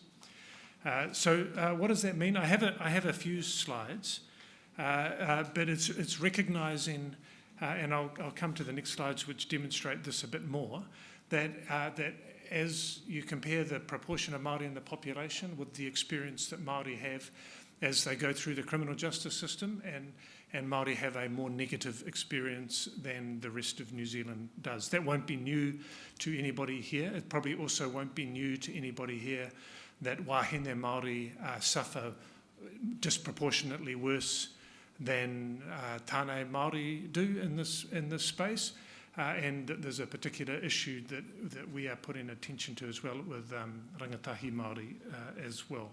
But focus on wahine Māori recognises the disproportionate impact, which is more severe for women than it is for the rest of Māori. So there's a few slides just to run through this. Now, just to get the broad idea of this, on your left, as you face the screen, the red bar at the bottom is the proportion of Māori in the total population. As you go across, and that's 17%. We then look across, and 38% of the people that police take proceedings against are Māori. So it's more than twice the proportion of Māori in the population. The people that go from having police act against them into the courts gets you up into 42%, and you can see the direction of this story. The people that are then remanded in custody, 55% are Māori, as opposed to 17% of Māori in the total population. People convicted, 44%, and then the people who have a sentence of incarceration are up at 61%. So you get that drift if you keep broadly that shape in mind, and then you look at wahine Māori, you see it's the same shape but worse. And I won't go through every bar like this. Hopefully you can see what those numbers are. But other than to flag that right across on the women who end up in prison, 71% of the women in prison are Māori. So we clearly have an issue in this space. We've then done the analysis as to what is that caused by? Is it caused by the nature of the offending? And you can't explain all of the difference, obviously. There are other things going on in the system that we have to look to understand what is the nature of this disproportionate impact. You can't just explain it by socioeconomic factors. You can't just explain it by the offending that happens. You have to understand the whole system. There's many things that go into that picture. It goes to how bail addresses are considered, what alternatives might be available, probably goes to some geographic issues. But the overall picture is not one that I think will come as a surprise to people here, but it's pretty stark when you put it up as it is there. This is the kind of next set of stats that we report on quite regularly. And it's about the victims and the experience of people as victims. The numbers are still stark, but not quite as stark in this space. Māori are more likely to be victims of crime than non-Māori, 33% compared to 28%. They're less likely to report that they trust the system. You can see the numbers there. Only 28% of Māori have report high trust in the justice system. So this, Nader, goes to the purpose statement at the beginning we have. So we've got some work to do. 44% is still not a very good number for people who have trust in the justice system, but it's better for non-Māori than Māori. We have looked also at how people experience the court system. Those numbers are higher. Overall satisfaction with the court system might be surprisingly high compared to overall trust in the system, but Māori 77%, non-Māori 82% are trusting court staff, 65% compared to 70%, and importantly feeling treated with respect, 84% compared to 91%. So better numbers in terms of experience in court. Yeah. Who exactly are we talking about when we reference non-Māori? It will be... What culture? Whose It'll, who are non-Māori? it will be all of the rest of us. It'll be those who are not identified in the survey as Māori. So that's Pākehā Be Pākehā, it'll be Pacifica, it'll be Asians in the system. We do have a breakdown of all of those other groups as well, but this is just a comparison against, well, in fact, the overall will include Māori in this space. So the 82% for non-Māori, that will be higher to offset the lower Māori numbers. But we do have the detailed breakdown of different ethnic groups and different experiences. So you, Do we have access? it's on our website. You'll find that the highest trust is actually Asian New Zealanders from memory, and Pacifica is not as low as Māori in their trust levels, but they are lower than Asian or European, I think. But our website has a detailed breakdown of these. We publish these numbers, a version of them every quarter. Well, I'm not surprised to hear that. Sorry, interrupting. They haven't suffered at the hands of colonisation that Māori have had to suffer. So Yeah. That's. I think there's many reasons, and part of a lot of them have the roots of that story in the history of our country. So. I think that's absolutely true. There is some good news that the rate of Māori who experience crime has declined since the last sort of 8 years. It was 38% in 2018 when we started the survey. It has. It was 38%. It's reduced to 33%. So there is some progress in terms of the number of Māori experiencing crime, but disproportionately, Māori are still much more likely to be a victim of crime, which is the 33% compared with 28% overall. Some other stats. This one I put up. It's not specifically about Māori, but it does go to the how effectively and quickly the court system is dealing with the grief that people bring to the court system. So this is how quickly cases are disposed of against a standard that the Chief District Court Judge has set in the criminal jurisdiction. He has set a standard that would have, against which we're trying to get 90% people cases dealt with in that time. You can see we are improving towards that 90%, but have still some distance to go. I thought I would talk just about a few other areas. One thing that's particularly about the Ministry of Justice that relates to how the broader community and other agency partners function is Te Ao Marama. This is a kaupapa that is led out by the Chief District Court Judge, but we're working closely on it in the Ministry of Justice as well. Essentially, it's the concept here is about ensuring that every event in court is meaningful, that people who are appearing before the court are approaching the court with the court is approaching it with a solutions-oriented perspective. So it is about engaging with whānau, it's about engaging with other support groups, and it's about tracking people's experience through their court. So there's a lot of information on this slide, but the key idea out of Te Ao Marama is about making sure every engagement with the court is a meaningful one, and that the judges and all other participants in that process will help move towards more therapeutic outcomes and through the process. I can talk more about Te Ao Marama if people are inclined to. Again, there's a discussion about how we in the court system are bringing in more therapeutic approaches, and this is just some of the evaluation work that we are doing against a range of different court initiatives. So you will be aware, many of you, about the alcohol and drug treatment courts. If we work out what sort of results are we getting from that, they are leading to lower levels of imprisonment, so they go to impacting on that disproportionality that we talked about at the beginning. There is a significant reduction in the rate of reoffending from graduates of the alcohol and drug treatment courts, and the third thing we assess them on is, does it take longer? Is the court process longer as we work through these issues? Similarly, in the young adult list, which there are several list courts there designed in the mainstream court to be much more conscious of the particular needs that young people have, where the frontal lobe hasn't fully developed up into the age 25, just having a different sort of a conversation. There's probably more of an inclination towards discharging without conviction, particularly if there are support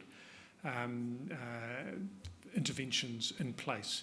Again, we can see that if you end up in a young adult list court, you're less likely to be convicted, so more likely to be discharged without conviction. You're less likely to reoffend within 2 years. Those are good things that slow the churn of people back into the court system. It does take longer, though. There are more events because there's a little bit of monitoring that tends to happen that's judicially led with the people that go through that process. We have the rangatahi courts. We've had them for a long time. We've had the Pacifica courts. There are some positive outcomes we can track from that. So the family group conference plans are more likely to be followed. People are more likely to be discharged without a conviction. It's not such a clear-cut response in terms of getting lower reoffending rates, and it does take longer. And in several courts, Kaitaia, Kaikohi, I think in Gisborne, we have whakorangia te mana tangata court approaches in place there, and that's showing some patchy results. That's very deliberate. It's an engagement with iwi. Iwi coming into the court and playing a more active role at helping the court find appropriate solutions for the people who are in front of the court. So, we might be able to work out more appropriate bail addresses, might be employment prospects that can be generated or other supports that can be put in place. What we're finding is that in some courts we're getting really positive responses from that, so it would be green in some courts where we're trialling it, and other courts we're not getting that same response. So part of the work we're doing is trying to understand what's happening differently in those different spaces. And again, in most of them it takes longer to work through that process, because rather than convicting someone, you might say, well, let's see if you can go and do this program and come back to the court in 3 months or in 6 months, and we'll see what sort of response there has been. So can I ask,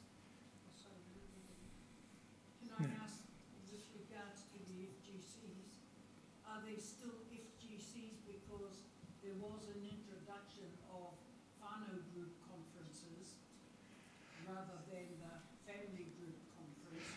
And I am aware that the whānau group conferences funded their own ability to attend, and FGCs were funded, whānau were funded to attend. Yeah, I actually don't know the distinction with that. I think this will probably be both in terms of the analysis that happens here, but I don't know for sure that this is probably whānau group conferences and family group conferences, I think, in terms of these stats. But I'm not sure. I would have to come back as to exactly how those are faring in a comparative way. I'm aware that when it shifted from FGCs, from whānau, family group conferences, to whānau, instead of family, to whānau,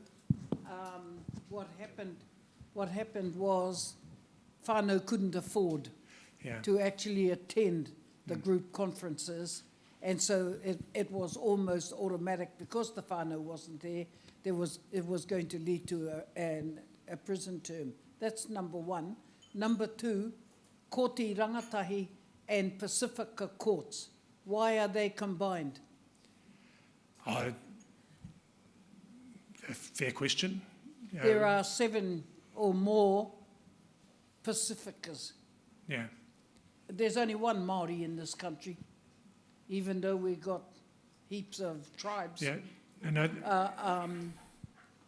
there's take only one that. tangata That's fair. whenua. I take that on the chin. We could reissue this and do one for the rangatahi and the Pacifica. I think the answer will be they have similar results across the two of them, and so therefore they were lumped. But apart from that, the only reason would have been to fit the different things on one page. But I take your point, and I hear the deeper point as well. Yeah, well, I mean, for Pacifica, they're not telling us whether we're dealing with Rarotonga or with Samoa or... I think the key point is rangatahi are not just Māori rangatahi either. They are all young people can go through a rangatahi court. They're based on a marae, but they're not exclusive to Māori. Some of them have Pacifica young people going through them as well. So the Pacifica courts, they're different, but the Pacifica courts have a particular focus on a Pacifica population, and we could draw them out, but they've all, I think all of them are sort of open to all comers. They just have a different tikanga Of course in they them. do, Yeah. and when you put them with rangatahi, there is an expectation, I guess, that whatever you say about rangatahi is going to apply to Pacifica, Yeah. regardless of which Pacific they come from. Yeah. It's unfair. No, Pacifica as well. I'm happy to own that one, Nada. There'd be a tidier slide if we put them on. Yeah, and I'm well locked. Yeah. Kia ora.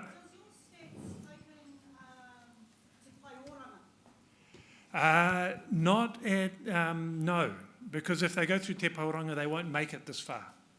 These are for people who have made it to court. So Te Pauranga is a really important initiative, and actually, to be honest, it's better than these ones. Yeah, exactly. Because if you go through Te Pauranga, you end up not having to go to court at all. So that's a much better first step, and from a broader justice sector space, very, very enthusiastic about Te Pauranga, because it's actually a better... This is got a Ministry of Justice lens, because we run the courts, but I think I may even... I had another slide somewhere that talked about it might just other be good things in the later on, sector. because there's some really good comparisons about kaupapa Māori, and Te Paeoranga is one of those. Yeah. They are community panels that are driven by iwi, they're by our people, and when you take a look at the percentage of people like reoffending, whether it be rangatahi or Pakeke and things like that, but it's done in our own space, whether we choose that to be marae or wherever else. Now, what we know is that it still goes through the same type of rigmarole as you would do through a court system, which is why I was asking, because it's still all the same fundamentals. However, it's just not done in a ware, like the courthouse and things. Yeah, Shows more positive statistics rather than this. Yeah, no, well, they are better statistics, and I'm a big fan of them. So, the more we can use Te Paoranga, frankly, the better. And we're doing a bit of work across the policy system, whether we can actually get more things out of court, and whether there are other options that don't involve going to court at all. So some of that is in what's in law. Some of these things are it's criminal offending. If we can turn some of them into offences, and you can probably get much better justice. Say traffic offences, some of them, don't go to court. Let's try and get you dealt with, in a really quick and immediate way. And Te Paoranga is a version of that, but there's some policy responses we're thinking of as well. So that's really just a bit of a take on what's there. I'll talk a little bit about the Centre for Family Violence and Sexual Violence, a little bit of the background in that. It was, this is the centre previously known as Te Puna Aonui, and some of you will know it in that space. I'm the chair of the board. The board has chief executives from a range of different government agencies. We have the centre underneath it, which is where Amanda clocks in, and as a board we are looking at our purpose is not to get in the way of what individual agencies, whether it's police or MSD or Rangatamariki or Arupatama or Justice, what we're doing ourselves is to try and coordinate it up and ask if there are some areas where we need to be approaching things in a much more joined up way. So I just sort of rattle through a few things in this space. We have an action plan that is published that we has set our priorities for us. We can identify that when we do spend money on multi-agency responses and on other things, we get a definite social return from it. And recognising the importance of us linking up across agencies, you see that statistic at the moment that 92% of people involved in family violence, homicides are already known to multiple statutory agencies. We have been doing work in the multi-agency response space. It's actually, there are versions of this all over the country, but we've been trying to find a best practice so that we can help and encourage it and roll it out. And really amp it up in different parts of the country, and we've been doing that in particular in 4 centres, but we're also working across, I mean, you can see both at the top there, Rotorua, Tarawhiti, Canterbury and Wairoa, and then we are rolling out some of these protocols in other areas as well, as you can see. This, I think, is one of the big challenges. It means we can wrap a much more proactive, preventative. You know, one of the best places to do preventative work in family violence is where something has happened, because you can get in there, work with the families and put things in place that will prevent action and further violence occurring. But it's hard and it's slow. There's a few acronyms that it's worth me just talking about here. This is online harm. So CSAM is child sexual abuse material, and just recognising there's been a huge explosion in that space. CSE is child sexual exploitation. So again, we've seen AI really driving a whole lot of activity in that space.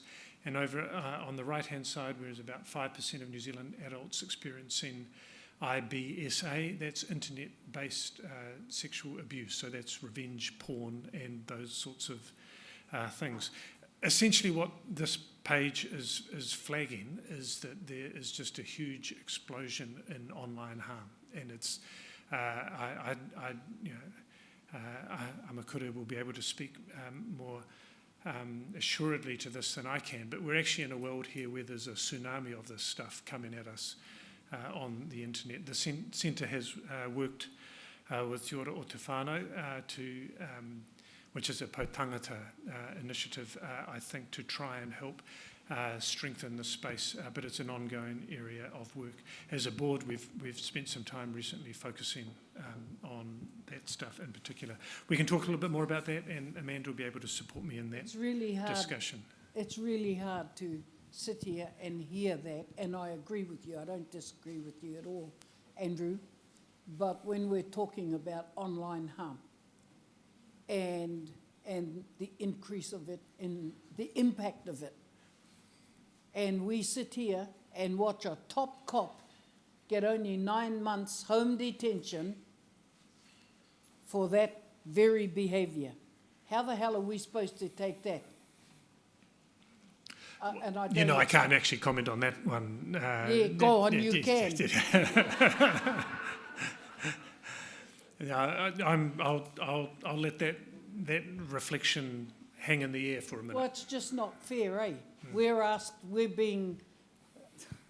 in a discussion where we are trying to help that sort of behaviour, when in actual fact, someone who's the highest up in the judicial system that we're calling justice. The police system, not the judicial system. Yeah, but it's justice. But it is in the justice it's part system. Of justice. It is. Yeah. I'm sorry, I'm not throwing stones at you particularly. I just want to, I can't help myself. I have to mention it because I'm so pissed off about it. Yep. See, I'm getting into English. I have to go back to reo so that I don't say some words that you wouldn't want to hear. Timothy's taken the microphone off you just for...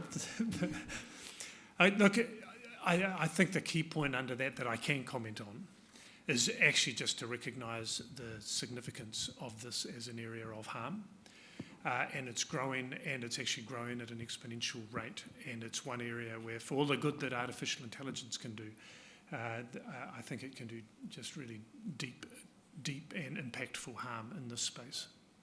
So this is my final slide. It's really just sort of reiterating some of what we've talked about, and hopefully is a basis for a bit of a conversation with me and my colleagues. I go right back to where I started. When I get out of bed in the morning, the thing that I hold is people's trust in the law. And I recognise from some of the numbers you've seen in here that we have a lot of work to do in people's trust in the law. One of the things that drives trust in the law down is the disproportionate impact on Māori at every stage of the system, and particularly for wahine Māori. So that is a program that we have underway that in Victoria's team we're trying to understand that and working across the sector with our colleagues in the other agencies to try and understand that, recognising that some of the answers to that are well beyond the justice system, but they are within the purview of Pou Tangata, I think. So there's some of what you talk about when you talk with MSD and with housing and other sorts of areas. Timeliness matters, and so I'm unapologetically focused on that. Te ao Marama is not just for Māori, but it is very deliberately trying to draw on the strength of partnership with Māori, whether it's through iwi or through NGO providers or wherever else, the community more broadly. The key idea of Te ao Marama is bringing the community into the court. That goes to the specialist therapeutic courts, which I've talked about, and I've talked about the work of the centre and can have some discussion a bit more in that space.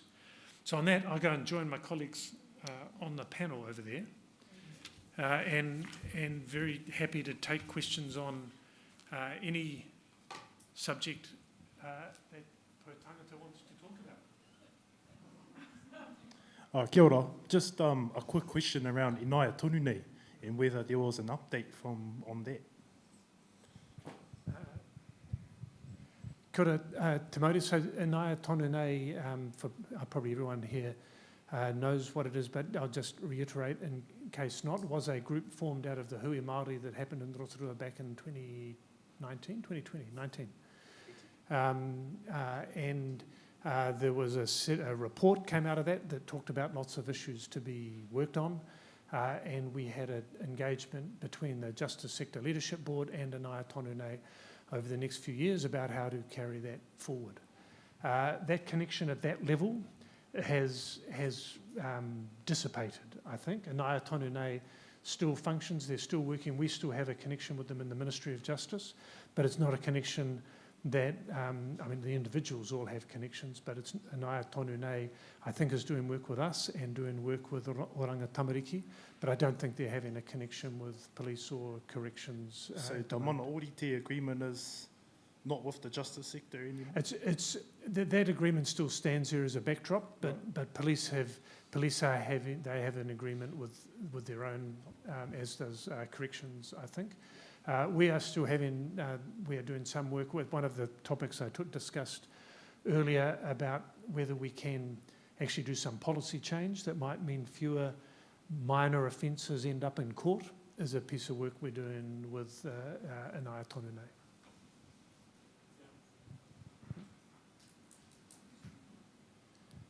Kia ora koutou. Kia ora. Couple of things. First is the graphs up there that show how successful you are at failing our Māori,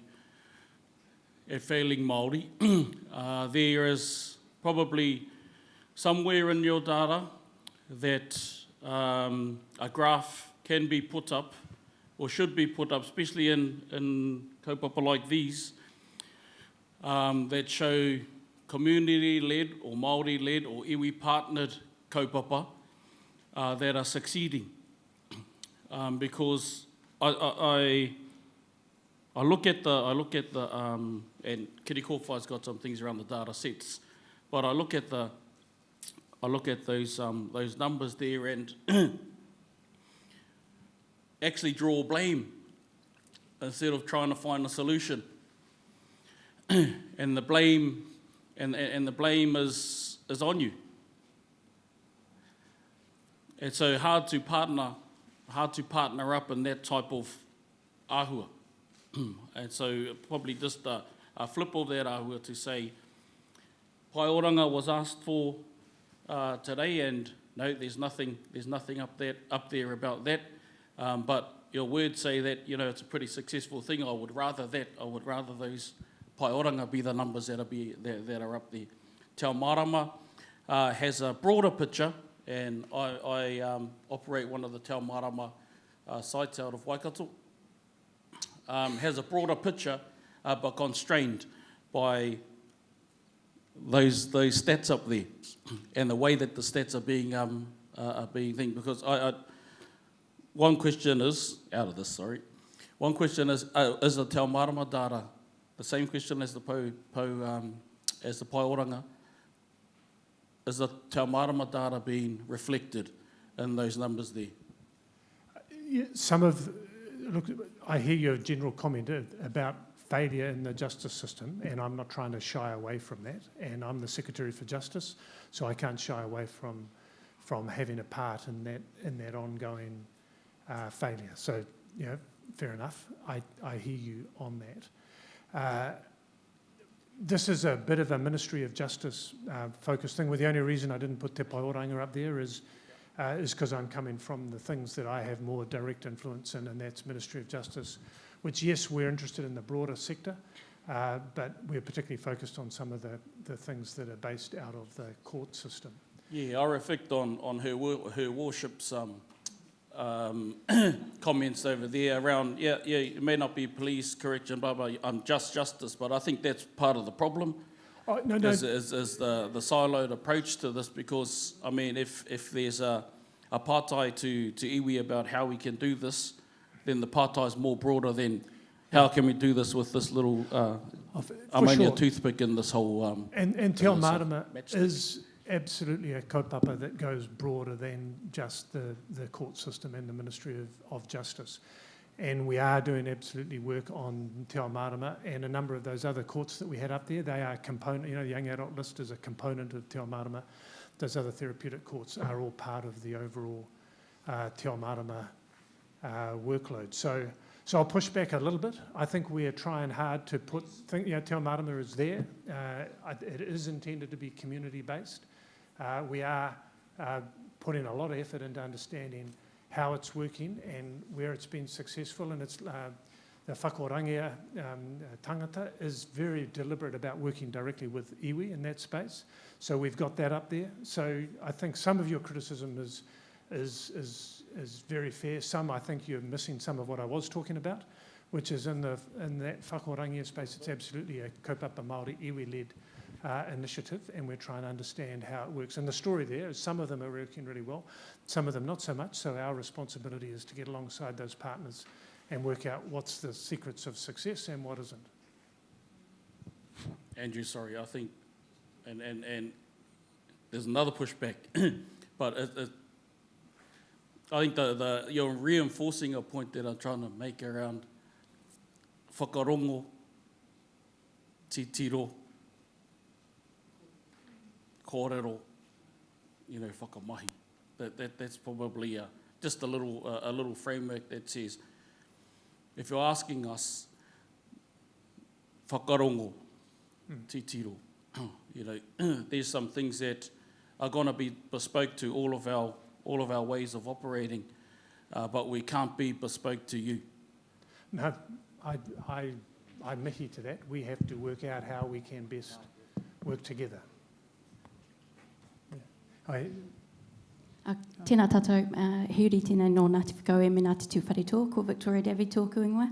I'm the Deputy Secretary Strategy, so responsible for taking a lead on the reducing disproportionality mahi. And I think one of the contexts that's probably quite helpful just around that bar graphs that you saw is one of the impetus for this work was that traditionally when we look at some of the issues, we used to have broader outcomes which were focused on improving outcomes for Māori, which was quite a big and amorphous sort of goal, which was difficult, and we didn't necessarily have all of the levers within our justice sector. What we've done here is by moving to reducing disproportionality, we've tried to actually tell a story of what how disproportionality is actually being compounded by the criminal justice system. So we're saying there are a lot of things that happen prior to the criminal justice system which we can influence or we can advocate for early intervention, which is part of this program of work. But the critical thing is we actually need to look at ourselves and fix the system. So we've been asking Māori to lean in and help us design solutions, which is absolutely has to continue to be part of the process. But what this reducing disproportionality work is about, police, corrections, judiciary, Ministry of Justice, recognising that the decisions that we're making at each of these key points is actually causing disproportionality and taking ownership of it. So I see it as two sides of it. The disproportionality graphs is we need to take ownership and also lean in and look at fixing the system. And we also need to partner with you in order to support our people as they go through the system to get better outcomes through that process. So it is two-sided, and I see the initiatives that we've got there, such as whakaorangia, te mana tangata, te ao marama, te kōti rangatahi. Yes, these are judiciary-led, but they are designed alongside iwi partners with the intent that once people are in the criminal justice system, so they may have gone through te pai oranga previously, but at some point they've offended sufficiently that it means that they have to come into the courts, then what support can we provide them as they come through the court system? So hopefully that provides just a little bit of context. The work that we're getting up and underway at the moment off the back of this research is to get a more formalised partnership across police, corrections, supported by the Judiciary and Ministry of Justice, to lean into each of those decision points and understand what's going on and where the system actually needs to fix some of these issues. So it's a dual focus. We need to partner with our partners to understand what's needed, but we also need to own and recognise the issues that we are causing within our system. Kia ora, Andrew. Kiri Kōwhai from the Data Iwi Leaders Group. I just had some questions around the data, obviously. And if you do I see you do the gender comparisons, do you do age cohorts? And I ask that obviously because we have a very different demographic to the rest of Aotearoa, and I think we would be very interested in understanding the age breakdowns across your bar graphs of the injustice system. And then I note the Māori compared to overall, and just wonder if you could provide Māori versus non-Māori, because noting that when you include us in the overall, we bring down that rate, and so it's sort of quite biased, right, in that comparison. And then lastly, do you do data sharing agreements? And I ask that because I hear that you want to partner with us as iwi and as Māori, and I think we should have access to all of that data, both the bar graph data that you have, but also the positive data from some of our iwi and Māori-led initiatives, so that we can put our narrative to our numbers and we can engage with all of the information to be able to engage in the solutions. So three questions there. Let me try and answer them, and I might lean on my colleague Victoria. The first one was about breakdown by age and within the wahine Māori. I think we probably can find some of that, and I don't know that we've published by age, and I don't know if we've done the analysis, but obviously there would be an ability to do that. We've done the rangatahi piece, so that obviously brings out youth. Whether we've got a breakdown as you get from young adult on upwards, I'm not sure. So that was, I think, the first question. The second one was breaking out Māori and non-Māori as opposed to Māori and everything. Yes, I mean, I made the point, and I agree with you. That would be very straightforward to do, I think, and appropriate to do. And the third one, look, our approach to this sort of analysis, I think, would absolutely be forward-leaning in terms of having a discussion around data sharing and doing collaborative work on that. I'm really happy to talk that through as to how and where we might do that. But I think it would be good for both you and us to be able to tell those stories and understand the data and merge some of the different data sets and insights. We have some, but really happy to have the conversation about when and how. Kia ora, Andrew. Kia ora, Lorraine. I got his name wrong before. I just want to come back to what Huirama was talking about and getting the positive data, but I do wonder, what lens are you using to measure success? Whose measure of success is it?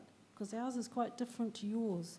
What is successful for us is not necessarily successful for you. So I'm looking for an answer, But I don't want you to forget that when you start working with us, because you've made a commitment to work with us by your very comments. I don't know what that looks like to all the ILGs, but I'm hoping we lean in together and what that partnership would look like. And I'm really keen to work on measures of success, because they won't match up. And they won't match up because the resourcing that goes into Māori is quite different to what goes into non-Māori. So maybe that, you know, we could balance that up, but get the balance sheet right, perhaps. Anyway. Yes, is a short answer to that. I agree. In the outcomes framework in the family violence and sexual violence space, in the spirit of Te Orere Kura, we have tried to build some more strength-based measures, you know, of success, as well as looking at things like reoffending and actual rates of violence. And so that may be a part of what you're talking about, but probably only a part of what you're talking about. I think it's, I don't know, it may not be good enough for us. I don't know. Yeah. That's what I'm saying. Yeah. We might actually have something that would be so damn good. Well, bring it on. Yeah, that's what I'm saying. Yeah, Thank you. Yeah. Are we up for it? Yeah. Do you want to say something? Okay. Kapai, komiti.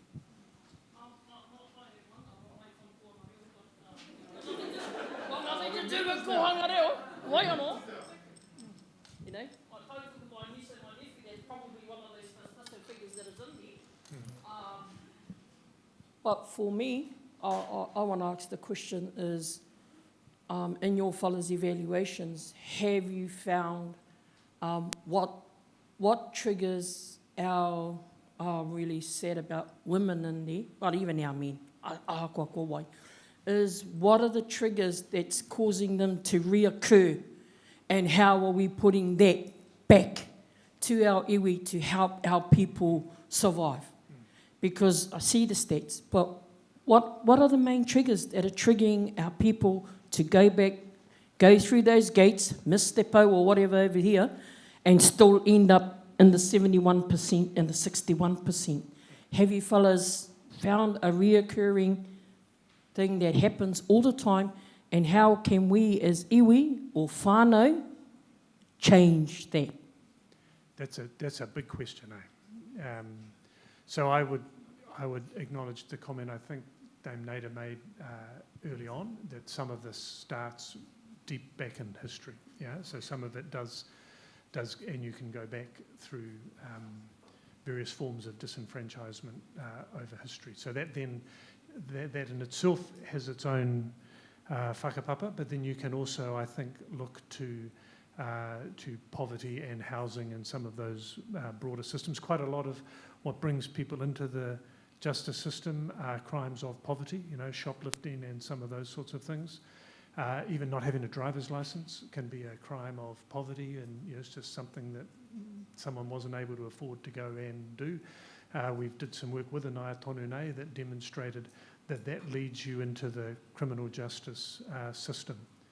There are other issues around alcohol and methamphetamine in particular. We know that alcohol is associated with a lot more offending, and so there are issues in that space, and meth has its own particular profile of offending as well. And you know, the story can go on. There's all of those things. Quite a lot of the answers, which is where there is opportunity for connection, you know, the answers to that lie in different places. Some of them might lie with us around alcohol policy and law. Some of them might lie with community and with iwi and with whānau, because there may be different supports that can be brought to bear. So there's a piece of work that we've talked about, not just in the justice sector, but with MSD as well, which is resilient communities. And there's work that has been funded in that space to try and see if we can't both bring the accountability side of what police do, and this is particularly around methamphetamine and other sorts of things, but bring a therapeutic side and a place of where some healing and restoration can go. But the answer to your question is incredibly complex, and there are multiple answers that, you know, no one individual whānau will be in the same situation, but there's lots of drivers that go across the board. I suppose for me, it's if those things are there, it's how are we as iwi going to champion making change? Yeah.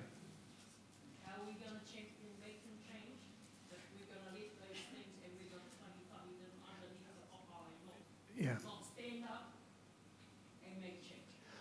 Well, I think that is I would love to keep having kōrero in that space. I think there are more levers that will be more effective in community and in iwi often than there are in the formal statutory system that we bring. If you end up, this is a bit of a version of the te pai oranga, if you end up in court, we've already failed somebody in a way because that's where they've ended up, and there are any number of steps that hopefully could have been taken before that point. Kia ora, Andrew, and just want to acknowledge your recognition, as you articulated, of the potential tsunami coming our way in the online harm space, and then also leading back to Dame Nada's kōrero about the contradiction, about how we are going to deal with that in a prosecution way as well as a regulatory way. So I just want to, just for people a bit of background, was part of Te Ao Rerekura. Through Te Ao Rerekura, we were able to get the resource to develop the online ILG Pou, and that is mapping out what the Māori ecosystem looks like in online harm. And it's a scary space. It is. And so part of that is because we don't have the regulatory framework to deal with that. And so I suppose one of the things that I'm looking forward to continuing to work with you and your team around, Andrew, is how you talked about turi or law. And I go back to a wakatoki that Dame Naida has given our kaupapa from Rawiri Taonui around the use of a silent language coming into play and how that will have an impact on the next generation. We're starting to see the evidence of that now.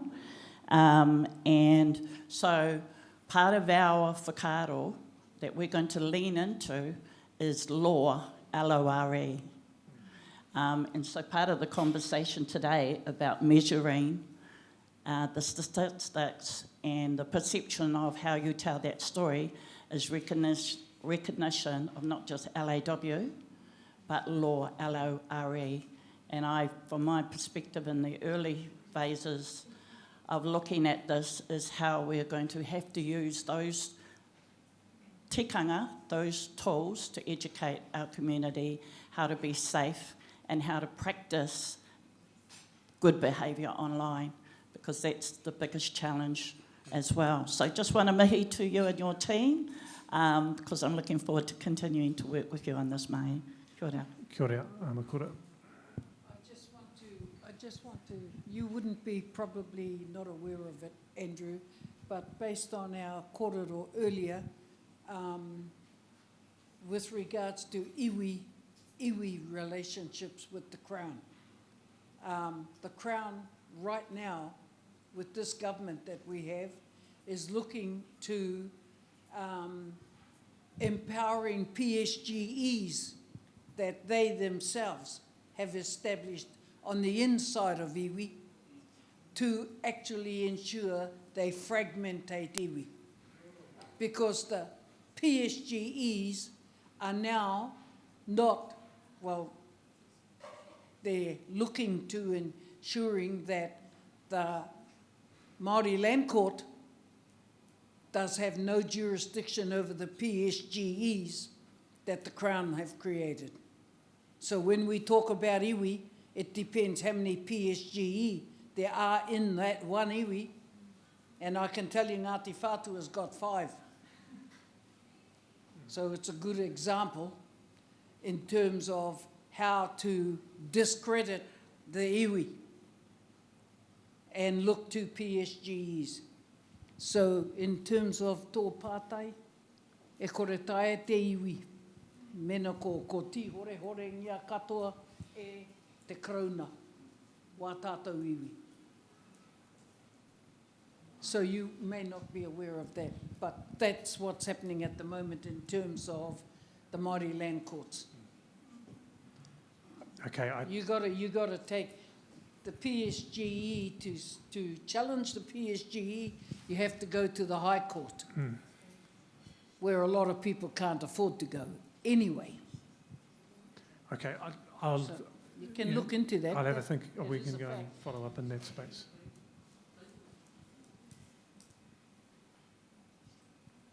I think we're done from our end. If anyone, I should actually invite my team to any further comments you might want to make on any of all of this. Amanda? Tēnā tātou, komenda tuku ingoa, hiuri tēnei nō te atiawa. The pātai that you asked around like the role of iwi and how can we look after our own, I think is a really important one. And one of the pieces of mahi we're doing in the family violence space is working on the response, the crisis response to people who are experiencing violence. And one of the things we're trying to do in those pilot sites, where we're largely partnering with local iwi service providers, is shifting that front door from a police-led response to an iwi-led response where it's whānau-centred. And so then we're thinking about the whole whānau, we're thinking about those tamariki mokopuna as they come through and how we are protecting them and ensuring that that cycle doesn't continue. But when we come back to the drivers of family harm and sexual harm, all of our research, all of what our puku tells us, what we know is that connection to identity, connection to whakapapa, reo, being strong in our Māoritanga, that's where all of our solutions are. So those partnerships and the roles that our iwi partners have to play while we sit inside the Crown whare and do our regulatory and legislative bit are so important. So I'm really open and interested in any further kōrero we can have around progressing those kinds of aspirations and thinking about outcomes from a Māori perspective, I think. I'd welcome those kōrero. Tēnā koe, o tēnā tātou. Kia ora koutou, e mahi nei a koutou mahi. Ānaru ko te mōhio iho, this ain't your first rodeo. So, ka tika hoki me karawhiua koe, I runga I te taumaha o ngā mahi, me ngā kaupapa kei mua I te aroaro. New word I learnt, tensegrity. Make sure there's a lot of tension to maintain the integrity, because the work is important, and that's our people that we're talking about. So, of course, we speak with passion. And on that note, haere mai, haere.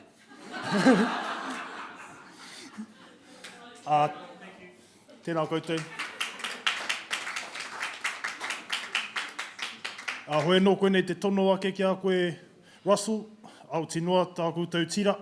Haere mai rā ki te whakakōrero I a mātou anō. Kua roa te rā, ko koutou te whakamutunga. Nō reira, kia tūpato.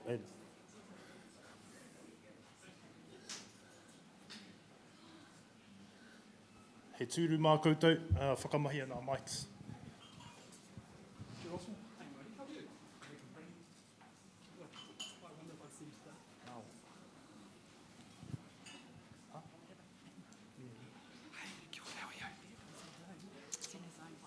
Thanks for the opportunity. It's good. Me te aha, kua hora wētahi paku kaputi me tētahi wētahi kai. Engari, kia tere tātou te noho ki te whakarongo ki nā kōrero. Kia ora.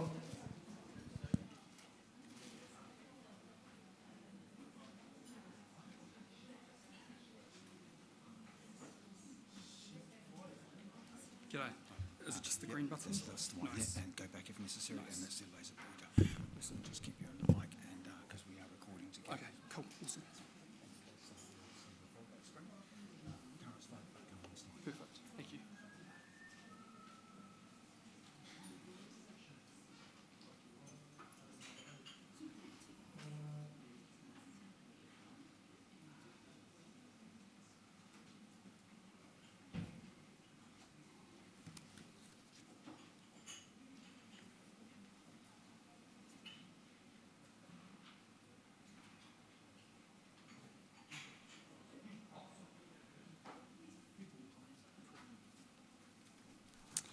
I te tia te tānei rā te mihi mana hau kia koutou katoa. Kia ora. Ko wai tēnei, huri hau Ngāti Rākai Pāka. Ko Russell Bates tōku ingoa. the Assistant Auditor General at the Office of the Auditor General, or the Audit Office as we've just rebranded. And my responsibilities, I take care of our teams that look after local governments, central governments, Māori engagements, and the international team. The reason why I'm here is chats between me and Kiri Kōwhai, who I've just lost track of, but I just said hello to her earlier, over there maybe getting a feed, around some of the mahi that the Audit Office is doing. And so that's the context, because we're a bit different to Andrew Kibwa and Justice, who have just had in here. You can hear me now. We're a bit different to them in terms of our role in the system. And so Anaru, my boss, is going to talk to that.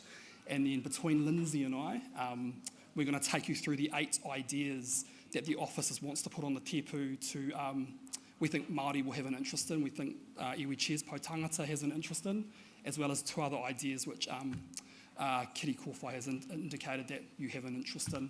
So yeah, that's me. Anaru, do you want to come and introduce yourself? Thanks, Russell. Kia ora koutou. Ko Anaru Mkono taku ingoa, nō te araroa I te tairāwhiti ahau.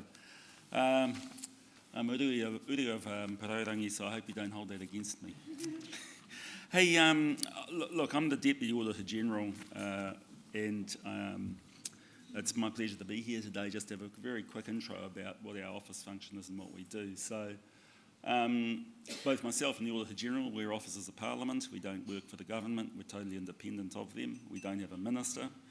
And our job is really to basically look at how well the public sector is operating for all New Zealanders. Okay, so all government departments, even all schools, we look at all the Crown entities, we look at local councils, all of those organisations. We audit how well they account for their finances and how well they account for the actual jobs they do with your rates and with your taxes.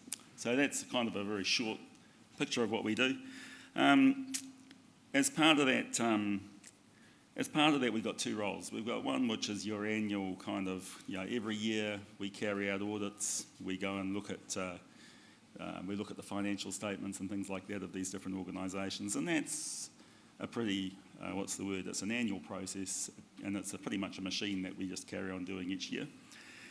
The other part of our work is a discretionary work program where we do in-depth work, examining performance of different organisations and what they're actually doing for the public in terms of the services they provide. So there's a couple of ways we do that. Sometimes we'll do a 6-month to a year-long piece of work examining some specific sort of activities. An example of that is some of the recent work we did around how well government agencies are fulfilling their treaty commitments and how well they're actually carrying out all those commitments that they have under settlement legislation and debt settlement. Another example might be an inquiry, so if there's something that's significant that's kind of come up and people aren't aware of, or it's popped up out of nowhere, or there's something which has got a significant public interest, we'll do an inquiry, and that's like the work we've done around Oranga Tamariki and its contract management. We also do some other different products like good practice guides and things like that. We most recently just did a review of how the Public Service Commission and different public service organisations are developing their capability to engage with Māori and be effective for Māori. We've just recently done a report on that. So, have you got the clicker here? So, like I said, we've got the annual stuff that happens all the time, and it's the boring stuff, which is all about adding up numbers and so on. But in the terms of the other things we do, which are around our annual plan, which are things like the big inquiries or the big performance audits, we spend quite a bit of time figuring out where we want to focus our effort. We have a relatively small amount of money. We've got about 30 people. For us, it's a relatively small amount of money. And we want to make sure that it's focused on the things that really matter. So we pull up information from all around the place. We consult different people. We talk to our Rōpū Māori. We talk to our external advisory group. We listen to the public. We consult generally with the public. We've also contacted yourselves, as Russell alluded to. And that's really to make sure that we understand the things that are really of concern, where the public service is doing well, where it's not, And then we say, well, if there's something that's not working properly here, will that benefit if we examine it and make some recommendations on how to fix it? So that's kind of what we do. We've recently presented our annual plan, our draft annual plan to Parliament. We've got a few days before the time for submissions closes on that, but we're actually open to conversations around this type of thing all the time. So really we're just wanting to come back to you on some key questions in here, which I'll hand over to Russell to walk over. But really pleased to be here, really pleased to see some familiar faces, although somebody was saying I needed to buy them ice blocks because they could remember that. Can I ask one question, yes. please? You mentioned that you do not have a minister. Nope. Can you tell me who is it that you account to for what you do? Parliament. And who chose you to be in the roles that you're in? The Parliament chose us, so Parliament as a whole. So I was interviewed by... You mean to tell me the Māori Party was a part of that as well? Yeah, well, everybody was. Whatever. True. I was interviewed by, so for me, me getting the job, I was interviewed by Adrian Ruhura. I was interviewed by people from the Labour Party, National Party, all over. It's a cross-section of Parliament, a small committee of them, and they examine you and they look at your background and they decide whether or not they want you to do the job. Yeah. So that's who you account to. What is the outcome expectation of the role? The outcome expectation is that we provide you, as the public, some assurance that your taxes get spent well. That's the outcome we work to. And that's what we do all our reports for. They're all to help people out there, Māori Pākehā, to see that the tax that you spend, or the rates that you pay, are being well spent and are doing what it should do. That's our job. Well, you're failing. Well, we do what we can. Whatever. Thank you. Anyway, I'll hand over to you. So yeah, we're really here to test the ideas, the areas where we want to potentially do some work in the proactive space with our discretionary effort. And so the three parts are we asking the right questions? Have we got the right scope for each potential topic? And have we missed a topic you consider important? So that just categorises the various topics that we have across the 16 areas. But just in the interest of time and enable us to just listen to what you have to say, between Lindsay and I, we're just going to rattle through the 8 to start off with. So topic number 1, how well supported are local community organisations for their role in emergency preparedness and response? So this includes hapu, iwi and marae. So we know hapu, iwi, marae play a critical role in emergency management, and the question is, are they supported to do that from the Crown side, from those government entities like FENS, local councils, etc.? Are they supported to do that role? So that's topic number 1 we're thinking about. 2 is the revised Predator-Free 2050 strategy, likely to achieve outcomes and provide value for money. So DOC has launched a new updated strategy in that space, and in that they have said that they're going to be working with communities, with iwi, with other Māori NGOs. And so we're interested to know how well DOC has set up the strategy to succeed, including how it considers value for money and makes investment choices and its monitoring and evaluation approach. 3, health outcomes for tamariki Māori. So the government policy statement on health sets out a vision to improve health outcomes for population where the needs are the highest. So we are looking at assessing how well health entities are giving effect to that in practice. So looking at specific examples of antenatal, early childhood health services for Māori, including immunisation. We think that's a key area for the population. And then Lindsay, you're going to do the remaining? Yep. Kia ora, ko Lindsay Gibson aho. I am a sector manager in Russell's team, so I have responsibility for the Justice portfolio and Māori Affairs portfolio as well. So essentially what that means is, as an independent advisor to those committees on various aspects of those particular portfolios. So I'm just going to go, oh, have you got the, do I click it? I can't see what we're on. Oh, no, we're on the right one, sorry. Oh, yeah. Okay, so the first one is around how well public organisations are managing redress for victims of state care. So I don't think, I think it's pretty obvious why this is important in terms of intergenerational mental health, trust and confidence in the actual redress system. So there's been a roadmap developed in 2025 to 29, and that involves various agencies, including social development, education, health, rangatamariki, corrections, te puni kokori, and the Crown Response Office itself. So we're really interested in looking at how are they actually giving effect to that redress programme in terms of the various actions within that. The other one is around how well programmes are working to promote Māori economic development. So there was an economic development strategy that was developed. In 2025, there was the Going for Growth with Māori, which has various action plans around unlocking Māori land in terms of boosting imports, export receipts, for example, and the Māori Development Fund. So we just want to have a bit more of an insight into how effectively they're coordinating between those different agencies and having a bit of a deep dive around that. The other one is around how well are housing organisations working with communities to provide solutions that meet the needs. I think there's still persistent challenges in terms of various groups and how housing meets those approaches. Traditional approaches don't always work for people, such as Pacifica peoples, Māori, disabled peoples. And so we want to have a little more of a look about how are those partnership approaches actually having an effect on those particular groups within the housing system. And obviously that will be impacted by other things such as the recent changes to housing urban development and that MCERT, the Ministry for Cities, Environment, Regions and Transport and everybody else. So how that is going to be brought together underneath that model. Next one.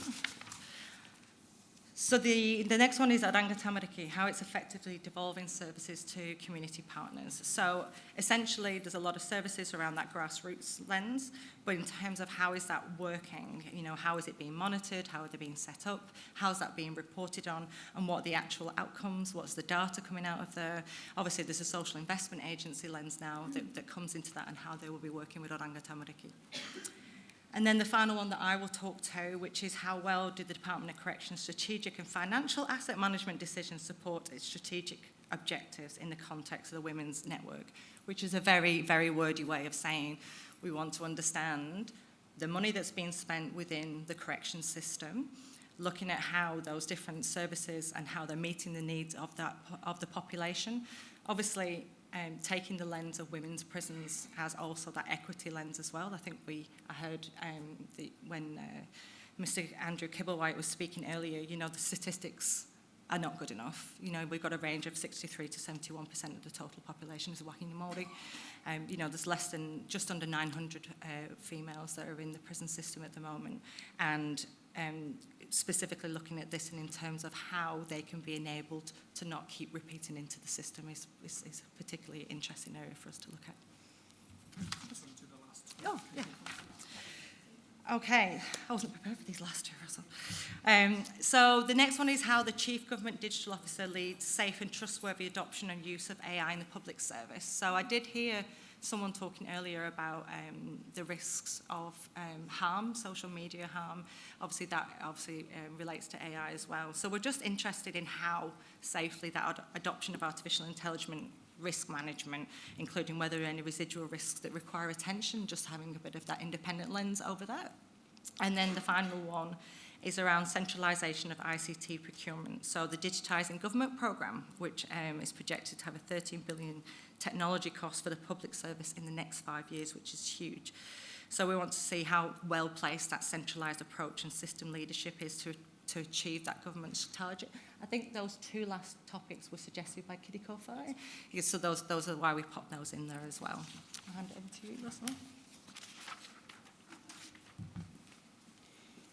So yeah, that's us. That's the 8+2. So welcome any whakaaro, any feedback, any questions, and we'll do our best to answer them.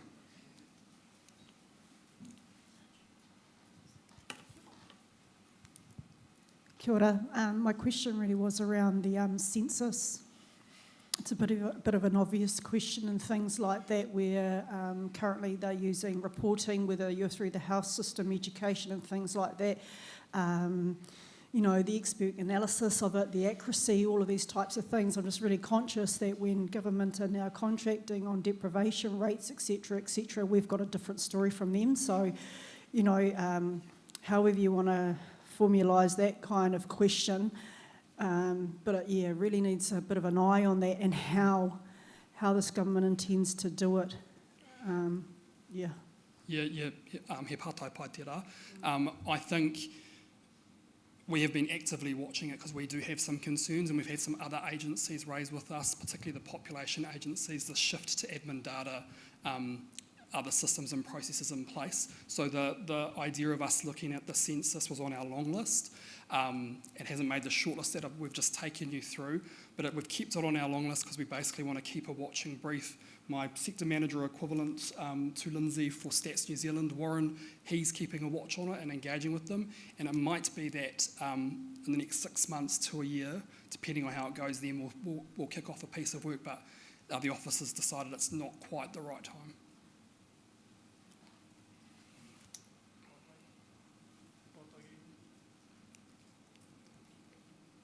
Might be off the hook. Mihi ana kia koutou. Ko tāku pātai, ka aha whai muri I te putunga atu o ēnei report. So keen to understand after these reports are completed, how they're utilised and how much teeth they have, I guess, in terms of being able to create change and positive impact, especially for iwi Māori. So Andrew, I'll start, but you've got a mic there, and I think you can jump in on parts of this. So we don't have hard teeth, we don't issue fines, we can't lock people up. Our role as the watchdog is to shine a light on poor performance. And so a recent example that Anadu gave was around that treaty settlement performance audit, where we looked at, for Te Kawaroa Maki, Tūhui and Ngāti Toa, how DOC and other agencies were living up to the commitments that had been agreed in the negotiations. So the report shone the light on it, and then there was heaps of media, mainstream media, Māori media picked up on it. And then my team of sector managers then go into Parliament for each of the 12 main select committees, not just Māori Affairs, but for the Environment Committee where the DOC CE or the DOC Minister are showing up to be held accountable. My sector managers are giving them what we call lines of inquiry, questions that they should be asking, areas of focus that they should be attuned to. And so anything that we do a performance audit on or an inquiry, we arm parliamentarians with that. And then often what we do is we also work with the agencies alongside. How can they improve things? How can we make some observations to get them to do the right thing? And we've seen that with the Treaty Settlement Performance Audit. The numbers are still not great, but they've improved since we've put that out. And the tracking TPK is it's edging up and getting better. But would you add anything to kind of the way we try and influence? Kia ora kanoa. Yeah, I was just going to say that the thing about the reports that we do, they're evidential, and so they go through a process of natural justice. By the time they're finalised, they have a very high factual content. So when we say something's good or bad or indifferent, it's usually pretty categorical, but it is, good or bad. The most recent example we did was when we've done work around the Māori capability of public service agencies. So we did quite a bit of work looking at how well that was being led out by the Public Service Commission, and really what we've highlighted in there is that there's just not enough work being done to really effectively address those concerns around making sure services are properly targeted for Māori and things like that. So when we say things like that, they can be relied upon. It's not hearsay. It's not some policy proposal. It's actually a finding, effectively, that Parliament then sees, and goes into things like chief executives with their performance reviews. That gets that type of stuff feeds into that. Also, with ministers, it's something which they are held to account for by Parliament. So it's pretty powerful stuff, really. Kia ora. I just firstly want to mihi to you all for coming here today. And I think there's synergy in what you do in holding the government accountable, because it's a part of what we do is the Iwi Chairs Forum. And so I think if there's opportunity for us to collaborate, and by that I mean just picking up on the point you made around you do the analysis and you have the evidence to say if things are good or bad, is there an opportunity for us to help you with that? And by that, I mean, if I look at one of the topics up there was around Māori economic development. And I know I've had a lot of questions from our Pou Tahua, which is our economic Pou. We've got a new ILG, which is around exports. And one of the biggest issues is they can't access, there's no data for us, right? To be able to really leverage up the economy that we have to understand what are the opportunities around imports and exports, particularly in the Māori economy. And so I think it's one thing to have the question, but how do we help you interpret the data or really point out the gaps? And I didn't plant the census question, but I am going to put it up. You know, I'm going to say, yes, I think that's a topic. And because it's fundamentally important to us and also to the measurements that you're talking about here, all of the different presentations we've had today, the population data that's collected in that census helps measure the impact of you know, either the government's investment, which is ultimately our investment because we're taxpayers, and or the different programs that, you know, the different speakers have been here to talk about. You know, as our whanaunga said, it's all going to shift now to admin data, which is effectively just the people who use a service. And we know lots of our people don't use that service. And so how are you fundamentally going to track whether the government has been doing good or bad in some of these areas when that time series is gone? So I'm just going to do one more plug for it, but just really ask how we might be able to work closer together to both hold the government accountable.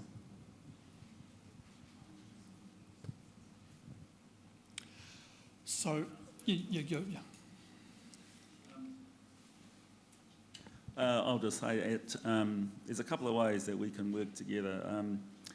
These sorts of processes where we go through and we want to gather views about, you know, what's a useful focus for our effort. That's a first, and that's a first instance because, you know, we touch every organisation that's funded by the state, one way or another, and so we have a relatively good idea of where things might be, you know, stressed and so on. But we don't see it from a Māori perspective because we're effectively a creature of Parliament, effectively. So there's a second way, and that's when we start to, you know, if we work with you guys every now and then and we can find a way of doing that to help identify things. There's a step in there where we, you know, you may have good examples of parties we can talk to help us gather evidence around some things. We don't get involved in policy, so we're not in the policy process, and we don't crowdsource information, if you know what I mean. So, you know, if we were looking at something like, for example, Māori economic development and how well supported people are by the state, we'd be saying, well, if you know some good examples of iwi authorities or in corporations or trusts, which would be good to talk to, who may have had interesting or different experiences with the state, it'd be good to get someone suggested who we might talk to as part of that. Yeah, because that's how you get different perspectives that can input to that process. So there's ways like that. When it comes down to the actual decisions around what we actually put in our annual plan, those are always our own. But there's a process in there, because that's how we have to operate with our independence and so on. But there's a process in there to work through to make sure we've got the right, you know, we've got the right source data and we understand where the challenges are for, you know, people in interacting with the state. So that would be the way to do it. Hope that answers the question, Connor. And at a practical level, if it's helpful, you and I, or me and whoever works best, just to keep the conversations going. Kia ora, this is a random question, but it's around the simplifying local government. You know, I know that these guys are going to have to roll it out before you can come over the top and take a look, a bit of a check and things like that. But is it kind of sitting on your radar? I mean, we talk about, yeah, I can see you smiling. We talk about giving effect to te tiriti, and then we've got all of this undertow happening with us and things. And then once again, we're having to shift over here to go, how are we going to, where's our place in that in terms of iwi? But yeah, please, just any insights or something like that, or yeah. I'll have to be careful here. No, just careful because it's an area where we don't have an influence in terms of where government wants to go with that, but we are very interested in terms of what it means from a perspective of how well the functions that are currently being carried out, how well those will be carried out in the future. where you've got commitments. For example, if you're looking at relationships and commitments that exist already with different councils or different local authorities, how are those carried through? For example, if you were looking at new organisations, things like that, where you've got change, where you've got responsibilities that are currently sitting with state agencies, how well those things are managed in transition, and whether the services and so on or the relationships exist, that would be of interest to us. In terms of whether there's 3, 5, 8, 2 regional councils, well, that's what government can decide. But we'd be interested in, it's like looking at water entities. We aren't involved in the decision whether they have a water entity here or there or whatever, but in terms of how well the assets are carried over, how well they're managed, how well that accountability to the public works, that stuff's of interest to us. So, the initial policy decision we can't influence. But it's interesting for us, I can tell you that.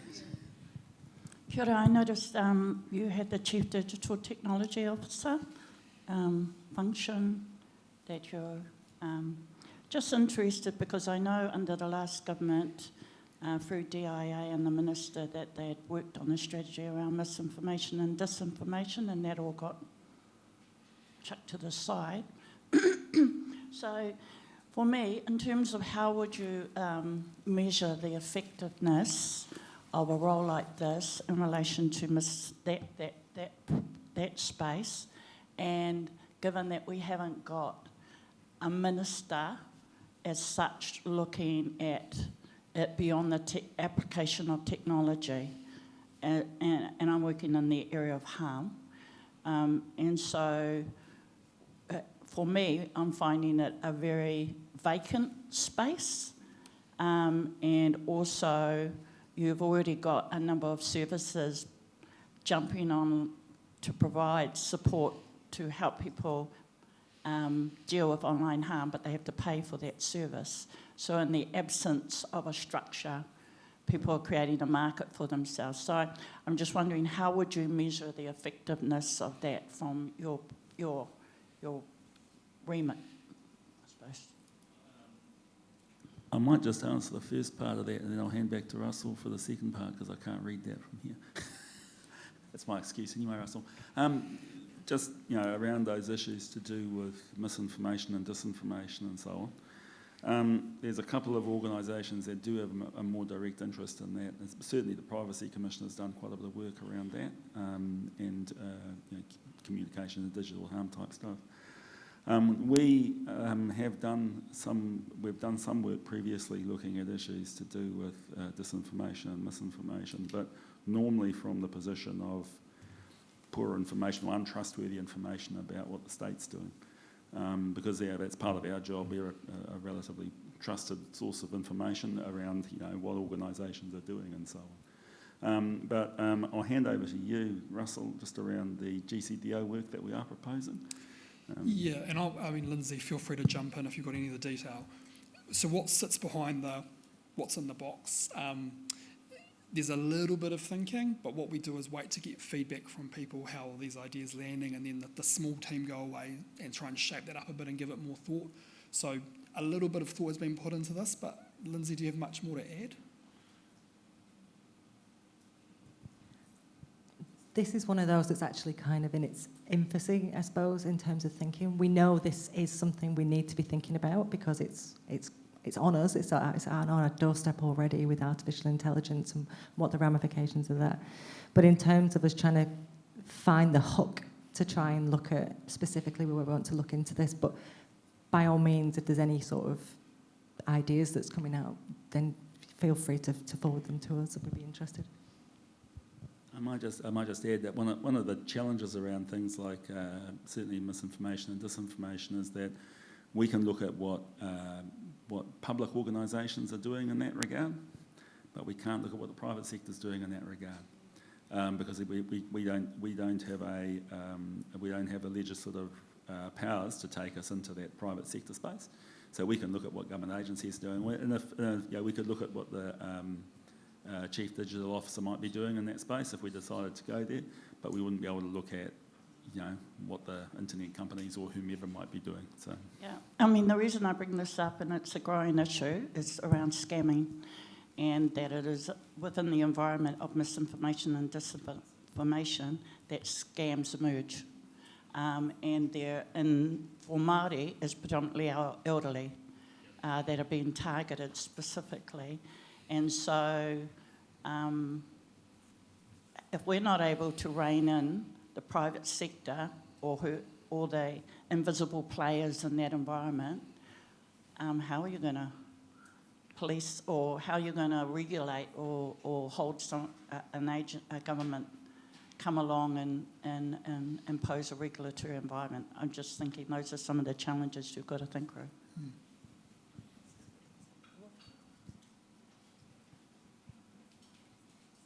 Sorry, just one other thing on that was, you're probably already aware, but with the Privacy Commission, they hold a week where they focus on specific topics, and they welcome people to suggest topics or suggest speakers. That's another space that may be of interest. I think that particular week's already gone for this year, but I think it might be something that you can submit to them on to say, can you have a little bit more of a look at this? So. Oh, and Serious Fraud Office, yeah.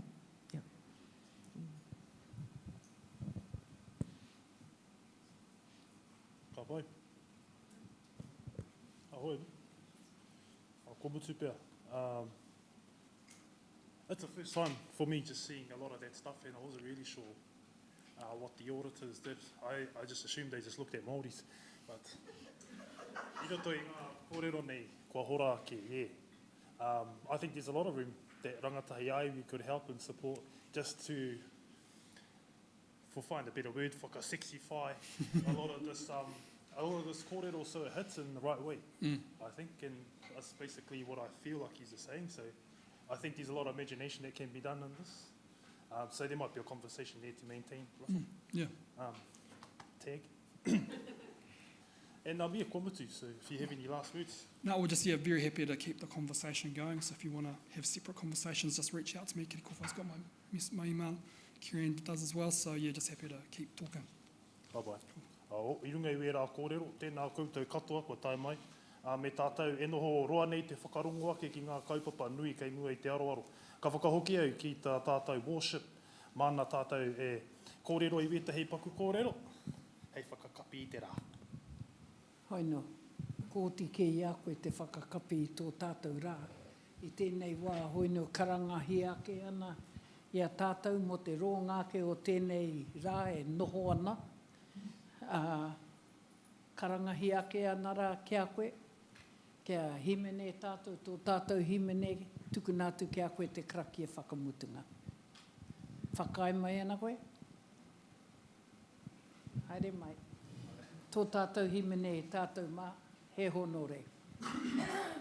He honore, he koro.